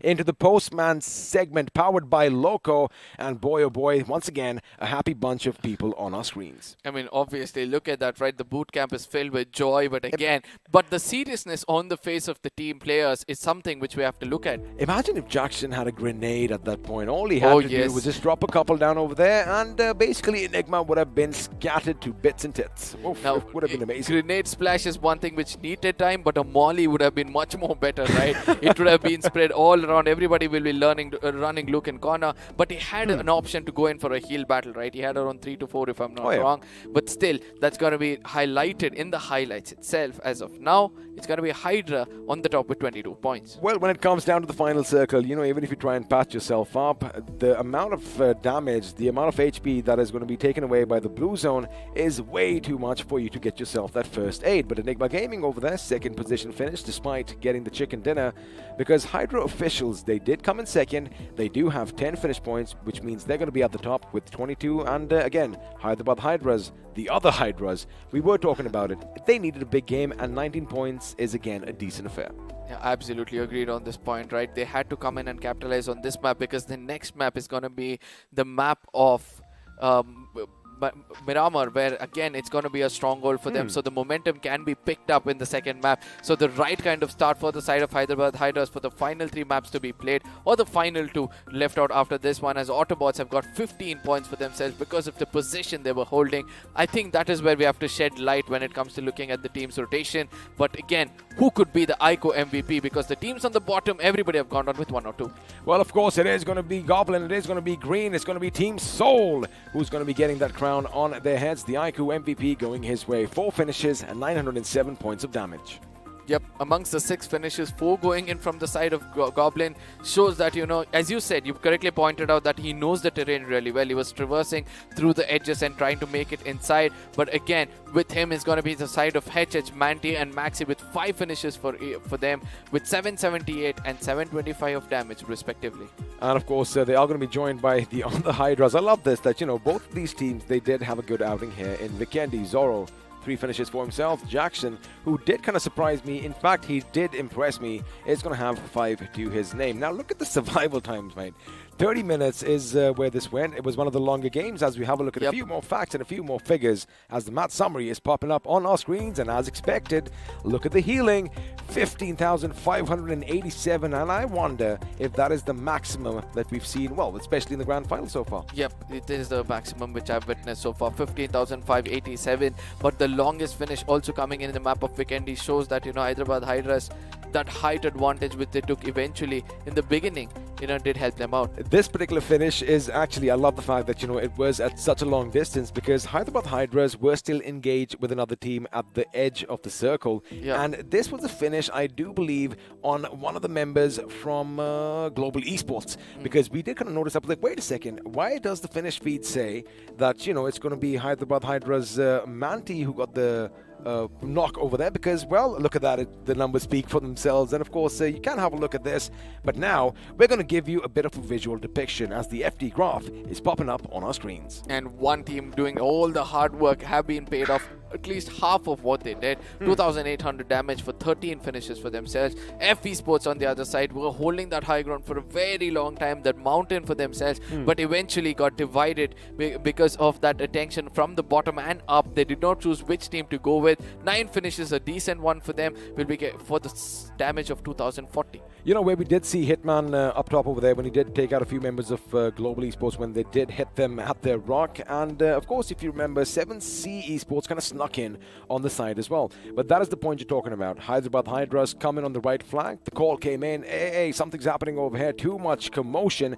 They needed some people coming their way. And again, since they gave the backup, the problem started. As now we are going to have a look at the overall standings. And well, a few things are going to be switching around as Team Soul still hold on to the first position. But Enigma Gaming Buddy with the second chicken dinner climbed to the second with 112.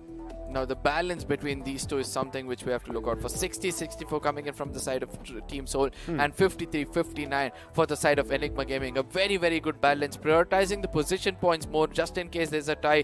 The team with the more position points will be always on the top, but at the same time Global Esports is also catching up, right? It's going to be the third position where they get dropped down, but still it's fine for them. They've hit the three-digit marker when it comes to the overall points for themselves. Absolutely, and I like that the Hyderabad Hydras are going to be climbing to the 8th position, the first page of the overall standings, although they still have a long way to go. 50 points is what separates Team Soul and the gentlemen from this team. But again, if they have a massive game like they did in Miramar yesterday, things could be different. As we have a look at page 2, and well, for some to rise, others have to fall. Big Brother Esports are going to be slipping down to the 9th, and well, the Autobotz, they're going to be falling as well. Yep. And this is where our esports needs to wake up. From here on, play the best of what they can. They just can't crawl around. This is not about making it into the next round. This is about always being on the top and getting the maximum of that biggest chunk, to be specific, of the grand finals. The total prize pool of 2 crore rupees. I mean, it is just phenomenal. The biggest tournament in India thus far. And, of course, first place walks away with 75 lakhs. I mean, just let that sink in for a second. That is a hell of a lot of money, Arca. And, well, I guess I'm telling you, us casters, we need to probably form a team and actually go on the other side of this action. Who knows? We might still have something in our fingers. But, it was a phenomenal game. As expected, action broke out late. And, we were going to think that, okay, it's going to be those combined fights. Yeah. We did not really anticipate, except for Manti, of course, that there's going to be any long-distance engagement because, CQB is the name of the day in Wickendi. Yep, agreed on this point. But again, let's not forget to thank our sponsors at this point of time. One is obviously going to be the game themselves. It's going to be Craft. And the second one is going to be the side of iQOO, where iQOO smartphone has come up with an amazing device. That's Neo 6. A promo for you guys. Information about this.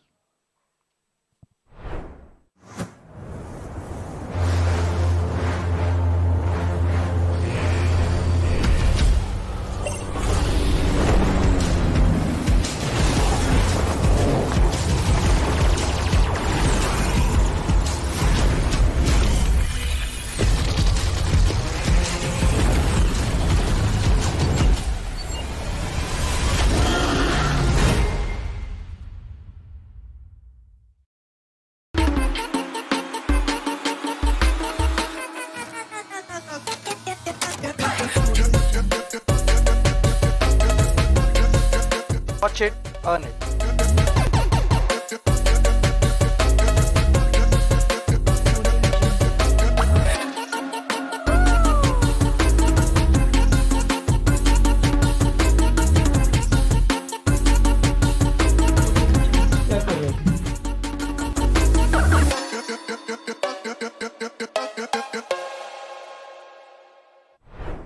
You know, quickly coming back to the game that just went past Arca, Wickendi, again, it was pretty much what we expected, right? I mean, I did want to get your thoughts on this. So it was pretty much scripted. That's what it kind of felt like, you know, all those compound clashes. And at the end, you know, we did kind of say FS Esports, they were diverting their attention to the right towards Hyderabad Hydras, which let the other teams kind of come up on top. And, well, Hydra official took advantage of that situation. Yes, FS Esports were kind of held up. You know, I do understand that 4-man had to see in 4 different directions. But right now, it's going to be Pancham, who's going to be getting a shout out from myself and from XP. A huge shout out to you. But this is going to be the question. What is the reason behind Ocean Sharma's great casting energy? I doubt Pancham is watching this stream right now because we do have a fan for Ocean Sharma coming in. But what do you think it is? The thing is, first of all, he knows the momentum of this game. He's been casting this from a really long time. He knows every look and corner. So when you know about a team, you know exactly when to hype them. And that is going to be one thing. And the second thing is that, you know, he's a man with a lot of numbers in front of him. He's a man. He has to live up to that expectation. So that could be the key for his energy. A lot of traveling as well. Your thoughts? I just think he's a smooth talker. I mean, a few similarities over there, and it is going to be a bit easy to get the energy in as and when required. But again, thank you for the question, Pancham. And again, you aren't really going to be seeing us because I'm pretty sure you're waiting for Ocean to let you know what his secret is. But now what we're going to do is we're going to be heading into the highlights and just see where all the action took place in the Tundra map of Wickendi. Oh, this was pretty tiring, right? This map went for a really long time. Most of those teams which had to survive until the final moments, they'll be drained and they need a small break for themselves. But yes, coming back over here, Crazy Soul, the moment he hit the deck over there, that was the moment, or else probably there could have been a trade coming in from the side of Team EXO.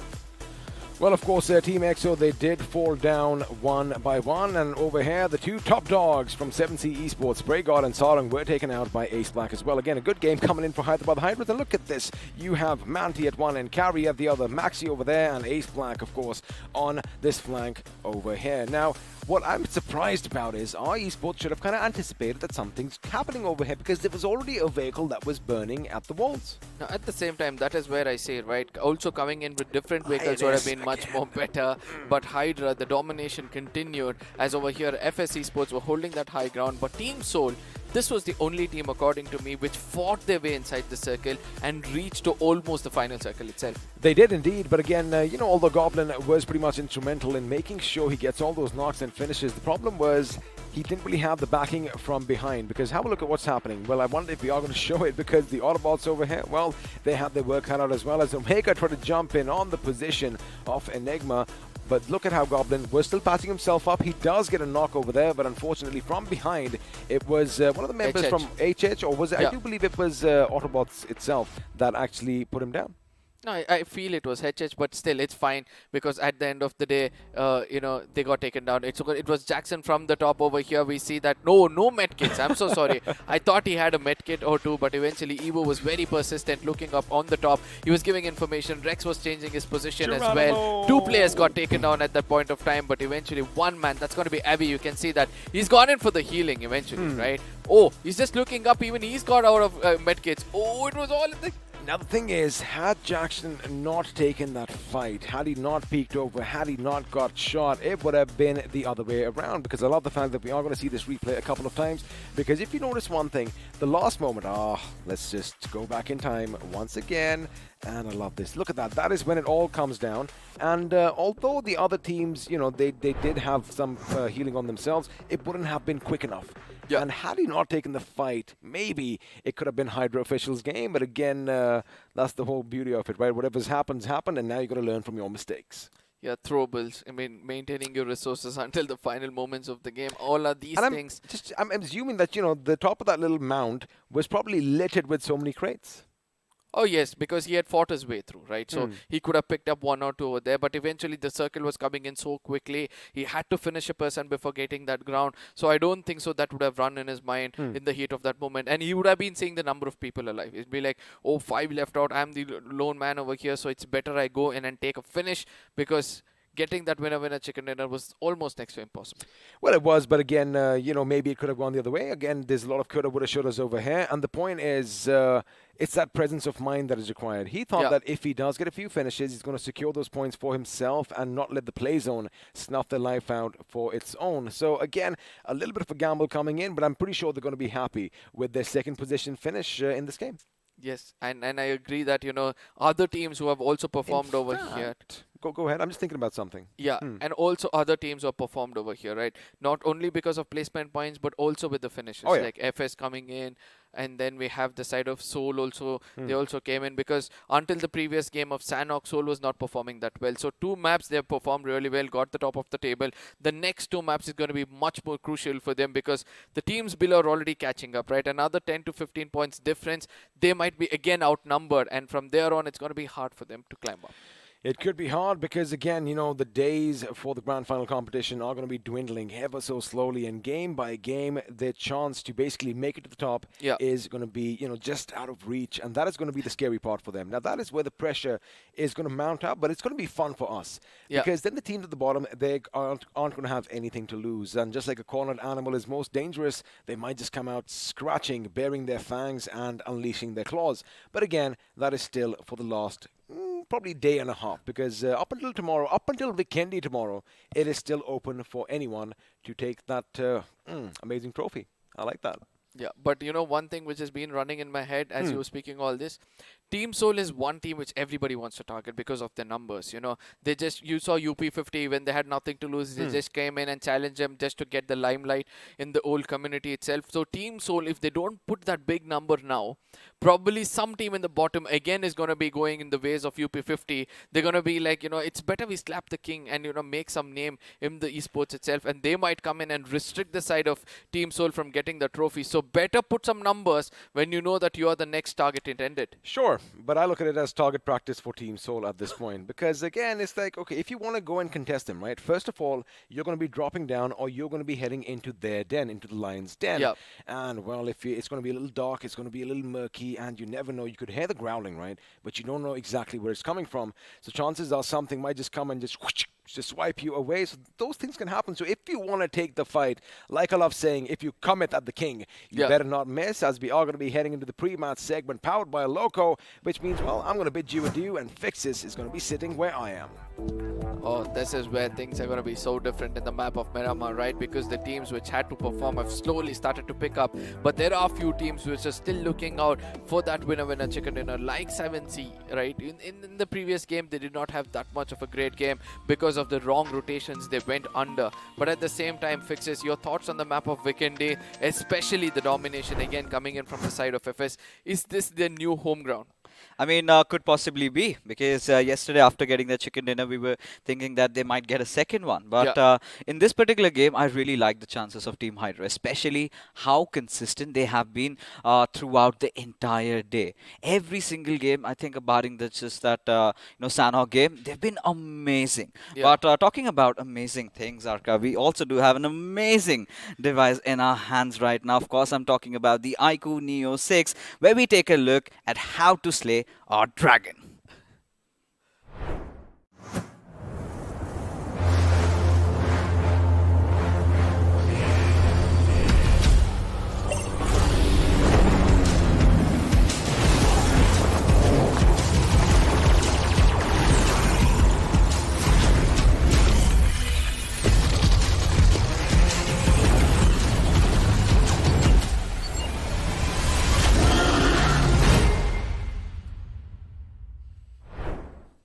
The one thing which still stands out for me in this device is there was a moment, where you had to charge your device, keep it for charging. Some people used to switch it off. Some people used to put it on Wi-Fi aeroplane mode just so that the charging becomes a little faster. All those myths used to be out there. But now this device, 12 minutes, and you're going to have 50%. And also with half an hour, you're going to have the full juice on this device. And that's something amazing. What's also amazing is a few substitutions yet again in front of our screens.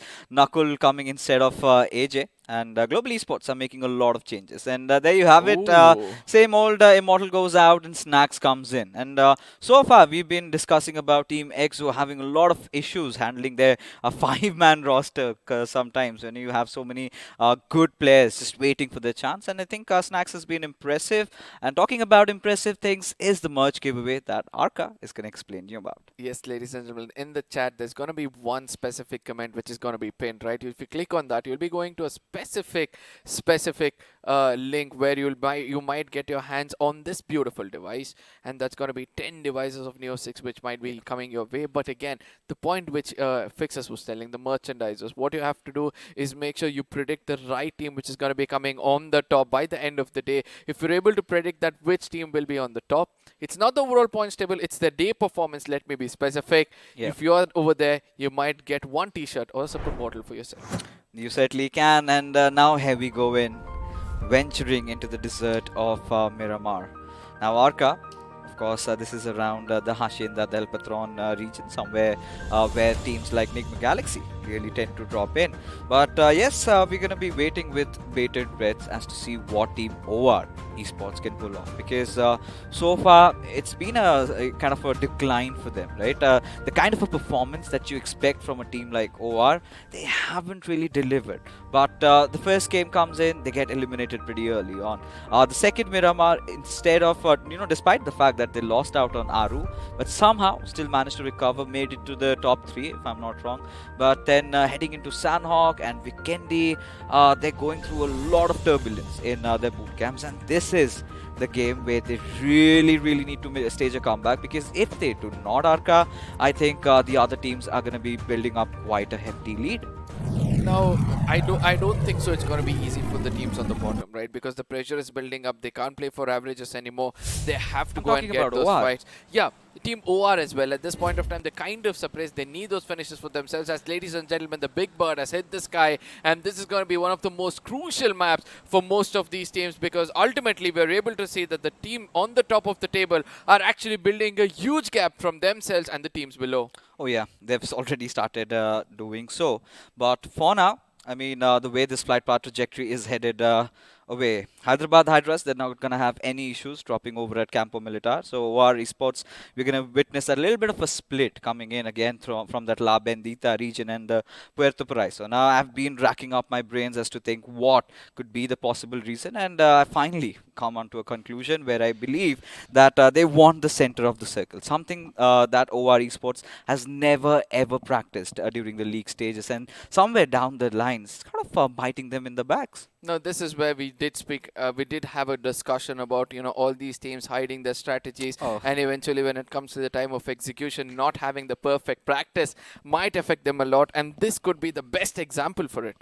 It certainly could be, right? Especially now that we've been talking about OR Esports, we've got to bring the other big dogs in the lobby in the form of Hyderabad Hydras, and this is one good circle. I like this for OR Esports if they kind of stick on to that La Bendita split, but finally it seems like they've changed their old ways, right? I'm pretty sure dropping over at Puerto Paraiso back to their old style of plays, as we have that heavy traffic in Los Leones City, as the real estate prices have definitely gone up. Again, Autobotz, Big Brothers, and Team EXO. Now, this is where Team EXO for the first time will be sticking together, all 4 men, right? Because they need that winner chicken dinner probably.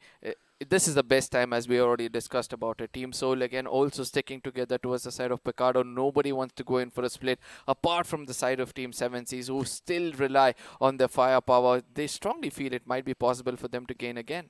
Oh yeah, not just 7C. I can also spot out the players of our esports. A beautiful split around the Crude Valley region, right? Yes. And right on the eastern side, they've got the players of Esports Wala WSF stationed in at El Azhar. Now, we've been talking about a lot of teams, barring this one, Autobotz Esports. Now, I think apart from Team Hydra, Autobotz Esports has also been one of those teams that has been picking a lot of pace today. Yes, absolutely agreed on this point. Slowly climbing up the ladder, but they have to understand one more thing, right? That, it's not just one day's game which is going to help them get the trophy. They have to do the same kind of performance, and the graph needs to build up, because the teams on the top, they've all hit 3 digits, right? Already crossed a 100-pointer, and these people are somewhere around the 50s and the 60s. They need at least 2 games of winner chicken dinner to actually catch up to that. But let's not forget, the teams on the top are going to get an average of 5-10 in every single game.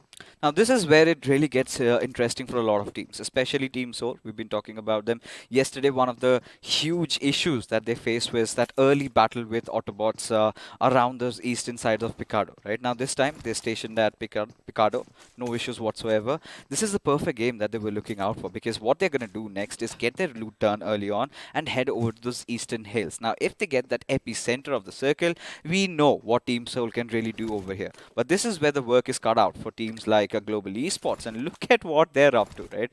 Players scattered throughout the map. Look at where Manya is. Look at where Knuckle is. Look at where Joker is, right? And somewhere down the line, I'm not going to be cussing, but it's worked out.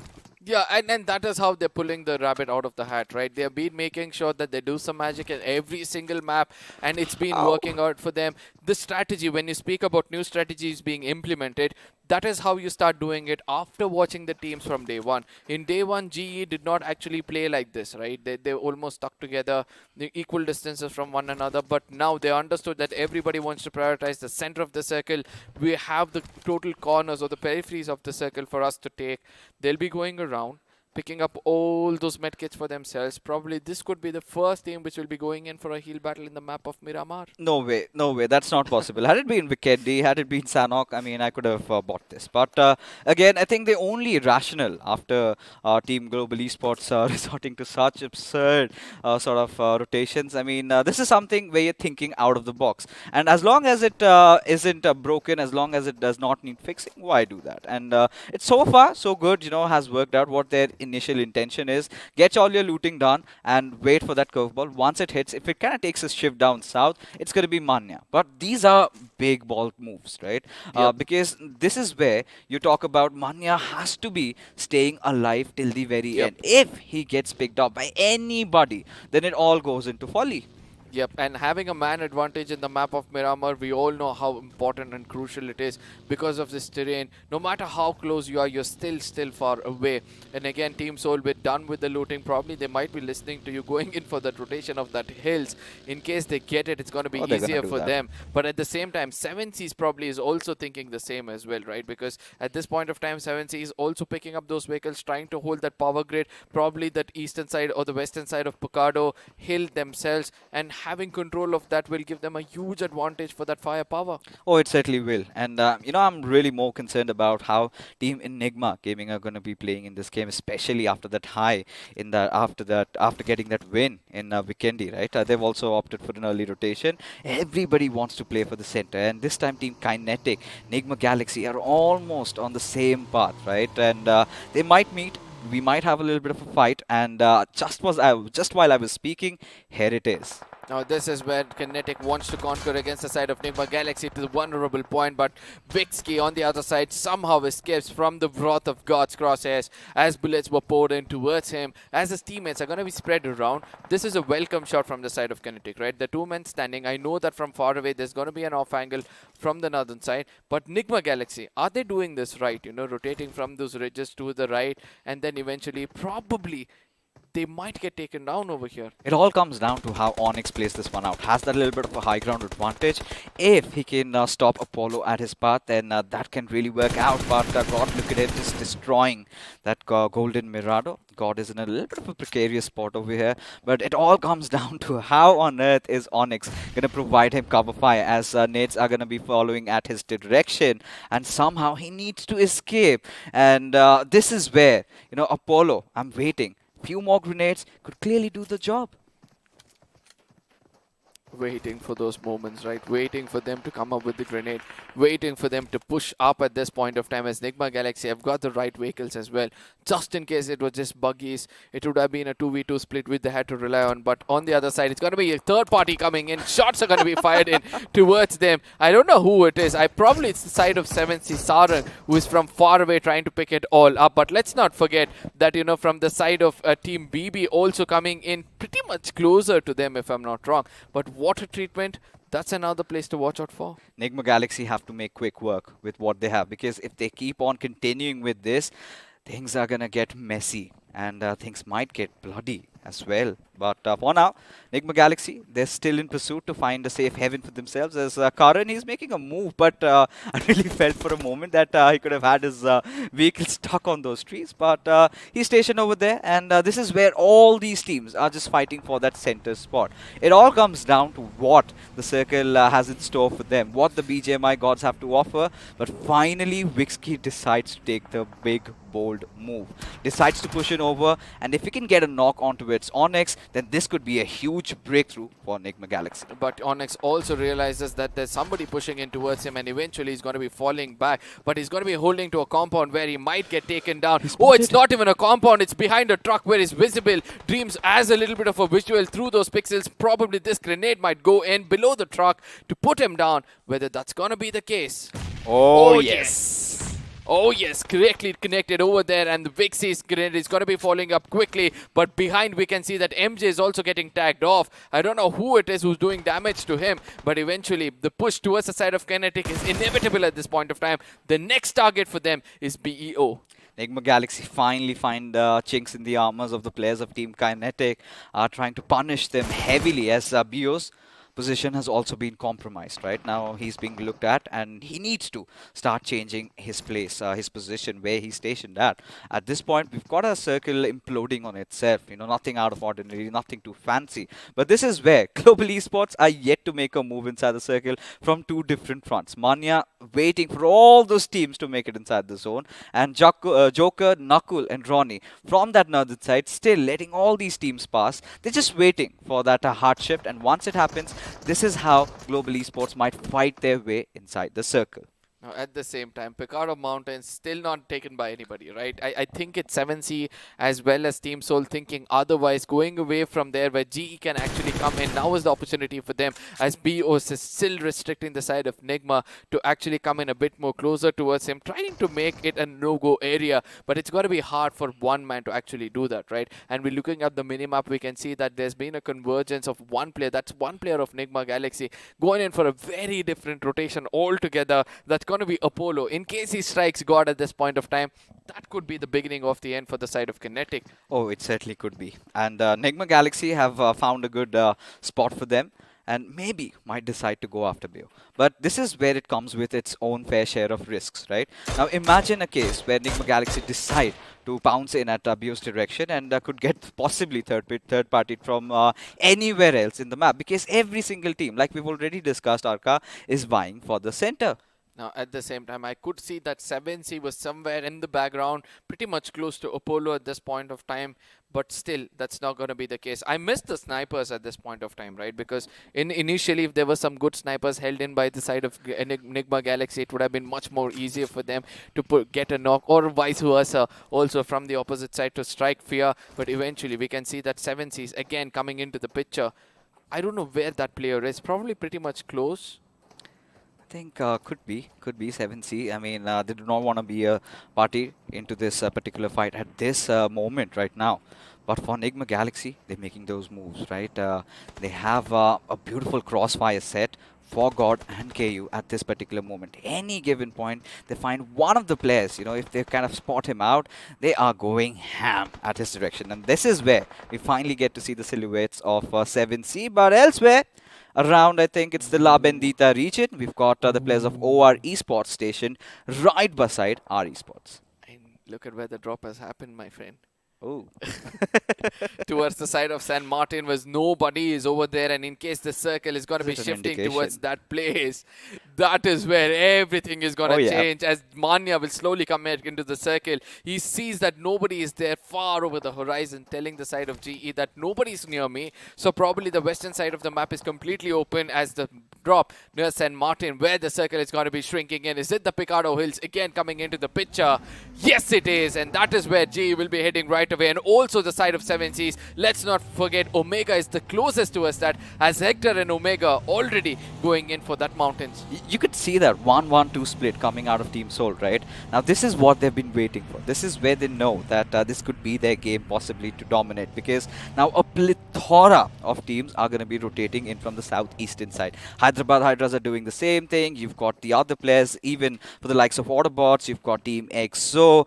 You've got another one, that is Team R Esports. And this is where finally a fight has begun as Nigma Galaxy decide to push it over at Team Kinetic's direction, as God completely just fends off that attack as Dream goes pushing in. God still does not have the optimal HP, but still want to fight it out. Gate go in for a crouch toggle, but still the trades are in here as Apollo keeps marching in. And this is where we got to see if Team Kinetic can hold on to their horses, can get that revive up, as Apollo from the different direction makes a big Braider move, gets a beautiful knock at KO, and also has him down bleeding on their knees.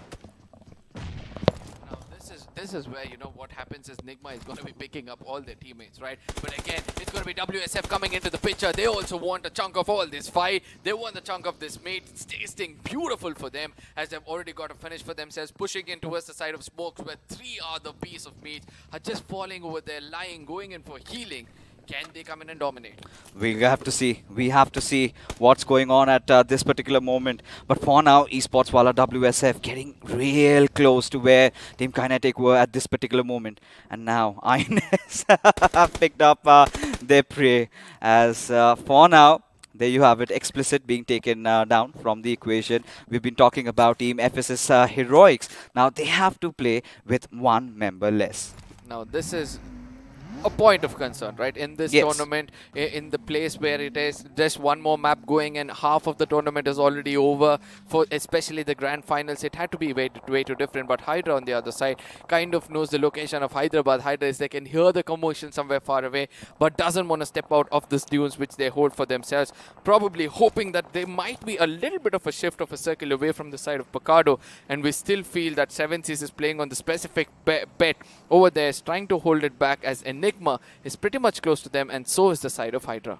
You know, it all comes down to between 2 teams. Is it going to go the Soul way, or is it going to go the OR Esports this way? Because if the circle takes a shift towards the western side, it is Soul's game. If it takes that eastern shift and OR Esports manage to defend all the other teams pushing at their direction, but finally, boys from Global Esports have reunited.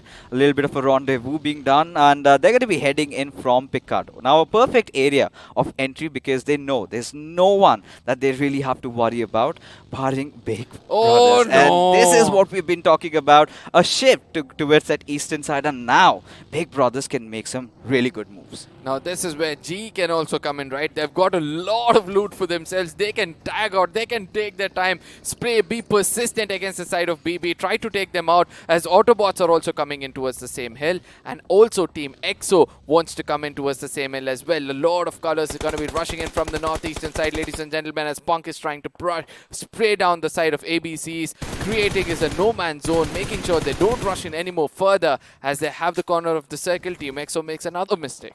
Again, their head being cut off over here. Team EXO will have to work it out without Sensei and his ever-sacrificial role that he has to play inside the game. Now, Team EXO need to get inside the circle. They have to deal with teams like Autobots and R Esports who stand in their path. At this moment, Big Brother also could be a huge cause of concern. Now, Team EXO, they've been consistent in the first game of Miramar, and it's not a good news, because it always really happens when you tend to tread these paths, right? You take over the rough terrains with a muscle car, and sometimes it gets stuck. As Hero, he's just waiting. He's waiting for the players of Team EXO to make a move, and the moment they do that, he's going to be unleashing all that grenade at their direction. Now this grenade going to be good. Oh, yes, he goes in for a cancel, and that was the right thing to do coming in from the side of Hero. He wants to be in that shadows, not getting taken off, as WSF at this point of time will be trying to push in towards the side of HH. What a perfect one coming in from the side of Kinetic, if I'm not wrong, but ultimately Fierce is also going to take down the side of Hero. The vehicles are helping them out. Eventually it's going to be Ace Black rushing in towards the side of Tango. HH playing everything possible. Could this be the beginning of the end for the side of Kinetic?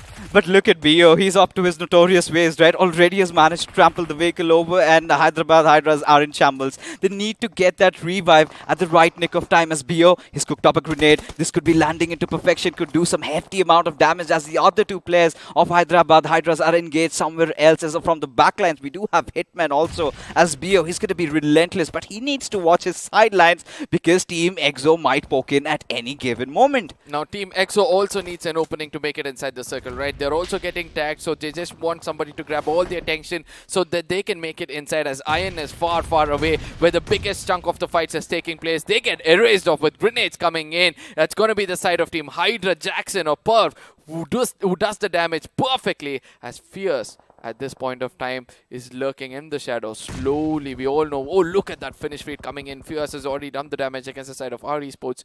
2 finishes for him. Oh, Fierce, I would really love to see what he does. But for now, Hyderabad Hydras somehow have recuperated and finally are taking over the hills a little bit. You know, one of their strongest maps. We've been talking about it as Hitman has taken a bit of a defensive stance, considering the fact that he does not have any teammates alive. And it is so important for the players of FS to try and at least rack in those position points, if not the finishes. But for now, Hyderabad Hydras have a slight idea of Jadoo and Hitman causing any kind of trouble, and they really need to watch out for them. Now, for me, the squad to watch out for is going to be the side of GE, right? They've not come into the commotion yet. They know that there's a huge hill in front of them, as the circle is going to be shifting in pretty much close to them. BB will be on the one side of the mountains, whereas the others will be taken by someone else, as Hydra versus Nigma Galaxy. Look at the projectile of that grenade going to perfection. But that's a molly, which has been doing a lot of damage for Vixie, and that's the opening they were looking out for. This is where Per will be telling that, I've got a knock. Guys, it's time for us to push in, and that's what exactly going to happen, as Jackson is holding another angle for themselves. Apollo, the last man standing for the side of Nigma, will have a lot of people rushing in towards him. Yes, indeed, has his work cut out, but Jackson might have fought against the wolves in the lobby. Hyderabad Hydras, now they know their position has been compromised, but now HH has to take fights on multiple fronts, right? You've got Team EXO, one of the players already being taken down, but now the only cause for concern of Hyderabad Hydras is to get inside the circle. Once they do that successfully, then they can gatekeep possibly a lot of teams, and that is what they're up to right now. Now let's see whether that's going to be the case, because inside the circle I can see that Team Soul is trying to show their domination, having a little bit of a high ground for themselves and no hard cover whatsoever, but they'll have to travel around a little more, as this fight which is taking place over here. Hitman spray is going to be really, really hard. At the final moments is going to be coming in where he almost took a player down, and he puts his head, you know, he slaps his head. He was like, I almost had it. I don't know why I didn't do it perfectly. 2 players of HH spreading around and making sure that they stay alive. It was such a beautiful setup. Hitman just eradicated 2 players of Hyderabad Hydras, just burst that buggy and they go down. And Hyderabad Hydras, this is a huge dent on their path to success, to the path to glory, as Jelly just has the players of 7C right beside him, but needs to watch out for Team EXO. Indeed has spotted them out, will take safe cover. Now, good to see that Jelly is still alive, right? OR Esports with all 4 men standing now have to make it inside the circle. The only problem they might face is the side of Team Soul, or probably one player of Nigma Galaxy. But in case they do it to perfection, it's going to be much more easier, as a Sarang from here on will be playing for placement points. Needs to be careful. He finds Jelly over there, eventually traverse away from him, heading towards the side of Hyderabad Hydras. This is what I call walking into the jaws of death. He's trading in no man's land. Any given point can be taken out, but look at Team Enigma, all cornered out, and Omega, I might think that he has a slight idea of their existence, as Jelly from the backlines gets those knocks to his name, as one after the other Team Enigma are going to be finally getting eradicated from the server. It has to be Evo with his heroics, but no, says Jelly, as there you go, he's been dealt with as well, and the final survivor Rex, can he do something magical? But no, has to be Avi and has to resort to a healing battle. This is where Team Soul will have a little bit of a problem, right? They don't have hard cover. They have to make it across into the circle where G is still holding it out. I know they're fighting it against the side of BB, but look at two players. That's going to be Joker and Ronnie at this point of time inside the circle, waiting it out for the side of Team Soul. They need all four men standing for the side of them, but Polo on the other side, retaliating against the side of Team OR, eventually has to hit the ground. It's going to be Snacks far away, being a blessing in disguise, or else Oro would have hit the ground. Oh, it certainly could have been, but now OR Esports have 22 seconds to get inside the circle, right? But Global Esports, boy oh boy, the cojones these lads have to pull off rotations as such, and to make it work, take a bow, gentlemen. But for now, Team Soul, they still are 4 men strong. And now, look at Maxi, all by his lonesome, has to pray because Carry, he's got in a really bad situation. And Omega sniffs him out. A grenade being spotted at his direction. Does it connect? Could mark an end because he's already burning. And there you go. Omega getting that beautiful knock. And next, he knows where his target is. Now, at the same time, we can see that Akshat got taken down far away, so it's a little bit of a divided attention as Omega's confirmation will be coming in against a player, and a rush comes in from the side of Team OR. Team Soul has to regroup, make sure that they strategize perfectly because it's going to be the strongest of the team facing off. The top 2 position is going to be compromised at this point of time as Goblin is going to be falling back. Grenade from the side of Team OR to perfection, and that's going to be striking fear in the hearts of Team Soul. Now, OR Esports, now they are in a kerfuffle as well because honestly, Team EXO from up top could be such a nuisance for them and what they're trying to achieve at this point as they're being fired from multiple fronts as Goblin gets a beautiful knock on a Tanki, securing that nade knock. And now from here onwards, this is where Snacks can really bite in, get a better out of Jelly. Does land a few shots though, but eventually shifts his attention towards BB. Now this is where Snacks is giving out the calls, right? You can see the cam below that he's the one screaming around, telling you look out for this corner, I look out for this corner, but at the same time, 7 finishes strong is what Team EXO is looking. We all thought after Sensei went again they might drop in, but they are being composed, and this is why Punk was in the team. The second map of Miramar again showing out his domination. Look at that, the grenades is what he's going to be tossing in towards the side of Team OR, knowing the location, allowing the side of Team Soul and OR to fight out at this point of time will be the best decision coming in from the side of Team EXO. Oh, OR getting sandwiched at this particular situation from 2 different sides. Goblin from one, and you've got the boys from Team EXO from the other side. Now this gives a lot of breathing space to the boys from Global Esports. They've managed to recuperate, they've rejuvenated, everyone patched up, everyone has got those boosters, and the same goes for Team Soul. Now this is where Joker finally finds a knock onto its beast as Hellgod is the final survivor from Big Brothers.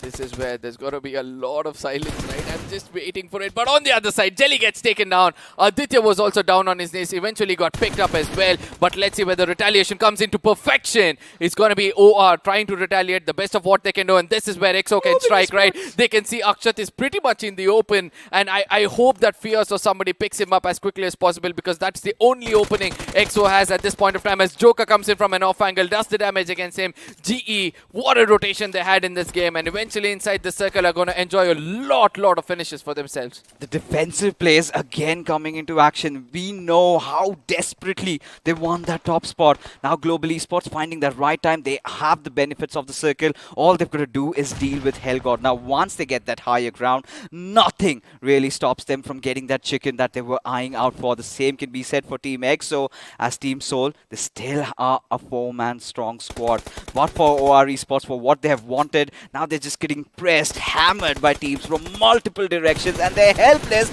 and so is Maxi, but he's still going to be hiding in wait as Omega finally decides to step out in the open, gets inside the circle, trying to fight it out, but Joker might retaliate any single point, and there you go, Ronnie gets the knock. Now at the same time, Max OP also is one of the key players to watch out for as the grenade is going to be cooked in. Hyderabad Hydras are taking revenge against the side of Team Soul. Akshat is still there, visible for the side of Max OP, but still he's going in for the grenades rather than the gun. Will be paying a price, but OR Esports on the other side is going to be welcoming all of it, but eventually they also get erased as on the top is going to be Team EXO trying to do all this thing happen, but GE on the other side still waiting it out, waiting for the final moments of the game to walk into their pockets where they'll be getting that winner chicken dinner in case they're composed. In the meanwhile, Hellgod is like, you guys fight it around, I'm chill, I do not want a piece of the pie right now as Goblin opens it up against Punk. Already 2 men shot right now, Team EXO. Snacks has also been being dealt with. Goblin, he is on a rampage as Manya is the one who gets the knock over there,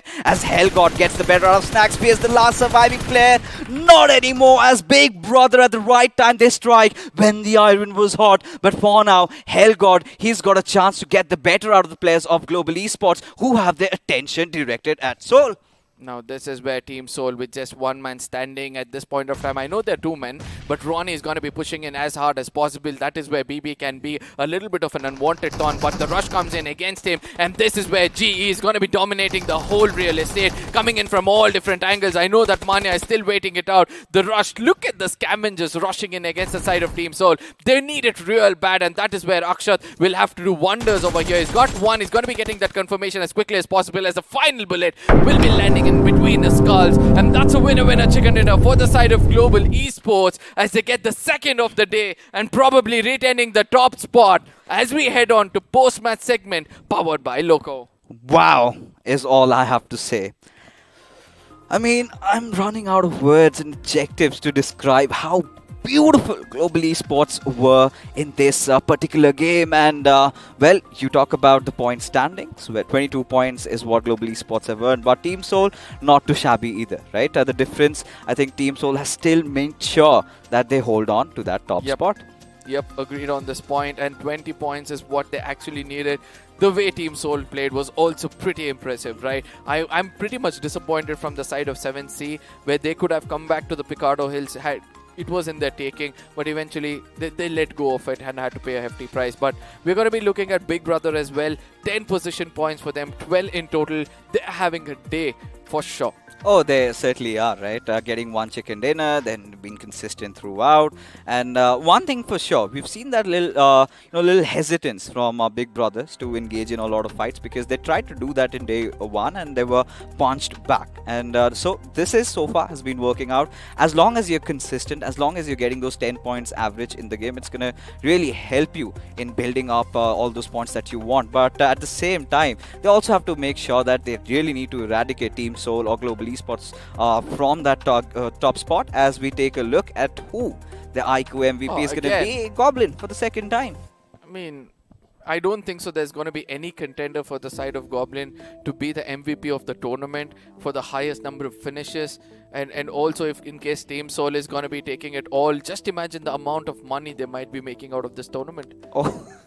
Not just in this tournament, but what happens afterwards. But the top 5 leaders in this particular game, Arka, of course, Goblin is there.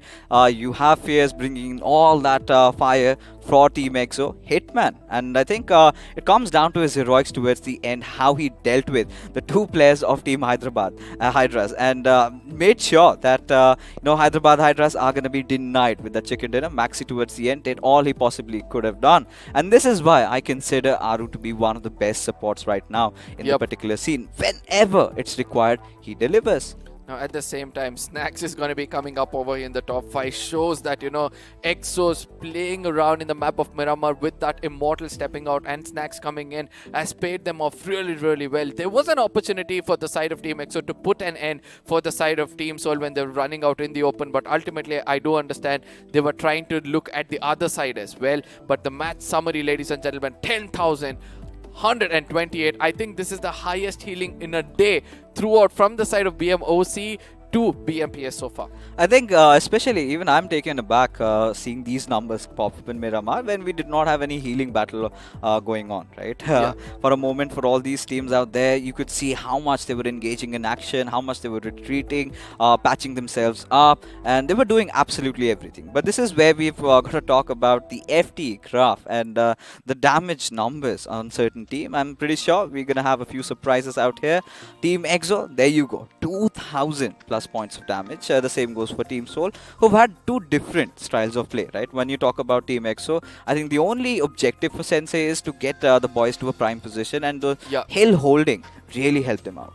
Yeah, agreed on this point. And Team Seoul on the other side, they have one more finish for themselves, but a lot of position points, right? Because ultimately, when you have an assaulter, the way they restricted the side of Global also to take them down was also very, very commendable, as Autobotz on the other side doing so much of damage and going down with just 1 point, where Team Seoul is still going to be on the top, building the difference with themselves and the team below for more than 20. or close to 20 at this point of time with 3 winner chicken dinner, good placement points of 76. Yes, and Global Esports getting the chicken dinner have clawed their way in and got that second spot to themselves. Enigma Gaming a little bit of a fall in this particular game, but OR Esports finally some sigh of relief for these boys, especially at a point where we thought they could be prime contenders to win this game. The next thing that they do is find themselves sandwiched between Team Exo and Team Soul. Now, we cannot say anything regarding that, right? Because they had a chance to take down the side of Team Soul, but still they were kind of holding back themselves, and eventually they got taken down. There are more than 6 squads, specifically 6 squads who have hit the 100-pointer over here, but the bottom of the table says something way too different. Kinetic, R Esports, Esports Wala, INS, and Nigma Galaxy need to wake up because they've already crossed the 100-pointer, whereas R Esports is still to hit the 50-pointer. Yeah, I mean, our esports getting picked off pretty early has been such a huge cause of concern for them. But this is where I kind of tend to beg to differ, right? Even when you come and talk about teams like OR Esports, now they had no choice at that particular moment, right? It was Team Exo on top. Had they pushed over a Team Soul, anyways, Exo would have taken them down. It was just not Team Exo and Team Soul. Towards the end, we also had the players of Global Esports firing BB from the other sides, and BB really joined the fray way later. Because I think it was just Hell God who decided to step up in those final few moments. He realized that I've got nothing to do, and he just comes in and does whatever he gets, a few bits and pieces here and there. But ladies and gentlemen, it is time. Of course, the game has been done, and a huge shout out to our sponsors BGMI Crafton, and also our sponsors coming in from iQOO, who have a very special message for you guys just about now.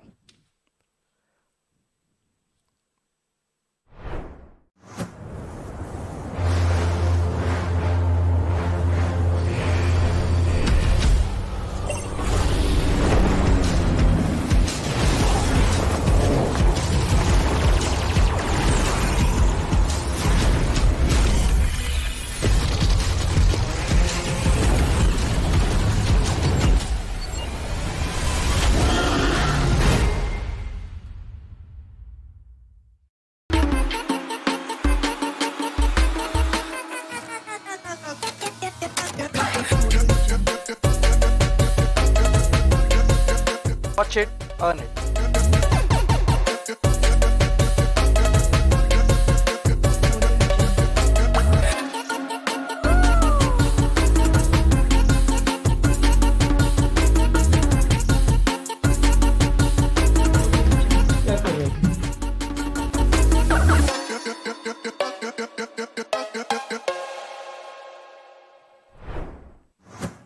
I mean, it's been an amazing match of Miramar, right? The team to think out of the box has been the dominators over there. And if you want to think out of the box and be out there in the market of esports right now, you have to head on to Loco. Make sure that you're streaming out there because a lot of people are going in and watching and vouching for the new talents, as well as having this beast is going to be an added advantage for you because you need a gaming device at the end of the day. Oh, you certainly need, and then you can play like how Global Esports have been playing, right? And this game is all about Global Esports. They have beautiful rotations inside the circle, what they really executed. As we take a look at the highlights, ladies and gentlemen, and it all started with a little bit of a fight, a little bit of flirting going on between Nigma Galaxy and Team Kinetic.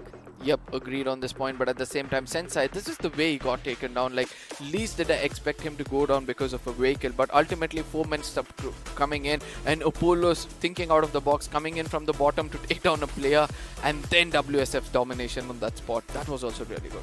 So many vehicle tramples we did witness over here, Arka. But this is what I've been talking about, right? Our Team Exo holding that hills for a long time. And this is what I was talking about, the heroics of Hitman. Look at how he's just going to blow that buggy. Oh, yes. And 2 players just get decimated there.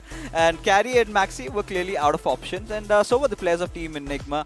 All, just clobbered in and clustered into that one little point. And they barely could do anything at all. Yep, and OR on the other side, this was the moment where I really felt that, from here on, the domination might start from them. Team Soul, on the other side, they were busy picking up those finishes. They knew that that is one thing they can rely on. And this is where I said that Team OR could actually come in from the side of Team Soul, clear them off, and then make it inside the circuit. But still, they held on to the high ground, which was a good thing for them. Did help them out for a really long time. But Soul, the most vulnerable point, and EXO was not looking at them. That is where everything was lost. Oh, they struck in at the right nick of time. But still, credits to OR. And this is where I really felt that Maxi, had he gone after the players of Team Soul, I think they could have been denied that second spot. Instead, going after OR Esports, a little bit of a hesitance on those triggers really helped to get that little breath of air and to get themselves back reset into the fight. Now, this is where Global Esports, they were not the most aggressive bunch, but they were the tactical bunch in the lobby this time, staying away from fight. Now they understand the gravity of the situation. They understand that they need to get those chicken dinners. They need to start getting consistent. And, they've been taking a lot of risks and somehow they've all been working out. I mean, Jelly staying alive has always been crucial for them, right? Before this, we saw that Jelly, at least today, he's been the first person to get taken down just like Sensei. And then after that, it was pretty hard for him to carry the team. But eventually, he's one of the biggest support for the team as well, right? He does give the right kind of backup and also step up when required.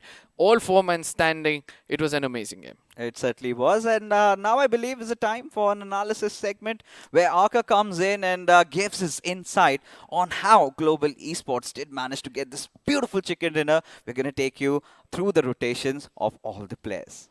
Absolutely. It was not just the side of Global for me. It was also the side of Soul as well. But as we already pointed out, this is the side of Global coming in. Look at that rotation coming in from the side of Nakul. He was the one man who was sticking to the center, looting around the area of Le Cabrera, but again, Manya from below. Look at where he drops in and where he moves around. He was the lone man over there. But for me, it was Joker who was also doing an amazing job with Ronnie. Again, both of them sticking together as a team. 3 different players from the top and 1 player from the bottom. Manya played it so well. And from there on, the rest was history. But coming back to the side of Team Soul, because they also were kind of to the center itself. Look at the least rotation which has been coming over there from one player. They did not go away from Picardo too much. That is where they ended up getting taken down as well, as Hector was the only man lurking around here and there, and we all know which is one other man who could have rotated with him. That's going to be Goblin right now. He also rotated here and there, tried to pick up as many finishes as possible, as the IGL on the other side was looking out for the backside. We can see that, on the bottom of our screens where they were just moving around as well. Any other team you want me to step into at this point of time? I think we could also take a look at OR. Yep, OR Esports on the other side. They were also pretty much important in this game. As we can see, they also come in way far away from the side of Porto. It was Oro and then Atanki and Aditya as well as Jelly. All of them came in together, coming in from the side of Le Bandeta, and then eventually all they held was the high grounds over there. We can see that, through those craters also again they were holding high grounds, and also they were holding some hard covers. Eventually, it all happened in the open. It all happened, and it did indeed. But this is where we've been talking about Team Soul and how they would have rotated to the Picardo Hills, right? This was something we did anticipate, and we called it out for Global Esports. I was getting a little bit scared. But the best part is how late they rotated inside the circle, right? They let every single Soul pass, every single team pass, and then they realized that this is the perfect area to push in, because they knew that Team Soul, they would be on the centers. Picardo is going to be vacant. That's a perfect avenue to enter in from. It was so beautiful to watch. But for OR Esports, like I said, they got back to their old ways. They realized, this little split, this little different things, different strats is clearly not working out. And I think they've got a really consistent game in this one. No, as we also saw their route map, they always went to the high ground wherever it was possible for them, because they wanted to know what's happening in front of them. One, for information. Second one, to pick up any kind of finishes if it's there in front of them. And then eventually the rotation helped out for them, where they went under it, and then again coming back on the top. Probably they could have done the same in the final moments of the game against the side of Team Soul, but Jelly was like, it's fine, we're dominating in the middle, let's just continue our domination over here. But very well played from the side of Team OR as well. Oh yeah, indeed, they played till the very end, right? At that final moment, few little hiccups. Maybe they were out of options, clearly, right? This is where, it comes to speculations. Had they taken that fight with Team EXO above for the higher ground, could have been different. But it was, again, like you said, Snacks is on a whole different level right now. The kind of damage numbers he's getting, and even Fierce joining the fray along with him. Both these players would have ensured they were the king of the hills and would have denied or thwarted Team OR Esports off. And while they were engaging, maybe Soul could have also played a spoil sport into that entire picture. But regardless, Big Brother Esports also. This is again one of those teams that we really need to talk about, because they were not really visible on the aggressive front, but boy oh boy did they survive. Yeah, and they survived to the best. One last man standing. He knew he had to be composed. He was just holding one place. He was just looking around only over the horizon, where he knew that if he was getting shot from the top, he couldn't do anything much about it. His concentration was completely towards the side of GE, not allowing them to come up a little more further towards him. And ultimately, when they did come in, by then he had taken a few finish points on the right side as well against the side of Team OR, or probably from the side of Team EXO, but still did an amazing job. So you need to have that one player in your team who actually survives until the end. For the side of Team OR, I think we can give it to Athanki. Then when it comes to BB, we found a man for himself. And when it comes to Team EXO, it's better to leave Sensai out there, but ultimately we are seeing that, Snacks or Pong does it lately. Oh, he definitely does. And it was a beautiful game of Miramar. We've all been waiting for EXO's comeback, and I think somehow they have gotten themselves back into the mix. But for Hyderabad Hydras, I do not know what they're really up to. But what I know about this beautiful device in my hand is the perfect answer to all your gaming endeavors. But now we're going to take a look at what our sponsors from iQOO have for you in this beautiful video.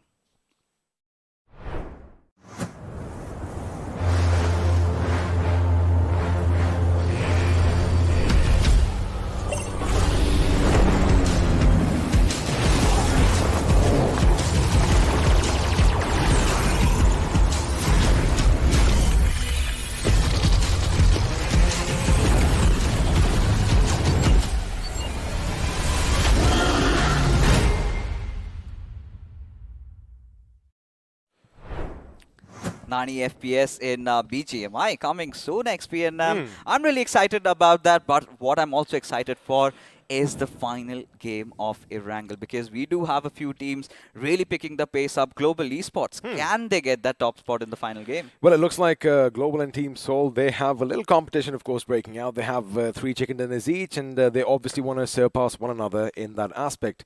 Now, 19 points is what separates the two teams. And Team Seoul, again, they did have a good outing this time around.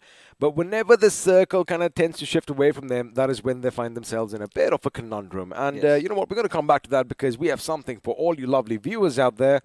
We are going to be giving a lot of BGMI merchandise your way, and well, you can get yourself some cool t-shirts and some water bottles to beat the heat. All you have to do is follow the link down below and make sure you predict which team is going to be on top as far as points is concerned. But we're not done yet, because we have 10 iQOO Neo 6s to give away as well. Of course, all you've got to do is head our way to the chat section. We've got a pinned comment out there. All you've got to click on that link, fill it up, and if you're lucky, you never know, the stars might align. But this is where, XP, I'm going to bring a little bit of masala over here. Global Esports had been picking fights against Team Hydra in the league stages final days. Now imagine we are in the final day of the grand finals, and Global Esports are on their way to the glory to get that top spot, and suddenly Hydra comes in out of nowhere and spoils their game. Imagine that. It could happen, but again, the thing is, in the grand finals, right, every single team, no matter what position you are going to be ending up in, are going to walk away with a chunk of that massive 2 crore prize pool. So the thing is, suppose even if you are going to be ending up with, say, something around 20, maybe 10, 8, whatever lakhs, right, you don't want to kind of just, jeopardize that. So it could happen. Of course, teams at the bottom that have nothing to lose can have that happening. But for now, we're going to ask a question to ourselves, because Arko Upadhyaya has a question. And, well, it says, what will the team rely on most at this stage of the tournament? Position points or finish points? The former, of course. It's a no-brainer, right? At this point, you could clearly see such an aggressive team like Global Esports resorting to the position points. We've been watching all these teams, every one of them playing for the center. Same goes with EXO, same goes with OR. Team Seoul has been doing this time and again. And Global Esports, somehow, they figured out how to take the center in the end. See, again, if you do have the position towards the end, as you correctly mentioned, position points are definitely something that are going to give you a big chunk of the points. But the thing is, it gives you a little chance to actually finish anything that moves in the distance, so you can rack up those finish points as well. So you might notice one thing. Whoa, I mean, I guess my headset is just acting a bit weird. But again, we are going to be out of the studio right now as for the last time in this day, before all the carnage does visit this island.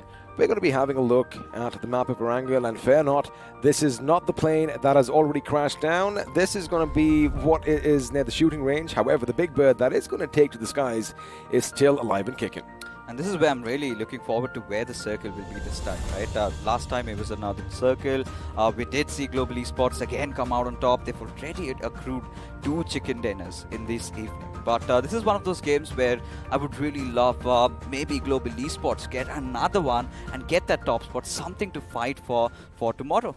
Well, again, you know, it is going to be midway through the grand finals as far as day 2 is concerned once this map is done and dusted with.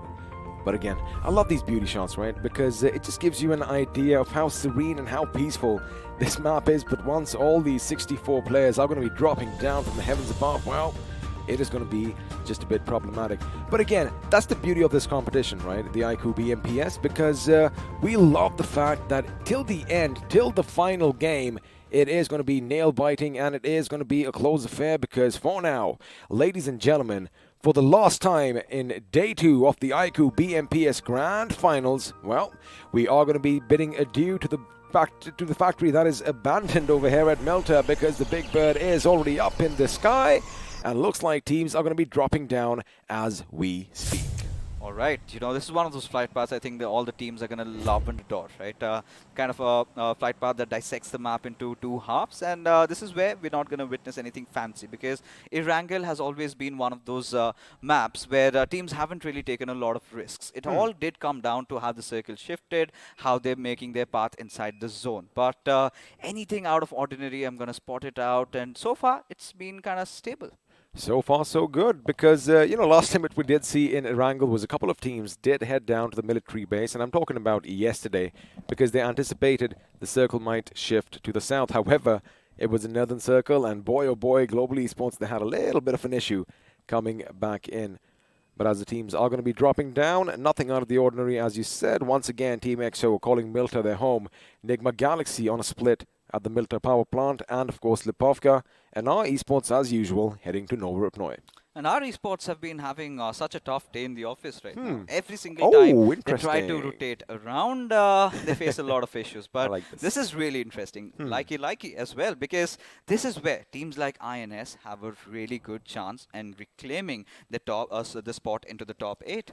You know, speaking of teams like Team INS, even Esports Wala WSF comes to mind because at the beginning of the Grand Finals, they were showing something interesting. You know, they put their best foot forward. They came in swinging.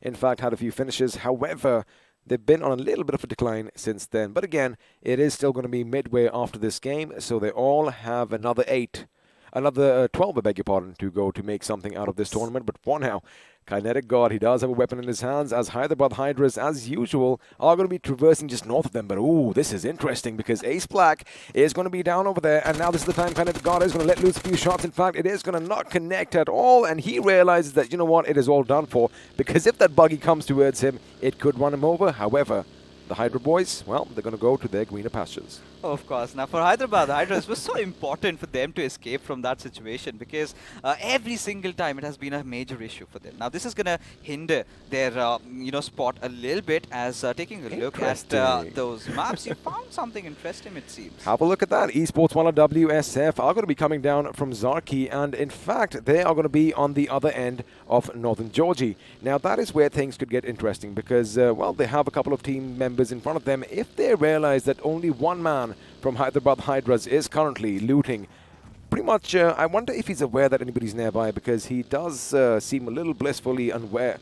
But, you know, it could be problematic. And again, Fixes, it's something that Hyderabad Hydras won't expect. You know, this is something that has been happening from the Grand Finals, right? From the inception, Esports Wala WSF have decided to always drop at the Northwestern Georgia Paul spot. And I really feel that, they've got a little bit of a truce going on, a little bit of olive branch being raised. And this part of the city is mine. They never meddle with each other. And Hyderabad Hydras have been given that room and space. But now, considering how, the circle really shifts, now what do you think? Is it going to go down south or is it going to stay around the central land? I want it to go down south. I've always loved action on the middle military island itself, because again, that is where teams like Team INS can really capitalize on the situation. We do want to see some bridge blocks happening, which never have really, turned out the way we expect them to.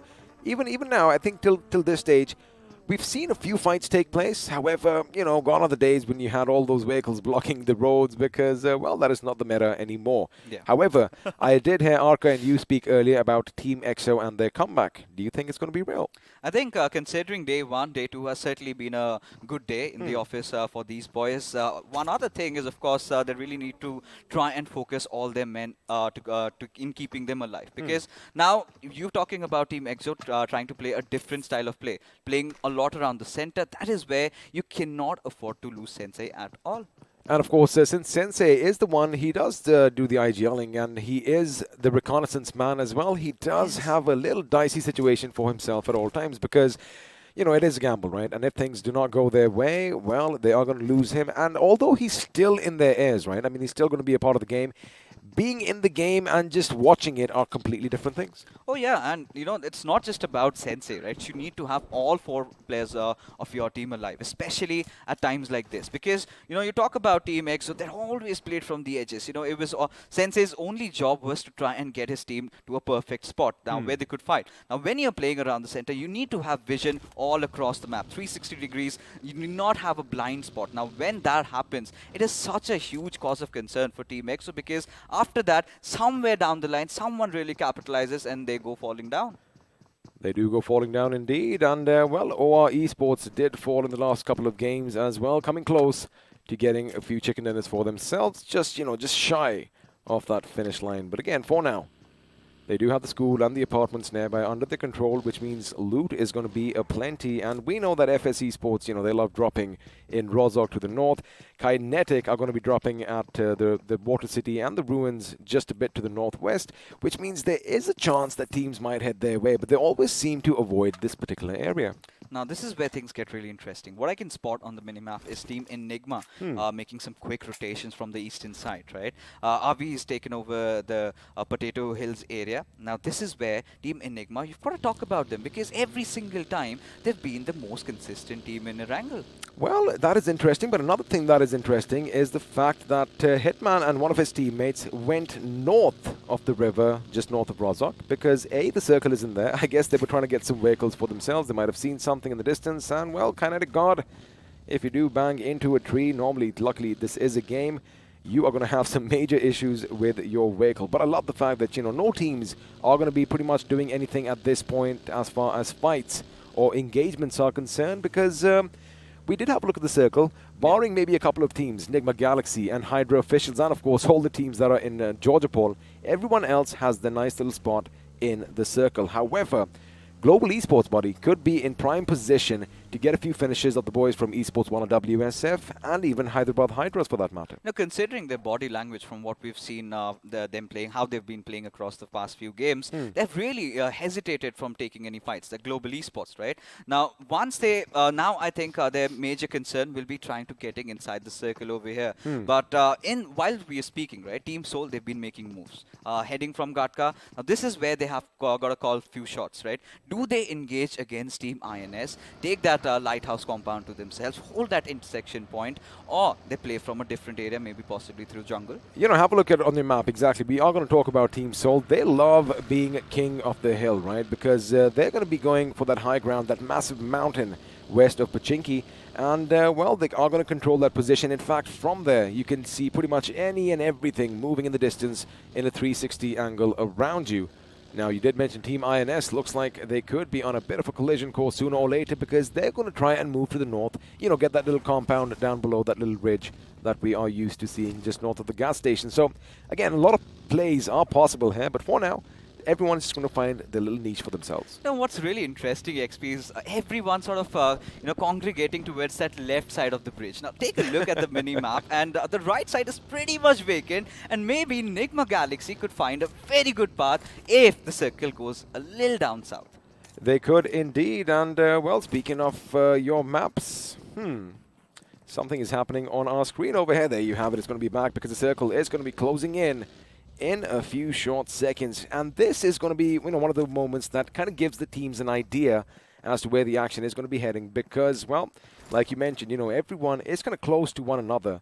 But they aren't going to be taking any shots as yet because it isn't necessary. But once the migration starts happening, that is when all hell is going to break loose because I do believe in a few seconds you did spot something. Well, that's not too bad. Yeah, I mean, I was just waiting for the circle to be shifting. Finally, it's in front of us. T-minus, buddy. And T-minus, and even Autobotz, as a matter of fact, have a really good position. Because, you know, this circle does have those tendencies sometimes, you know, to go a little down south towards that western shoreline of Sosnovka military base. And anything could possibly happen, but for now, it's going to be so much traffic around the central areas. I mean, just have a look at all those vehicles moving on your screen. Team EXO, I'm a bit afraid for them because although they have just driven past Big Brother, there you have it. Shots are going to be fired as Enigma Gaming are going to let loose a few shots in their direction. Now, Team Seoul, they have their vehicles traversing across the plains and fields of, well, Gatka back again, somewhere they are really comfortable with. Now, they also have a lot of options, right? But looks like action is going to break out. It is going to be Team EXO Sensei who goes down once again. Punk is going to be taken down, and Evert, he did do his job because it was his teammate Crazy Soul from the side who came in and made sure, well, his teammate is still going to be alive and kicking, but now this is going to be problematic because Crazy Soul, he's got to go up against two members from Team EXO. Question is he going to get his little bit of respite coming in from behind? Because I do see a couple of more colors coming in, but he's got it enough over here as he's going to make sure he finishes what he started, and there you have it. Team INS, we did predict this fixes, are going to have a few finishes for themselves. Oh, indeed. As Big Brother, they might find themselves in a little bit of a situation. A few of the players already knocked out, but it was indeed Team Enigma that decided to push at their direction, had to pay the hefty price. But this is where, you know, the discussion comes down. Team EXO have never taken fights in those early games, right? They're really not conditioned to fight for the center, as a result of which they had to be just shoved away from what they were trying to do. Well, speaking of shoved away, looks like Enigma Gaming are going to be survived by just one man as Zen OP is going to be blown to smithereens courtesy of Aru from OR Esports. Now, speaking of the one man for Enigma Gaming, I do believe, and correct me if I'm wrong, it is going to be Avi. There you have it. Now, his position is going to be given away. Doesn't really have a lot of healings on him. Those 6 bandages is basically everything that he has, and he's going to be hoping, in fact, praying to the gods above that please let the circle come down this way, because BB, well, they aren't going to be looking down just yet. And this is where, Avi, I do not understand why he's using these bandages, because already you're fully boosted up. Eventually you're going to get those points as Hydra are in a little bit of a collision, goes against Kinetic as part, not just one, but gets 2 knocks, and is looking for even more. I do believe it was Pav and his teammate Dynamite from the other end was making sure that he is covered. Have a look at that. You just saw him on a screen right now. In fact, the second one is going to go his way because, well, Pav just has 1 finish, but this is what teamwork's all about. Now, he must have given the call that, you know, hey, guys, somebody's coming on my position. Dynamite must have just been laying down on the ground, making sure he's prone, but now coming back to that little bit of a replay, Ewert once again starting things off. He jumps. He almost got knocked out, but he did get the better of Sensei. Oh, he certainly did. But it was Crazy Soul, right? Has to be the MVP. The way Shane just rammed in and gets the 1 knock there, gets the final finish out there, and Team Enigma. And now this is such a huge blow for them, considering they were the ones who were contesting for the top spot, right? Now getting eliminated so early on, I mean, Avi is the lone player surviving, but I expect him to get away pretty much sooner or later, because if the circle shifts away from his, he's done for. Speaking of things shifting around, it looks like the boys from Hydra Esports could be walking in a bit of a trap, because I did see FS right in front of them as Knuckle is going to try and get some attention, and, well, the circle is going to implode in on itself, and Avi is still going to be a happy man unless someone else decides to drop down to the water along with him. But on the western front, Team Seoul could be gearing up to lay down shots in Global Esports' direction. Of course, now this is where I really love the positioning coming in from Hyderabad Hydras, the way they have stationed themselves. The same goes with INS. They have to defend that gas station with all their might. Now this is where OR Esports really need to make this game count. But considering the fact that you've got teams like Nigma Galaxy and Kinetic on their tails, they really need to watch out for them. They do need to watch out, and, well, looks like Soul Omega has an idea or has an inkling. His spidey senses are tingling, because he did have some vehicles in the distance, and now Hector is going to be on hand to give him any support if need be. Now, while this is happening, they might just spot something down below. There you have it. That's what I was going to talk about, because the Fox is going to be out in that green Lamborghini, and for now, he's going to be lucky and still alive. Maybe I spoke a bit too soon. Damn, can that car fly? not the right terrains to fly that car, and not the right time, definitely not for Autobotz. But somehow they managed to keep themselves alive in this particular spot. Now, again, we've got into a little bit of a hiatus over here, right? Nothing much happening around, and for now, you know, it's all about the next circle shift. I have a slight, you know, feeling in my gut. It might go a little towards the northern side. Now, that is way out in the open. Now, teams like Hyderabad Hydras, I feel they've got a really good spot. Now, this really comes down to the rotations coming in. Now, take a look at Hydra officials and Global Esports, making sure every team goes in, and that is where they decide to push. I kind of feel that Big Brothers are going to be in a good spot. Again, like you mentioned, it might just go to the north. Now, the thing is it going to go to that little hill southwest of Pochinki? We're going to have to wait and find out, because shots are going to be fired, as the Autobots are just going to make sure that, you know, Team Seoul are kept engaged. But that's where the problem lies for them. Global Esports could be moving in, and, well, things could be a little problematic. But have a look at that. You just pointed out on the screen right now, Sarang is about 500 meters away. Again, making sure they have a nice little spot for themselves, and then Aladdin is going to come in. After that, Spray God and Salvatore might come in, or maybe they might just focus their attention to FS Esports, and looks like we have a few fish in the water, as Kinetic God has decided to take a little swim. Oh yeah, it's the summers, and I'm not going to blame him, considering... I don't mind one right now. Yeah, indeed. And at this point, Team Kinetic, I mean, go for it, right? Considering you've got a few losses already on your side, all you need to do is try and survive, get a few position points for yourself. But if the circle shifts north, then it goes all awry for them. But for now, Nigma Galaxy, the way they've been playing, right? They've been pretty much, you know, focusing a lot on those position points. They haven't really been aggressive. They tried to do that in the game of Miramar. Didn't succeed for a moment, though, but their happiness was really short-lived. It was short-lived, and there you have it. Mane is going to be coming in first, as usual, for the members of Team Global Esports, but he pulls a quick Huey. In fact, before the shots even landed on his buggy, I think he might have spotted some commotion in all that shrubbery, as the circle, well, it's going to be imploding in. It is going to be on the north. Team INS are going to be at the center. The question for you, Fixers, is we know they can do it. We know they have the gunpowder.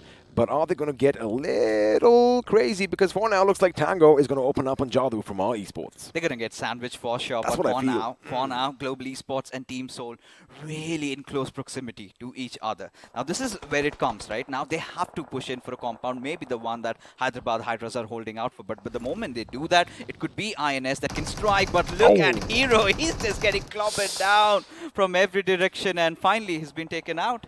He has been taken out, and Karan is going to make sure he makes him a wooden box. Now, the problem is his position has been given away, because from the other end, I do believe it's the Autobots that are going to be letting loose all that caliber in their direction, as Canary, although they have lost one of their members, is going to make sure he falls back to solid fortification. Again, a good move in my opinion, because elsewhere, Jelly, oh my goodness, looks like his hands were a bit jelly, as he actually did wobble and throw a grenade on himself.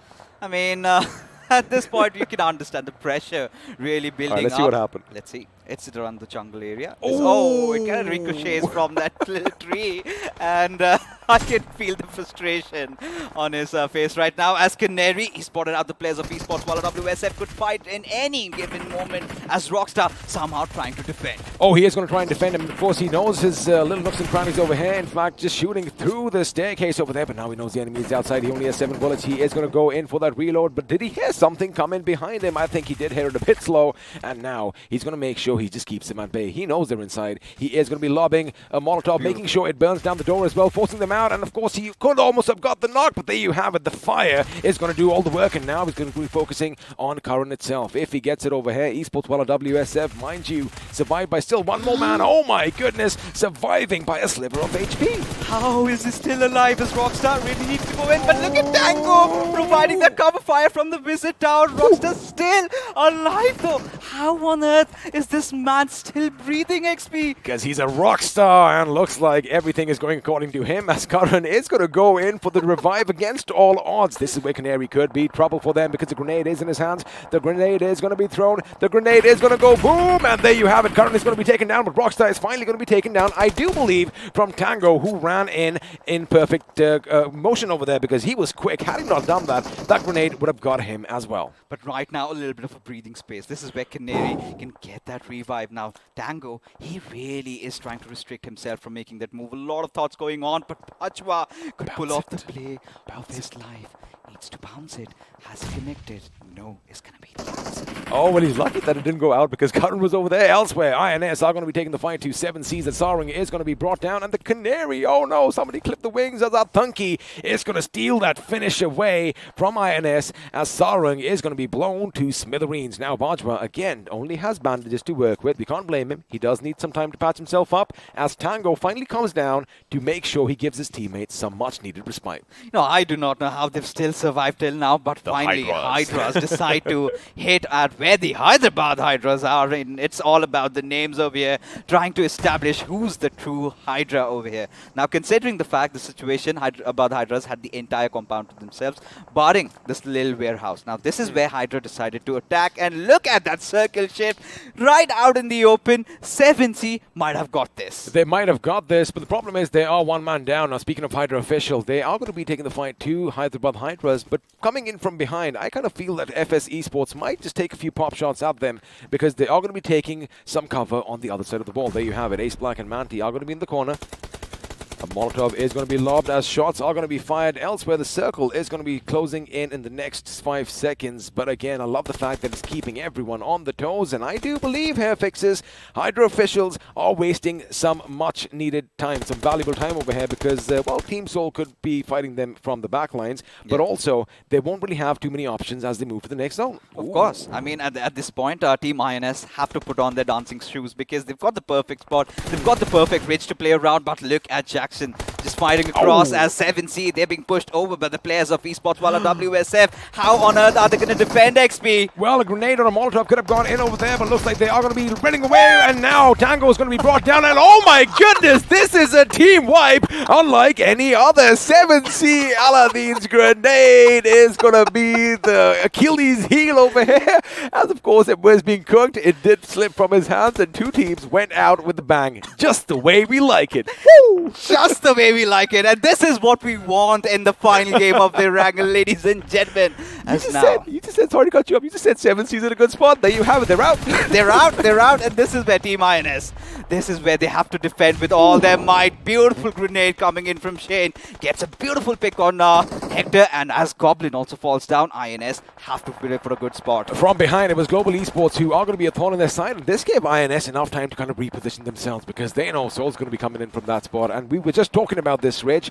This is going to be instrumental now. One crazy grenade could be problematic for Team Soul. It did give some damage as Goblin is going to be brought down, and looks like Soul Esports are now going to be a 3-man squad. INS Shane, on the other hand, making sure he positions his vehicle just right as Akshat is going to take the fight to Hydra, I do believe, who's coming in because Hector was just lost to them. Team Soul, they're fighting against teams, 3 squads at this moment, and Joker, somehow out in the open, gets taken down by the players of Autobotz as Mania just goes pushing in. Is he going to make it? Nope. No is going to be the answers as OR Esports dig the final lane in a coffin for them. They do indeed, and now their work is going to be cut out as well. They do have 7 finishes. Of course, a good start to this game for them, but they're going to have the Autobots coming in from the south as well. You have a look at your finish feed. Mania did go down to their team. Now, FS Esports again, I do believe they left it a bit too late. They do have a few hay bales. Oh my goodness, one more bullet or a gust of wind would have taken K47 off his feet. Oh, it certainly would have, but look at Crazy Soul.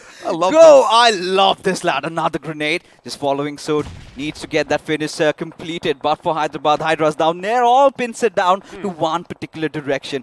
One more grenade and the entire squad could go out in a jiffy. The entire squad could be taken out, but this is going to give FS Esports some much needed respite because, well, looks like DB are going to be coming under fire as it's going to be Nigma Galaxy taking the fight straight to them. And have a look at how many burning vehicles you have around that little shack. Have a look at how many crates are going to be over there because I can, of course, count at least 7 already. The question is, are the boys from Nigma Galaxy going to add to that little death count? Because, well, they are taking a fight against the enemy, and now the Autobots, as we mentioned earlier, are going to be pushing in on OR Esports' position. I like what they're doing. Grenades are coming in. Aditya realizes something went clonk, clonk, clonk right next to him. He's going to reposition himself. Perfect timing over here from the lad. I love this, but you know what I would love more is a little bit of a smoke coming in from OR Esports. Need to get Aditya back up on the feet, but no. Orva from the backline does all that damage, also takes down Aru in the process. It is going to be a 2-on-2 situation. Mr. Ideal is going to go in. Now it's going to be a 2-on-1 situation. Orva coming in from the other side. It's going to be 1-on-1 as it's going to be Athunki on the other side of this warehouse, and, well, Orva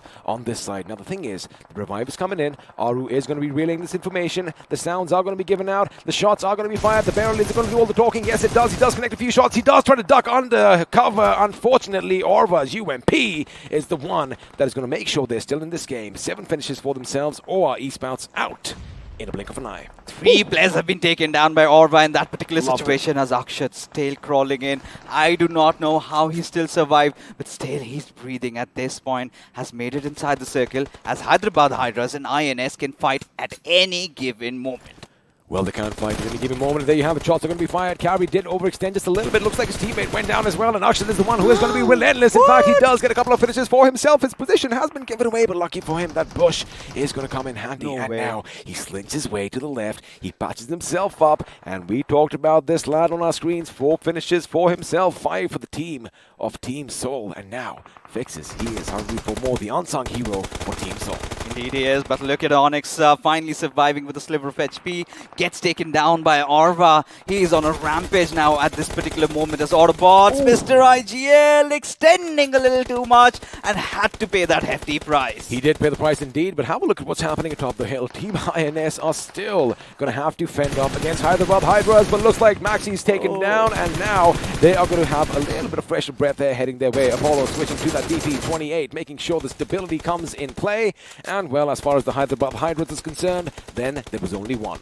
Then there was only one, is what Chip said right now. But Autobotz, they have to get inside the circle somehow, as it is in a no man's land. And now, considering the fact that they have 3 players, 9 finishes, a very promising game so far, these lads, as they have to pick their way up from down below. But now, at this given point, Soul Akshat, he's still alive, he's still breathing. He can get inside the circle, but needs to watch out for the boys of INS from far behind us. Manti did see that coming from miles afar. Oh, he did indeed. And Hyderabad Hydras are going to be saying bye-bye in the 5th position with 5 finishes for themselves. Now, Autobotz, they are going to make the move. They've got to be careful about Apollo's position because they know where MJ and Dreams are. But the thing is, Apollo could be a little bit of a thorn as shots are going to be fired as MJ is going to reload on the move. And of course, where you see smoke, chances are you are going to lay down some lead. A knock has come in, and a lucky shot could connect and give him yet another. Now, Nigma Galaxy somehow, against all odds, making sure they have that little bit of a smoky trail, have made it inside the circle. This is where Apollo is well stationed. He knows where the boys from Autobotz are. He knows that they're going to try and push in, wants to stop them at their path, wants to keep them at bay at this particular moment. But look at Autobotz. They're also creeping in. Everyone one with the nature, as finally Nigma Galaxy are taking some fire from elsewhere. They are, and Apollo, like a coiled viper, ready to strike, can do it at the right moment, because I do believe MJ's position once again has been given away. Orba's going to go out, Dreams, you better move, and of course he's going to be blown. He's Smithereens as he's brought down onto his bloody knees, and Orba's going to make sure he capitalizes on that finish as quickly as possible. Now this is where Molotovs are going to be held, or are going to be hurled in his direction, but INS probably from the other side. There you have it, Crazy Soul is going to be playing spoil sport as MJ's taken down, and now Apollo, well, we know that he can take the weight of the world on his shoulders, but can he survive under this pressure? And this is where Crazy Soul, he's making the moves, the big brain plays, goes charging in, the revivals are already been given, and Nigma Galaxy, they're anticipating this push coming in from Shane from the backlines. Is a punching bag as Crazy Soul gets one. Can he get the other? Yes, he does. No! As Apollo makes a standoff and somehow comes out swinging. Shane would have known that someone's at this tree. He just pretty much gave his life up, and well, his teammate couldn't really do anything. That was a little bit of an oopsie. That was a big blunder, but Soul Akshat still surviving till the end. And well, the god himself, Apollo,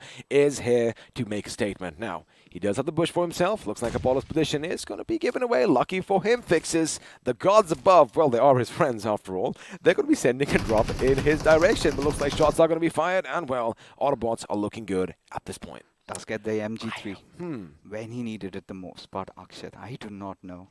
I mean, Soul, God knows who's blessing them from above. They've made it. He's not going to move a muscle at this point. Every player of Autobotz just passing by. Oh, he's going to watch them all. He knows there's someone on the backline still hasn't broken out as Apollo gets abolished. And there you have it. The shots coming in. One player down already. But look at your backlines. Well, he is going to be looking at the backline. He's going to go for another finish. It's not going to be enough because the Autobots have finally assembled in the last game over here in Wrangle. They are going to be taking that chicken dinner home. And well, as we do head into the post-match segment powered by a Loco, they're going to be a happy bunch of people. Oh, they certainly will be as we take a look at the point standings. Autobotz Autobotz and Norva just gave this man the iQOO MVP away. 100%. The way he's played, but Akshat so relentless, never giving up and making sure. This is why I consider him the best player from Team Soul, right? Given the opportunity, when the time arrives, he always steps up. Now Team Soul, they were kind of clobbered in from every possible direction, but this man still survived till the end. See, Goblin, of course, is one of their front runners as far as his gunplay is concerned, but Akshat has that intelligence. He knows when to do what, and that, of course, is why he is one of the best IGLs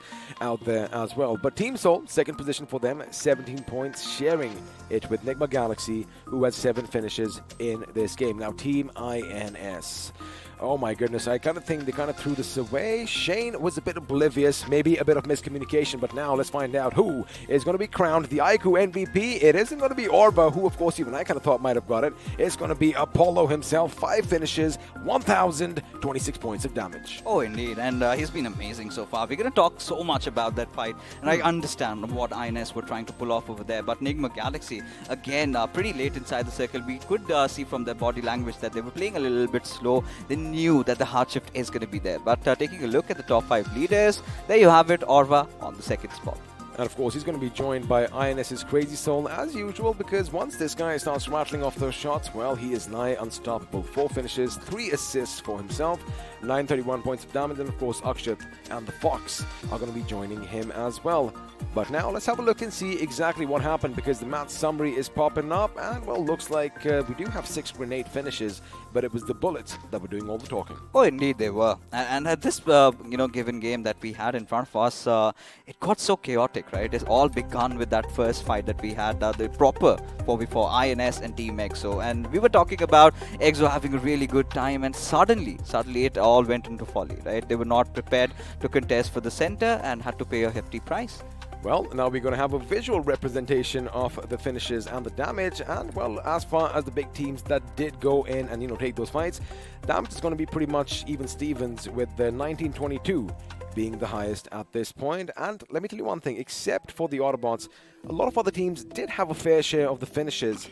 But what always stands out is, again, Team EXO. Boy, I mean, they were just getting caught left, right, and center. It's the rotations, once again, fixes as we are going to be moving into the overall standings. And, well, the Autobots are going to move up to the 6th position. Now, this is what we love about them, right? The final game comes in, they get everything that they have, channel their inner souls, and there you have it at the 6th spot. But Team Soul finally building up a very healthy lead over Global Esports, considering how they've been playing. But Hyderabad Hydras have finally managed to pick up pace, have entered into the top 8 again. I mean, it's like a little love-hate relationship, right? Because yesterday they came up to the first page, they went back down. Today they came up to the first page, they went back down. Now at the end, they're in a position where we've kind of seen them most comfortable. But, Fixes, with 2 days of action remaining, with 12 games in hand, we are now at the midway point, and oh boy, things are going to get even hotter from here on forth. Oh, indeed it is. And now look at the difference between all these teams out here, right? XP, Hyderabad Hydras at the 91st points over here with the 8th position, but on the 9th, maybe after we get a little bit of a insight on that second page, and there you have it, Big Brother Esports at 89 points, and till Hydra official, or maybe Enigma Galaxy or 7C, it's still out in the open. Hey man, I mean, alright, now I'm not going to rule out our Esports and Team Kinetic just yet, because yes, they have a monumental task ahead of them, right? I mean, it's David versus Goliath at this point. But again, I wonder what they're going to do tomorrow, because like I said, I do believe the 16th place position goes away with 1 lakh, which again is a lot of money. But when you compare it to 70, it is pretty much just a fraction. Now, what I want to say is, maybe what you had anticipated early on, maybe some of these teams could do it, because, even if they do go in to spoil the party for someone and, bring one of the big boys down, if they get those finishes, they might just climb higher and get a bigger chunk of that moolah all for themselves. Now, today we've been talking about that little disparity between the teams. Finally that lead being built up, and Team Soul has had a phenomenal day in the office so far. But Global Esports, I really thought towards the end a little bit of a consistency was much needed, but especially how, there were multiple teams, right? It was just not one team. It was Team Soul, it was INS, it was Hyderabad Hydras, it was Autobotz. I think think 5-6 teams were fighting it out, and somehow Akshat, the lonesome survivor, made sure he builds up that gap and put his team into a really prime position. He ruined it for Hyderabad Hydras. They were still a 4-man squad. He took out 2 of those members, and just as soon as they came down to the ground, he put them 6 feet under. So that was something that the numbers were depleted, and that's when INS capitalized. But now I am going to talk about the INS situation. Now we are going to have a little analysis segment later on, but the thing is, what 2 teams kind of stood out for you in this round? Of course, I mean, talking about INS at this point, right, you were kind of taken aback. And I could get it why. Because there, Shane was trying to be the diversion, right? He was the one who wanted to have the entire attention of the 2 players of Nigma Galaxy towards him. Now, it could have played out into perfection had they done that at the same time. Had both the players been shooting at his direction at the same time, had Crazy Soul struck, that could have been the changing point. I kind of feel as soon as the vehicle went, he went a bit too quick. Because the distance between Crazy Soul was a bit too much. And I get it. Still, you want to still lay down some lead because you know where the enemy is. Sure, there's smoke all around you, but you know there's a massive tree. You can kind of use that as your guiding light in the distance. And you know that they're going to be behind him because this is the information that Crazy Soul would have been giving him. So when he hit the ground, when he lay prone, his entire body was pretty much visible. Had he been a bit to the left, it could have been something else. But again, buts and ifs and maybes, coulda, woulda, shoulda is what we like doing. But, it was a little bit of a mistake that I think they are going to be repenting about right now. At the end of the day, it did come down to a 1v1 battle, which Crazy Soul clearly lost against Apollo. He was just the better man. But there's another fight that I really want to talk about. Autobotz against OR Esports. Now, once that happened, we really saw the players of OR Esports keeping the players of Autobotz at bay. But the smokes, had they come in, could have completely changed the tides of the battle. It could have indeed. But again, that is the beauty of this tournament. You have your ups, you have your downs. And of course, it wouldn't have been possible without BGMI Crofton and our lovely sponsors, iQOO and Loco, which means for the last time before we are done, let's have a look and see how to slay your dragon.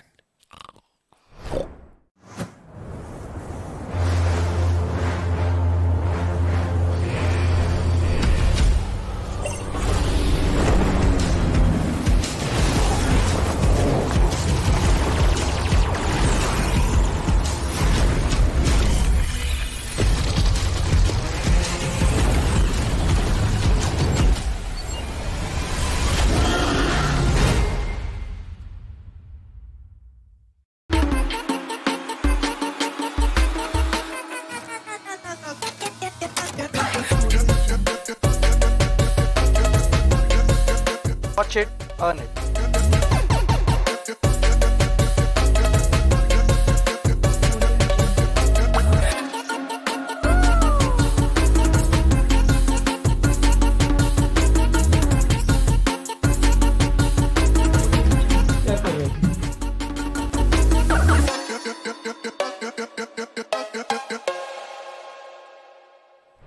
Alrighty, now you all know what to do because you have to slay your dragons, and if you want to do that, then you head over to Loco and start your esports career as well. And as you can see, Fixus already has his little gadget with him. We were trying to contemplate as to which teams we are going to showcase, which we still will come to in a bit. But remember, get yourselves one of these. The iQOO Neo 6s is going to be awesome. Now, we are going to head into the analysis segment. Of course, I do believe we are going to talk about the Autobotz at this moment.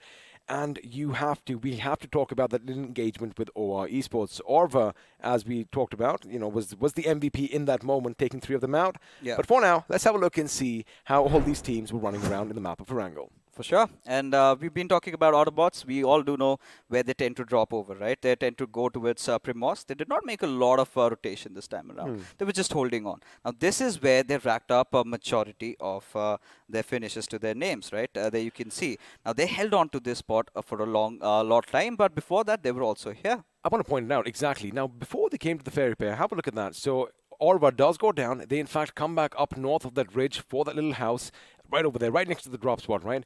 But they realized there were too many teams in front of them. So I do believe that little rotation they took down south to the ferry pair was phenomenal. Yeah, and it did also help them, keeping that little bit of a shoreline for themselves while all the other teams come in, right? This is where Global Esports decided to step in. This is also where WSF also comes in.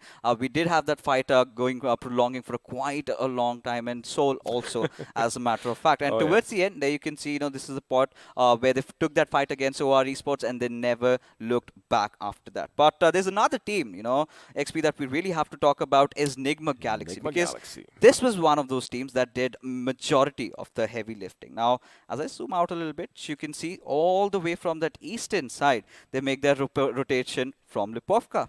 Now, if you quickly go back and zoom in where they finally were put on the ground, have a look at that rotation coming in along the circle, because, they went on the right flank, went back. They knew that little shark of death was going to be impossible for them to defend, and I liked how they came in along that place. But again, Fixes, anything else that you want to point out real quick? I think it was, again, Team Soul's rotation, especially how Akshat really kept himself alive in that situation. He was not moving a muscle. And had it been any other player, they would have lost their cool. They could have fired a few bullets. There were moments. And the only mistake, or I wouldn't even call it mistake, right?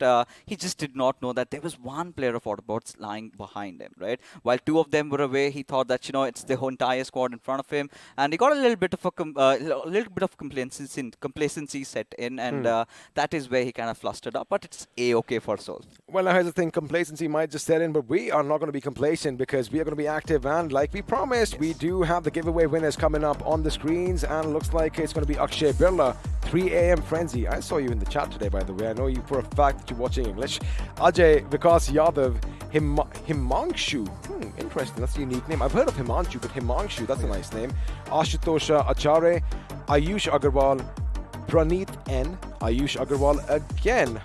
Maybe they're two Ayush Agarwals again. I know for another Ranga Chehel, so it's fine. And of course, Gaurav Pradhan, congratulations. Of course. Now, the last thing I want to see is an Ocean Sharma today. I'm done. You told me that we could not enter, and have a look at that. That dude gets a t-shirt, man. Yeah, and somewhere down the line, we're going to talk about the other winners out here. Congratulations, Shivanshu Singh, Dhanjay Jagtap, Atul Kumar, Dilip Das, Shubham Singh, Adarsh Singh. Then you've got Angad Singh Rajput. What's up? How's it going, buddy? For a second, I thought it was me, but of course you've got Sanithya, Raj Singh, and Narang as well. Congratulations, you have some nice BGMI merch coming your way. I want to see my name fixed. I'm pretty sure you want yours as well, but can you take this one? I'm disappointed. I mean, with the Ocean Sharma coming up yesterday, but Soumya Brata, Nandi, congratulations. Same goes for Praneet, Kevin Sutar, Aditya Kumar, Abhijit Seth, Swapnil Upadhyay, Himanshu Raj Bora again, and Guru Raj Salunke, Shivam Bhardwaj, and Mudassir Ahmed. Perfect. That was nice. I saw the names were a bit longer. I was like, maybe Fixes, you should take this one. But we do have some more winners. And well, congratulations to Tanmay, Man Patel, Chandu, Faizan, Pratik, Mohammed, Shravan S. Pillai, Abhishek Kumar Singhji. Wow, Abhishek Kumar Singhji. How you doing, sir? And of course, Electric Max. You got to represent your company out there as well. And Rajneesh Gunavat. Congratulations. You are going to be having a nice time. Make sure you rep yourselves out in public. Of course. Now the final 10, right? Rohan Singh, Digant Tonpe, Subir Singha, Manish Sirohi. Then you've got Rudra Kumar Mishra, Mr. Manish Sirohi, and Rahul Bias. And we've got a Sachin Raut. Then we've got Vikash Banwari, Mayur Solanki, and Eagle God. Interesting name. Imagine if Rahul was a commentator. Would he be biased? I mean, could have been. A lot of them are. I know, I get it. That wasn't my best joke. But again, congratulations to all you lovely people out there.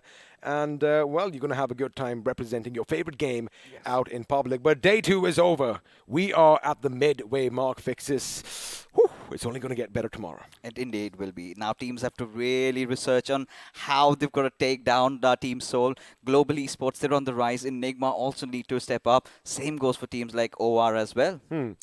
Absolutely, it is going to be a meteoric rise for some teams, and it might just be a little bit of a crash for others. And speaking of crashing, I think that's what I want to do right now. So, with your permission, we are going to be bidding you adieu. So, from Fixes, Arca, I, and everyone here at BGMI Crafton, well, we are going to see you tomorrow. You all have a good night. But remember, the action starts at the same time, and we will see you there.